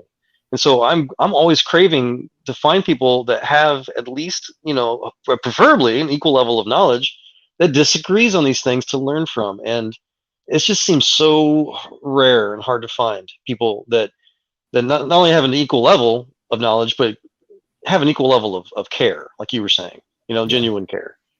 Well, and yes, I agree with you. And I've been just struck by how many folks I think that claim to be searching. Mm-hmm. It's like it is staggeringly obvious that they are not searching Right. at all, and not even at all, not even the slightest. And the excuses of like, well, I don't know what I don't want to take the time to go and learn X. I haven't heard anything yet. Excuse me? And I'm like, we live in the era of information. Yes. Where at our fingertips, if you will take 10 seconds to Google some stuff, you can at a minimum begin to create a foundation of knowledge on, insert whatever the subject is. And even if you only spend 5 minutes a day while you're taking a dump to be, I mean, I can't tell you the number of times I've been sitting on the crapper and reading a paper about something, or There's watching news about this. Yes. or watching a lecture about XYZ on freaking YouTube while I'm sitting there, dealing with the early morning. It's like, come on, folks, this is nuts. Like, we've got to stop allowing people to just run away from the evidence and then claim there is none. It's like, no, just admit that you haven't looked. Right. If that's your position and you have no intention of looking, that's fine. But don't act like you are or that you have. If we all know that you aren't actually looking, and I'm not saying, I'm not just like bashing Nick. I'm just talking in general. Like, we see this everywhere, all over YouTube, and nobody goes and looks. And I'm like, what are you talking about? And although, hey, Nick, I do want you to back up your claim that the scientific side of nature is claiming that there is no code, because I really want to see this. I want to back this up. Cheryl is saying we should talk about the mesh code paper. Yeah. So I didn't able to have full access to it. Just going through the abstract, I did find another article on it, and it seems like what they're talking about is both plants and animals, not just human brains, have different types of proteins between the pre-neurons and post-neurons, collagen and different other types of these just proteins that they're able to try to theoretically manipulate, very similar in the same way as NAND type memory processor chips do. Yep. So yeah, it's not that we can physically, I guess, use it for our own mental capacity, so to say. It doesn't seem like, but so there has to be like an outside, address chip somewhere that helps, manipulate the collagen in your brain cells. Right. Yeah. One of these. Let's see. Where was that? I'm scrolling through the paper real quick, trying to find. There was an interesting thing that I saw. An addressable read-write memory mechanism. The need for memory storage in the brain is to be highly ordered. Necessitates the allocation of signal to each neuron in the network must be controlled by some form of memory allocation circuitry in the brain. This would seem to be a requirement, whatever the method of memory storage. To enable data to be written to such a huge memory array, a detailed map of memory architecture would be required to direct the flow of traffic through the memory circuits to mechanically write data in specific synapses. Every neuron and synapse would be addressable by targeted communication. This process would require the brain equivalent of a file system architecture to ensure that the new data was allocated to free block for writing, but also that the data was stored in a logical indexed way so they could be retrieved. I mean, it's like, okay. This transfer of data would be written by electrochemical signals transmitted through these main connections into the cortical memory blocks, which, although they appear assigned at random to an outside observer, might instead be explicitly allocated by a memory controller to a specific region in the brain where that data is then stored. This data would be stored by altering the pattern of zeros and ones in the specific mesh codes within that memory module. Strikingly, during such a written process, almost no change would be visible in any of the synapses per se using current technology, except for alterations in firing patterns, even though major changes in the data encoded in the synapse mesh codes would be occurring. However, if seen at the molecular level, this process would involve a whirl of activity with many changes in protein conformation as the data was written, transferred, and transmitted across many synapses in the circuit. I mean, like, if that is true, then that just places an entirely new level on the mind-bending technology that is life. Yeah, no, it certainly raises interesting questions, such as if the way our brains work, or just brains in general, as far as like a literal read write input output type addressing feature like this article is describing, versus it's also more traditionally called the neural networks, for example, whether there's a weighted list basically of concepts or algorithms. But the fascinating part for me is how can this be further combined again with the Neuralink type projects, the neural lacing technologies it's called, where we're literally connecting electrodes into a brain to read those synaptic electrical impulses directly. And then so whatever the ones or zeros, whatever the biasing that we can get from the actual biology, that we can convert that into some sort of usable signal, bidirectional signal at that with human technology. That's the real holy grail, so to say, because that's the big question mark still. We can get a monkey to play a video game with his brain. We can we can listen to pigs touch their snout on things, but we need a human being to say, hey, okay, whenever we see this array of signals from your brain, what are you thinking? What are you smelling? What are you thinking? What are you trying to do? We don't have that direct feedback yet. And these are the types of questions I think that might help answer that. When you're thinking of the number 1, for example, what parts of your brain, is it one area, like a lot of the popular, assumptions are, is it in the prefrontal cortex for memories and things like that? Or is it all over the place? Is it a literal neural network where every human, has different parts of their memory storage designated to combine different groups of data in different ways? It's always unique. Those are the types of things we need to figure out. And I think it's stuff like this, not only to be able to understand and read our own brains or translate it to technology, but from my understanding, what this mesh code is, it's literally changing, augmenting, however you want to describe it, the physical structure of our brains or neuron groups to store data that it otherwise wouldn't be able to normally store, right? Yeah, and being able to store it through binary switches. Yeah, that's right. I mean, So which is adding to our own brain, yeah. Right, which is crazy, and it's kind of so. Dan Tank Boy asks, "Is memory physical or metaphysical?" And I think it's a good question. Otangela and I were kind of touching on that earlier, and I don't think they have to necessarily be mutually exclusive. Yeah, it depends on which neuroscience. Oh, I'm sorry. Go ahead. Oh, well, the point I was going to make is that if dualism is true, then there's no reason that there can't be physical, quote unquote, physical memory as well, and from a data storage perspective, as well as immaterial memory from the mind, right, aspect of it, and that the mind is not accessing different information that's been derived from the physical state of existence through the brain and the data that's being stored in the brain. And I think this is where I think a lot of folks, at least the ones I've talked to, are not familiar with the whole premise of the filter model, which is that basically our brain is basically the filter. It's the portal of our mind into the physical realm, physical state of existence. And if that is true, then the whole concept of, basically our body being our avatar, it takes on a whole new context.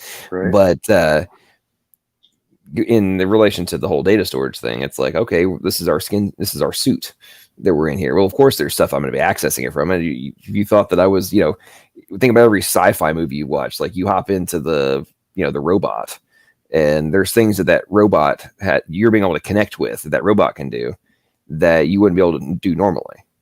Right. But you would never claim that they have to be mutually exclusive in terms of, the different actions and the possibilities that are now in play when you're in the robot, which obviously that metaphor breaks down in certain places, or analogy breaks down in some places. But anyway, go ahead, Ben.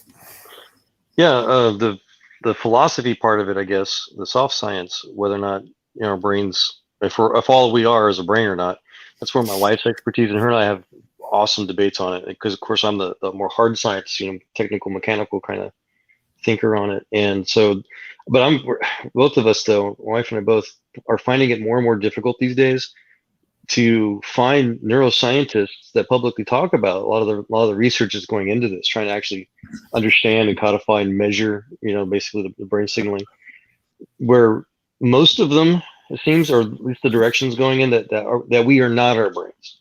And they don't, we don't know, for example, what we are outside of the brain, spirit, soul, that kind of thing. But there's a lot of research going into how our brains are literally just predictive machines or computers. They're only used to predict movement is a pretty common theme that you hear in a lot of like public, what do you call those things, seminars and things like that, where they give examples how there are creatures out there that start with the nervous system, they start with the brain, but as soon as they like a sea squirt, for example, barnacles, as soon as they find a place to latch onto for the rest of their life, they no longer need to move or think about moving, then they literally digest their own brain. And so there's all that leads to the idea that brains are only needed to use to predict movement with, as I said. And there's all kinds of comparisons with robotics and other computer technology. But that's the holy grail, I like to call it, with neural-based technology. And then with this mesh stuff we're talking about now, that goes even beyond what I think whether we're spirit or not, whether our brains are designed or not, that goes beyond that and completely. We're literally trying to add literal technology to however our brains are now. There is a movie you reminded me, was it Johnny Mnemonic, I think? He had that guy, Keanu Reeves. Yeah. Yep. So he literally had like a microchip. He had something in his brain that he could download massive amounts of information into, and he would overload it, which would, he had to offload it quickly or it'd kill him, right? And so, yeah, big long story to it, really, really epic. But that's what this mesh stuff you're talking about, that's what it reminds me of.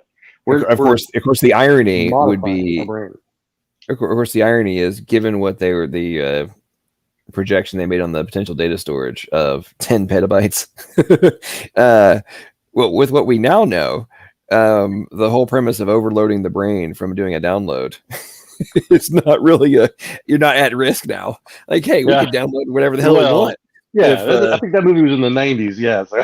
No. I know. I'm joking, but I'm saying, like, given what we know now, the premise of overloading the brain on doing a download, like, we barely have enough data available total to fill up the human brain. If you have all that possible storage capacity, like, that's nuts to me when you think about it.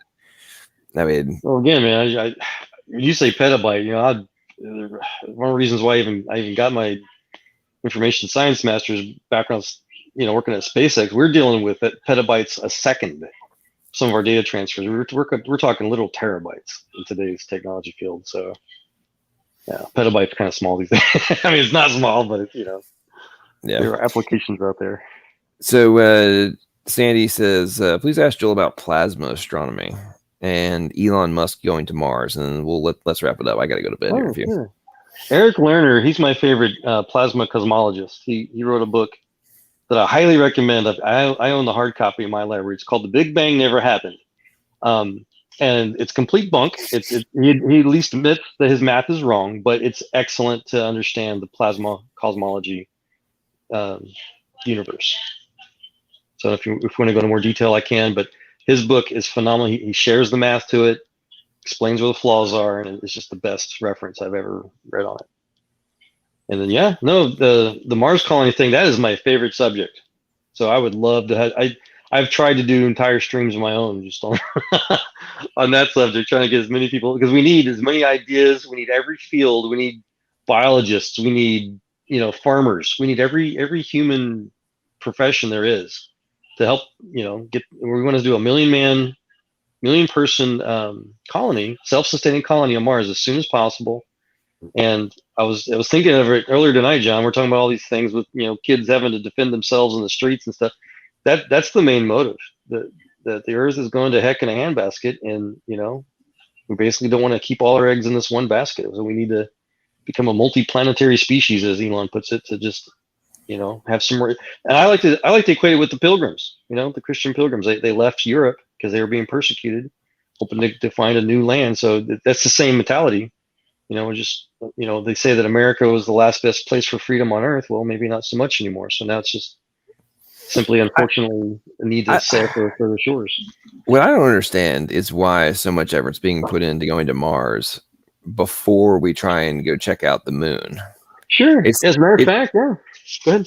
I know, like the Chinese are working on it right now. They want to go. They want to go do it. But my point is, like, I've always wondered why you would want to do Mars first versus. Sure. I mean, you got because the moon's like what 250 something thousand miles away, and and Mars is millions.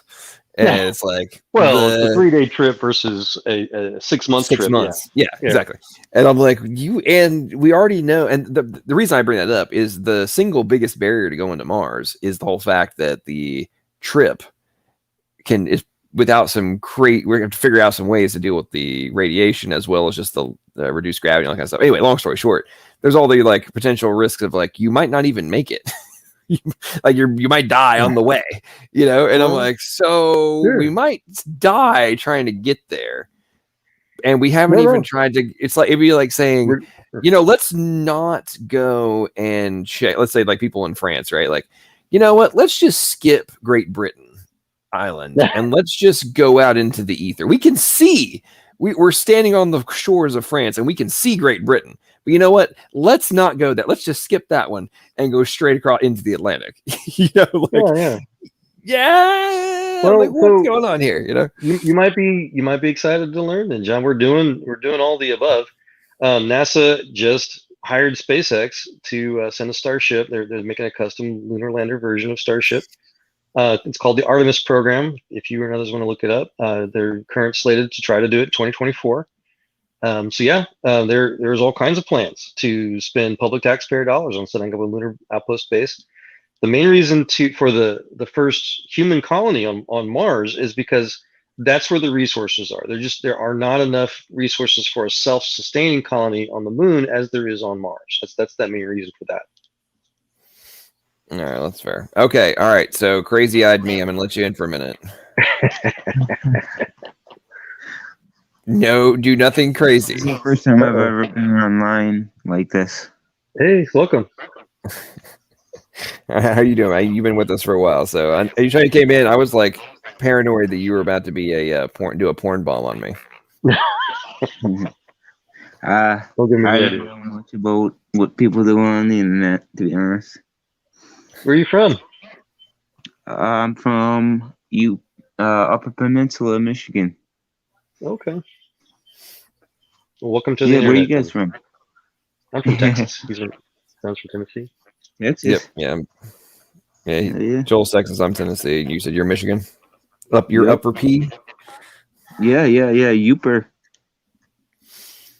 He's in Kyle Rittenhouse country, huh? No, that was the Rittenhouse was Wisconsin. Oh, I thought he was Illinois. Okay. Wisconsin. It's bizarre. This is the first time I've ever talked to anyone like online like this. I feel very weird.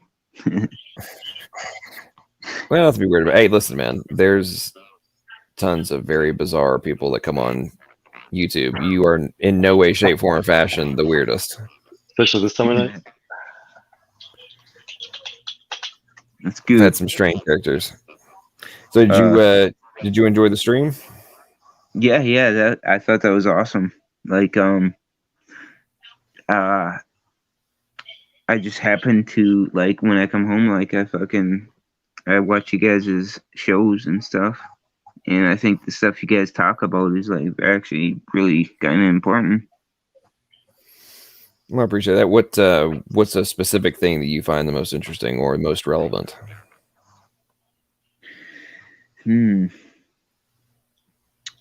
Well, I guess for me, it's kind of like it's that point at which this is gonna sound stupid, but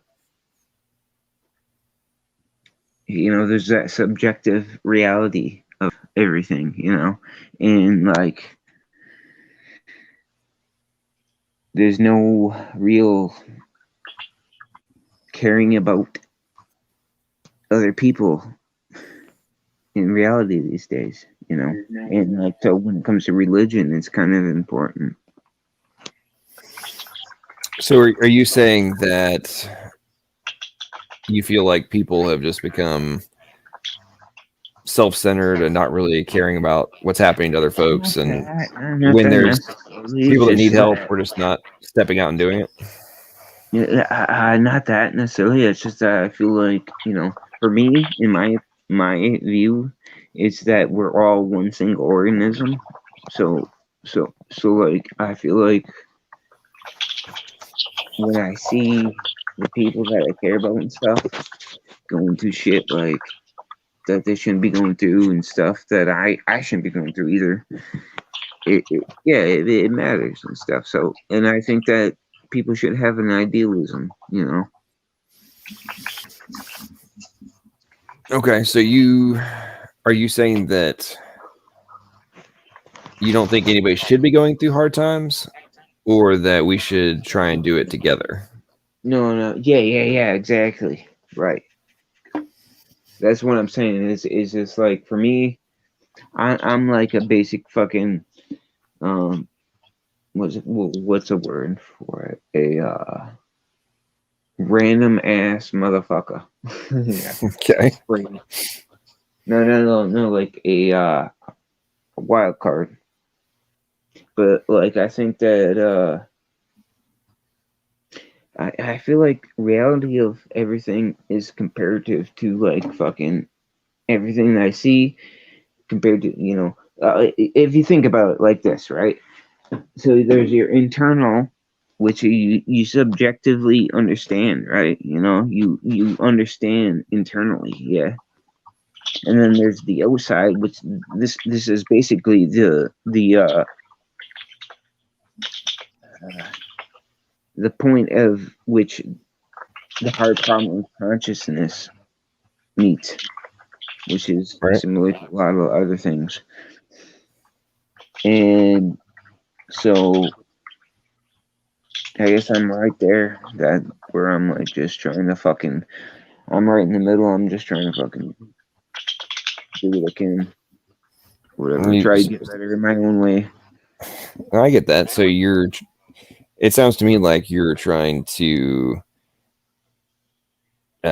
comprehend where the line is between your own first person perspective and how everybody else is experiencing what you're experiencing. Yeah, kind of. It's kind of like I knew how that shit worked back in the day and stuff, but it doesn't work that way for me anymore. Like, I'm not a single person anymore. My ego is not a real thing. Like, I don't have ego. It's a really hard thing to try to describe.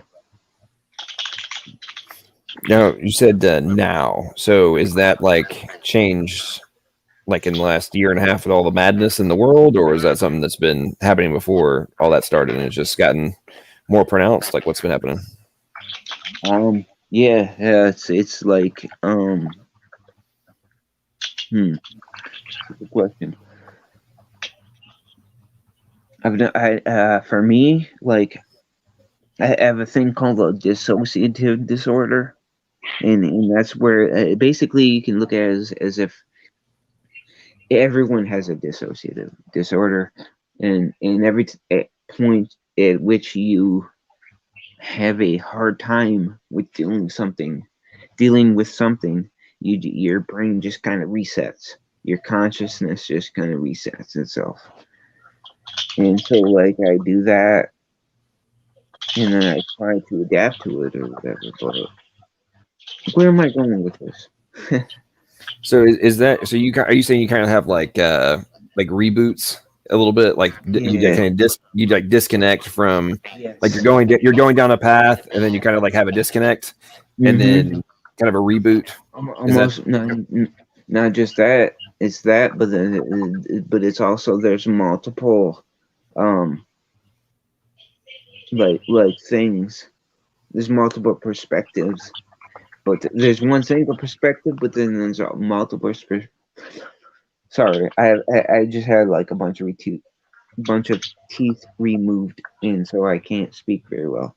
It's okay, man. Like, So do you have? I just googled it. Do you have dissociative identity disorder? No. I don't know if I have that, but I think I have a. So this is way complicated. I think I have a dissociative disorder or whatever. Like everyone dissociates in a way, but like I have a dissociative disorder to where like it's not like I have this choice where I can like, okay, focus on this thing and pay attention. You know, it's more like it's constantly resetting. Yeah, it's like your brain is just fucking constantly resetting, and you don't fucking, you can't get nowhere with it. Basically everything that led up to that point, that's about all you get, and the rest of its life is going to be take what you get. I gotcha. So what are you searching for?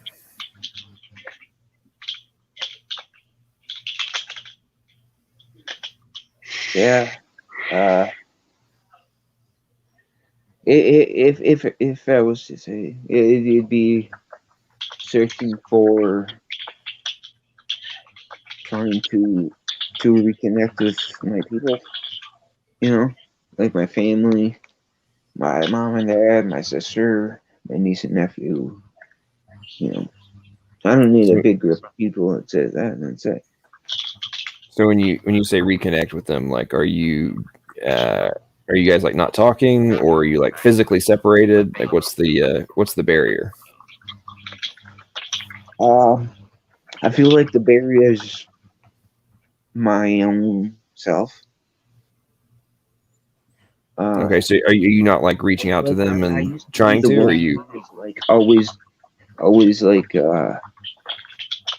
strong and shit, and like I always made it happen and stuff. and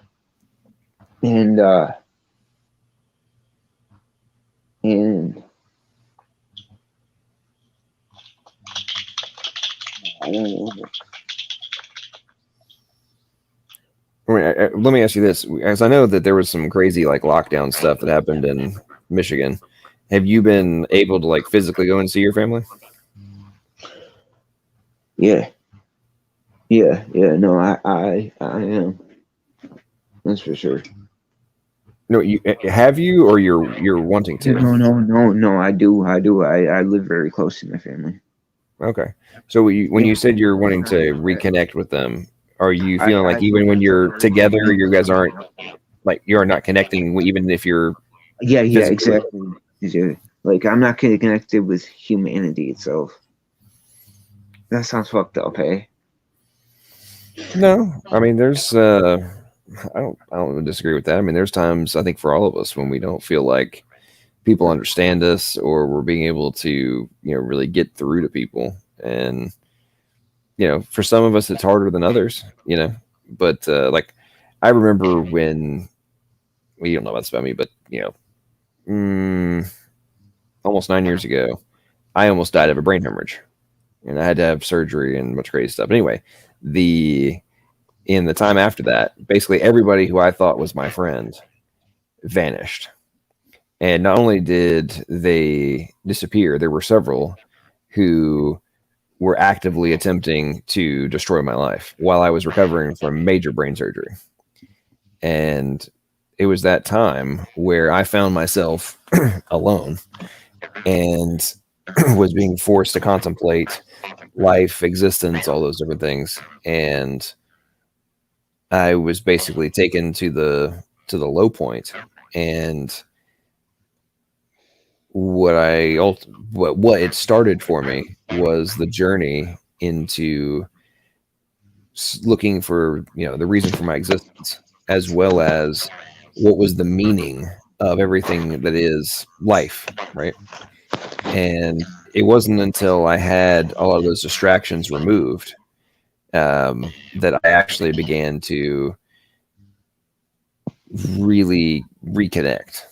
And sometimes what I realized was very often in life we actually get distracted by all these other things that are happening, and it's not until we find ourselves alone that we actually begin to understand ourselves, and then ultimately to identify the things that are actually meaningful and that actually matter and should be the things that we pursue.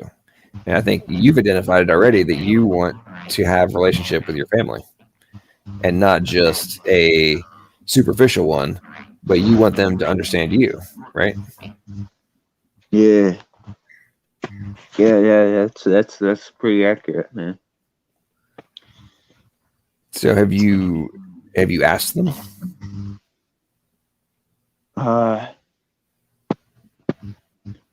No. Like I've always been the black sheep, and like in a way, I've always like gotten weird attention when I didn't want it and stuff, and so and like it's hard to explain because I mean you would have to take the whole story to understand it, but like what you're saying, I totally agree with. Like it is that fucking action that you have to take, not take action, but like we have to deal with reality, we have to deal with reality, and we have to fucking live this shit for what it is. And like my dad's gone through plenty enough of shit himself. My family's gone through plenty of enough shit. But I'm like, okay, I am so fucking weird. I am so weird and so different than everyone that there's not a single. I go to work and like everyone's like, holy fuck, that person's weird and he's dangerous and crazy and fucking, So that's what I live with. I live in this weird contradiction where I'm thinking that like I have to conform to everyone else, and like fucking I think that everyone else thinks I'm crazy and stuff all the time. And it never allows for any kind of fucking peace or any kind of adaptation to anything. I get that. I get that. That would be very difficult for sure. And so let me ask you this. Them or nothing. Oops, there we go. I was muted. It I is. was trying to ask you, buddy. Do you know anything about Elon Musk? Yeah. You like him? Pretty cool guy? Pretty smart? Yeah, he said the same exact thing you just said. He said when he was 5 years old, he was 5 years, no, it was 8 years old. He said he was 8 years old. He thought he was literally crazy. He started realizing that people didn't have ideas constantly exploding in their head like he did. So he thought he was crazy, just like you said. So you're just like Elon Musk. How does that make you feel? Yeah. He's a pretty smart guy. He's had a lot of problems too. He was severely bullied. His bullies when he was growing up in South Africa, they almost literally killed him. They bullied him so bad. He almost died. So you're not alone. As far as we know, man, you might be able to, start your own multi-friggin' planetary company soon too. Appreciate what you just said there, man.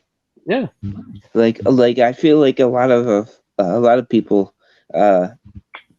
have a lot of there was a Einstein quote about like, okay, and this doesn't have to do with some kind of like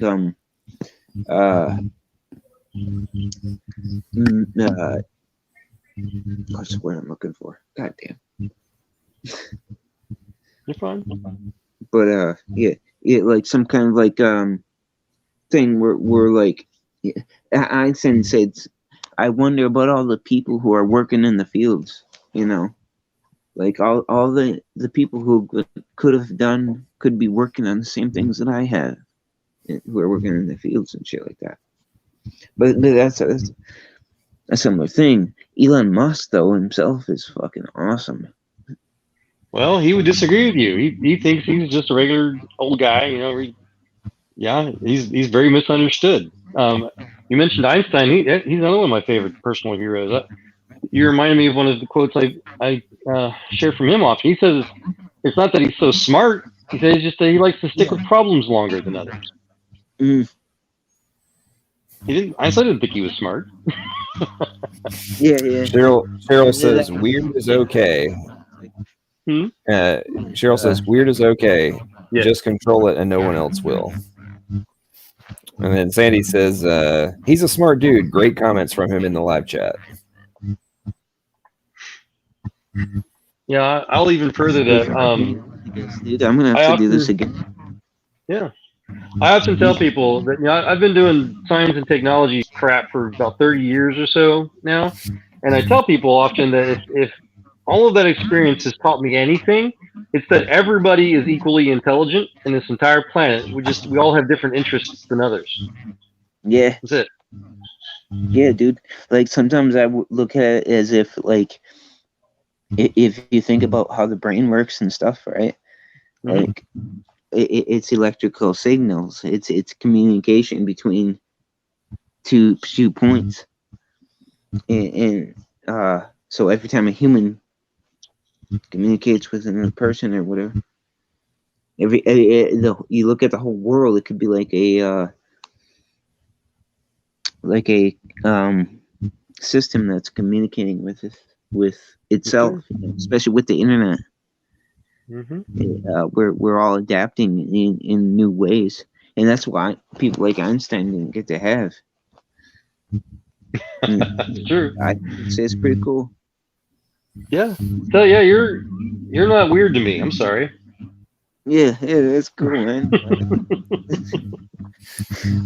Well, here's the other thing, man. I agree with what Joel said, but the other thing you have to remember is that a huge percentage of people go through life thinking that everybody thinks they're weird. And the other person looking at you is worried that you think they're weird. Yeah. Right. And sometimes other people are like, "Oh, I feel like I like it when other people don't think that there's some special hot shit or some shit, you know?" I mean, humility. Well, in the modern era that we live in, there's a lot of people run around and act like they're confident, but the vast majority of them, it's a fake confidence. Yeah. They don't actually believe the crap they're spewing. I feel like that's almost like it's like a passage that people have to make. Be like, you have to fake like you're confident or some shit, you know, fake like you know what the fuck you're talking about. Well, in business, there's the whole aspect. There's the saying of "fake it till you make it." But in like your sense of self is a little bit different, and there's identification of the things that you're good at. And then, okay, I'm good at this. I can have confidence in whatever it is, right? Now, you don't have to make that the only thing about you, and you can strive to develop more things that you're confident about. But at the same time, you don't need to be afraid to be like, hey, I am good at X, and this is about me, and I am good at this, right? And a lot of times people are conditioned in modern society to operate from this perspective that like, well, if I act like I'm confident, then people won't realize that I'm insecure. And then beyond that, we're being conditioned to think if you are confident in something, then that means you must be a narcissist, which is categorically false. And it's a way to subjugate people and keep them from having confidence by saying, if you are confident, then you're some kind of weirdo. And I'm not saying you should go around being arrogant. There's I made this saying up, and actually it plays at the end of the stream, which can happen here in a couple minutes, which is the difference between confidence and arrogance is being able to back up your bullshit. And if it's not arrogant, if you actually can do what you say you're doing. Right. And however, in modern civilization, we've been conditioned that somehow being confident in knowing that you can do what you say you do is somehow wrong. And then we wonder why people end up having issues because we're telling them, like, you shouldn't be confident, but then telling them to act confident. Like, how does that make any sense? That's counterintuitive. And anyway, enough of my tangent there. Dude, no, I totally fucking agree, man. And that applies to like say I have a fucking niece and nephew that are, my niece is 13, my nephew's 10, and like they my fake confidence kind of rubs off on them or whatever, you know, but like that's the only confidence I got, and they kind of like allows them to give the opportunity to fucking move forward. I mean, I know that doesn't necessarily apply to what you were just saying, but like, yeah, I do get what you're saying. Man, like I said, I would just encourage you to not don't be so hard on yourself, and you also don't let what other people like. If you operate from the perspective that the majority of folks are not that confident, then suddenly it's like, you know, you might think I'm weird, but I don't really give a shit because you're probably inside. You might hide it better than me, but you're probably weirder than I am. So be it, you know. And at the end of the day, this is life, and we can all figure out ways to get along or waste a bunch of time, and that's just the way it is. John, you reminded me of some cool people. I think I picked this up in the military. They used to say something kind of cliche that we all put our pant legs on one leg at a time. Mm-hmm. Sometimes both legs at a time. Exactly. Yeah. I mean, that's true shit, man. Crazy. I wanted to ask you real quick, man. Have you started a career yet? Do you have plans? Some things you want to try to do in life? No. I mean, like, mechanics was like kind of like the thing that I wanted to do, but yeah, like car mechanics or something else. Yeah. Okay. There's a big story that I had no necessity to get into. Going to college and shit. Yeah, a person can always go to college. Still. Well,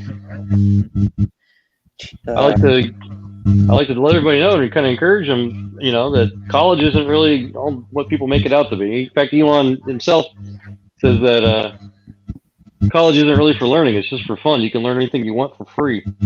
But yeah, I mean, I've known people that have made quite a bit of money and really had a lot of fun, you know, as mechanics and stuff. But back to SpaceX right now, if they're looking for a test operation technician, which all you basically need is a you know, slightly better than average understanding of mechanics, you know, pneumatics and, you know, fluid dynamics and stuff like that. And there, you know, you don't have to be a fancy, you don't have to have a degree in rocket science to work at places like SpaceX, for example. We're just looking for regular guys that just want to do the work, you know? Yeah. And heck, if you don't do something like that, heck, it's crazy here in Nashville because it's like a logistics hub. For diesel technicians, there's a $30,000 signing bonus. Wow. For diesel techs right now. I mean, it's crazy what the opportunities are out there. It's I guess all I'd say is, and we got to wrap up. It's 3:30. I gotta go to bed. Just get out there and make things happen, man. But I'll Crazy Eyed, why don't you have some last words? Say what you want to say, Joel. Go ahead, and then we'll call it a night. Good. No, I'm good. I just wanted to ask questions or answer questions if you had any. I'm fucking very glad I got to talk to you guys. Well, glad you're able to join us, man. Very real talk. So I'm thankful. God bless us with you, sir. God bless you, man. Thank you. Good night. Good night. All right, guys. Well, it was this was a fun time, and everybody in the audience, I appreciate you guys sticking with us till through all this madness, and hope you enjoyed the conversations, the interactions, the interesting dialogue on different subjects throughout the night. I hope those who have the holier than thous in the room will forgive me for my F-bombs and the occasional vitriol that may have come out of my mouth. And I hope that as you continue to contemplate things that we discussed and the other things that you hear about as you peruse through the madness that is YouTube, that as you contemplate the different aspects of your existence, the arguments for and against whether or not a higher power is necessary for your existence, that ultimately you will do what I always say and analyze the information and then come to the most logical, plausible, and probable conclusion, and just don't let yourself be swayed by those who, don't actually have substance or don't go down the rabbit holes and find out for themselves and then tell you what you should think. And just have substance to your positions and don't be afraid to believe what you believe, and not just from a blind faith perspective, but from something that has substance and ultimately can give you confidence in your positions. Have a great night, y'all.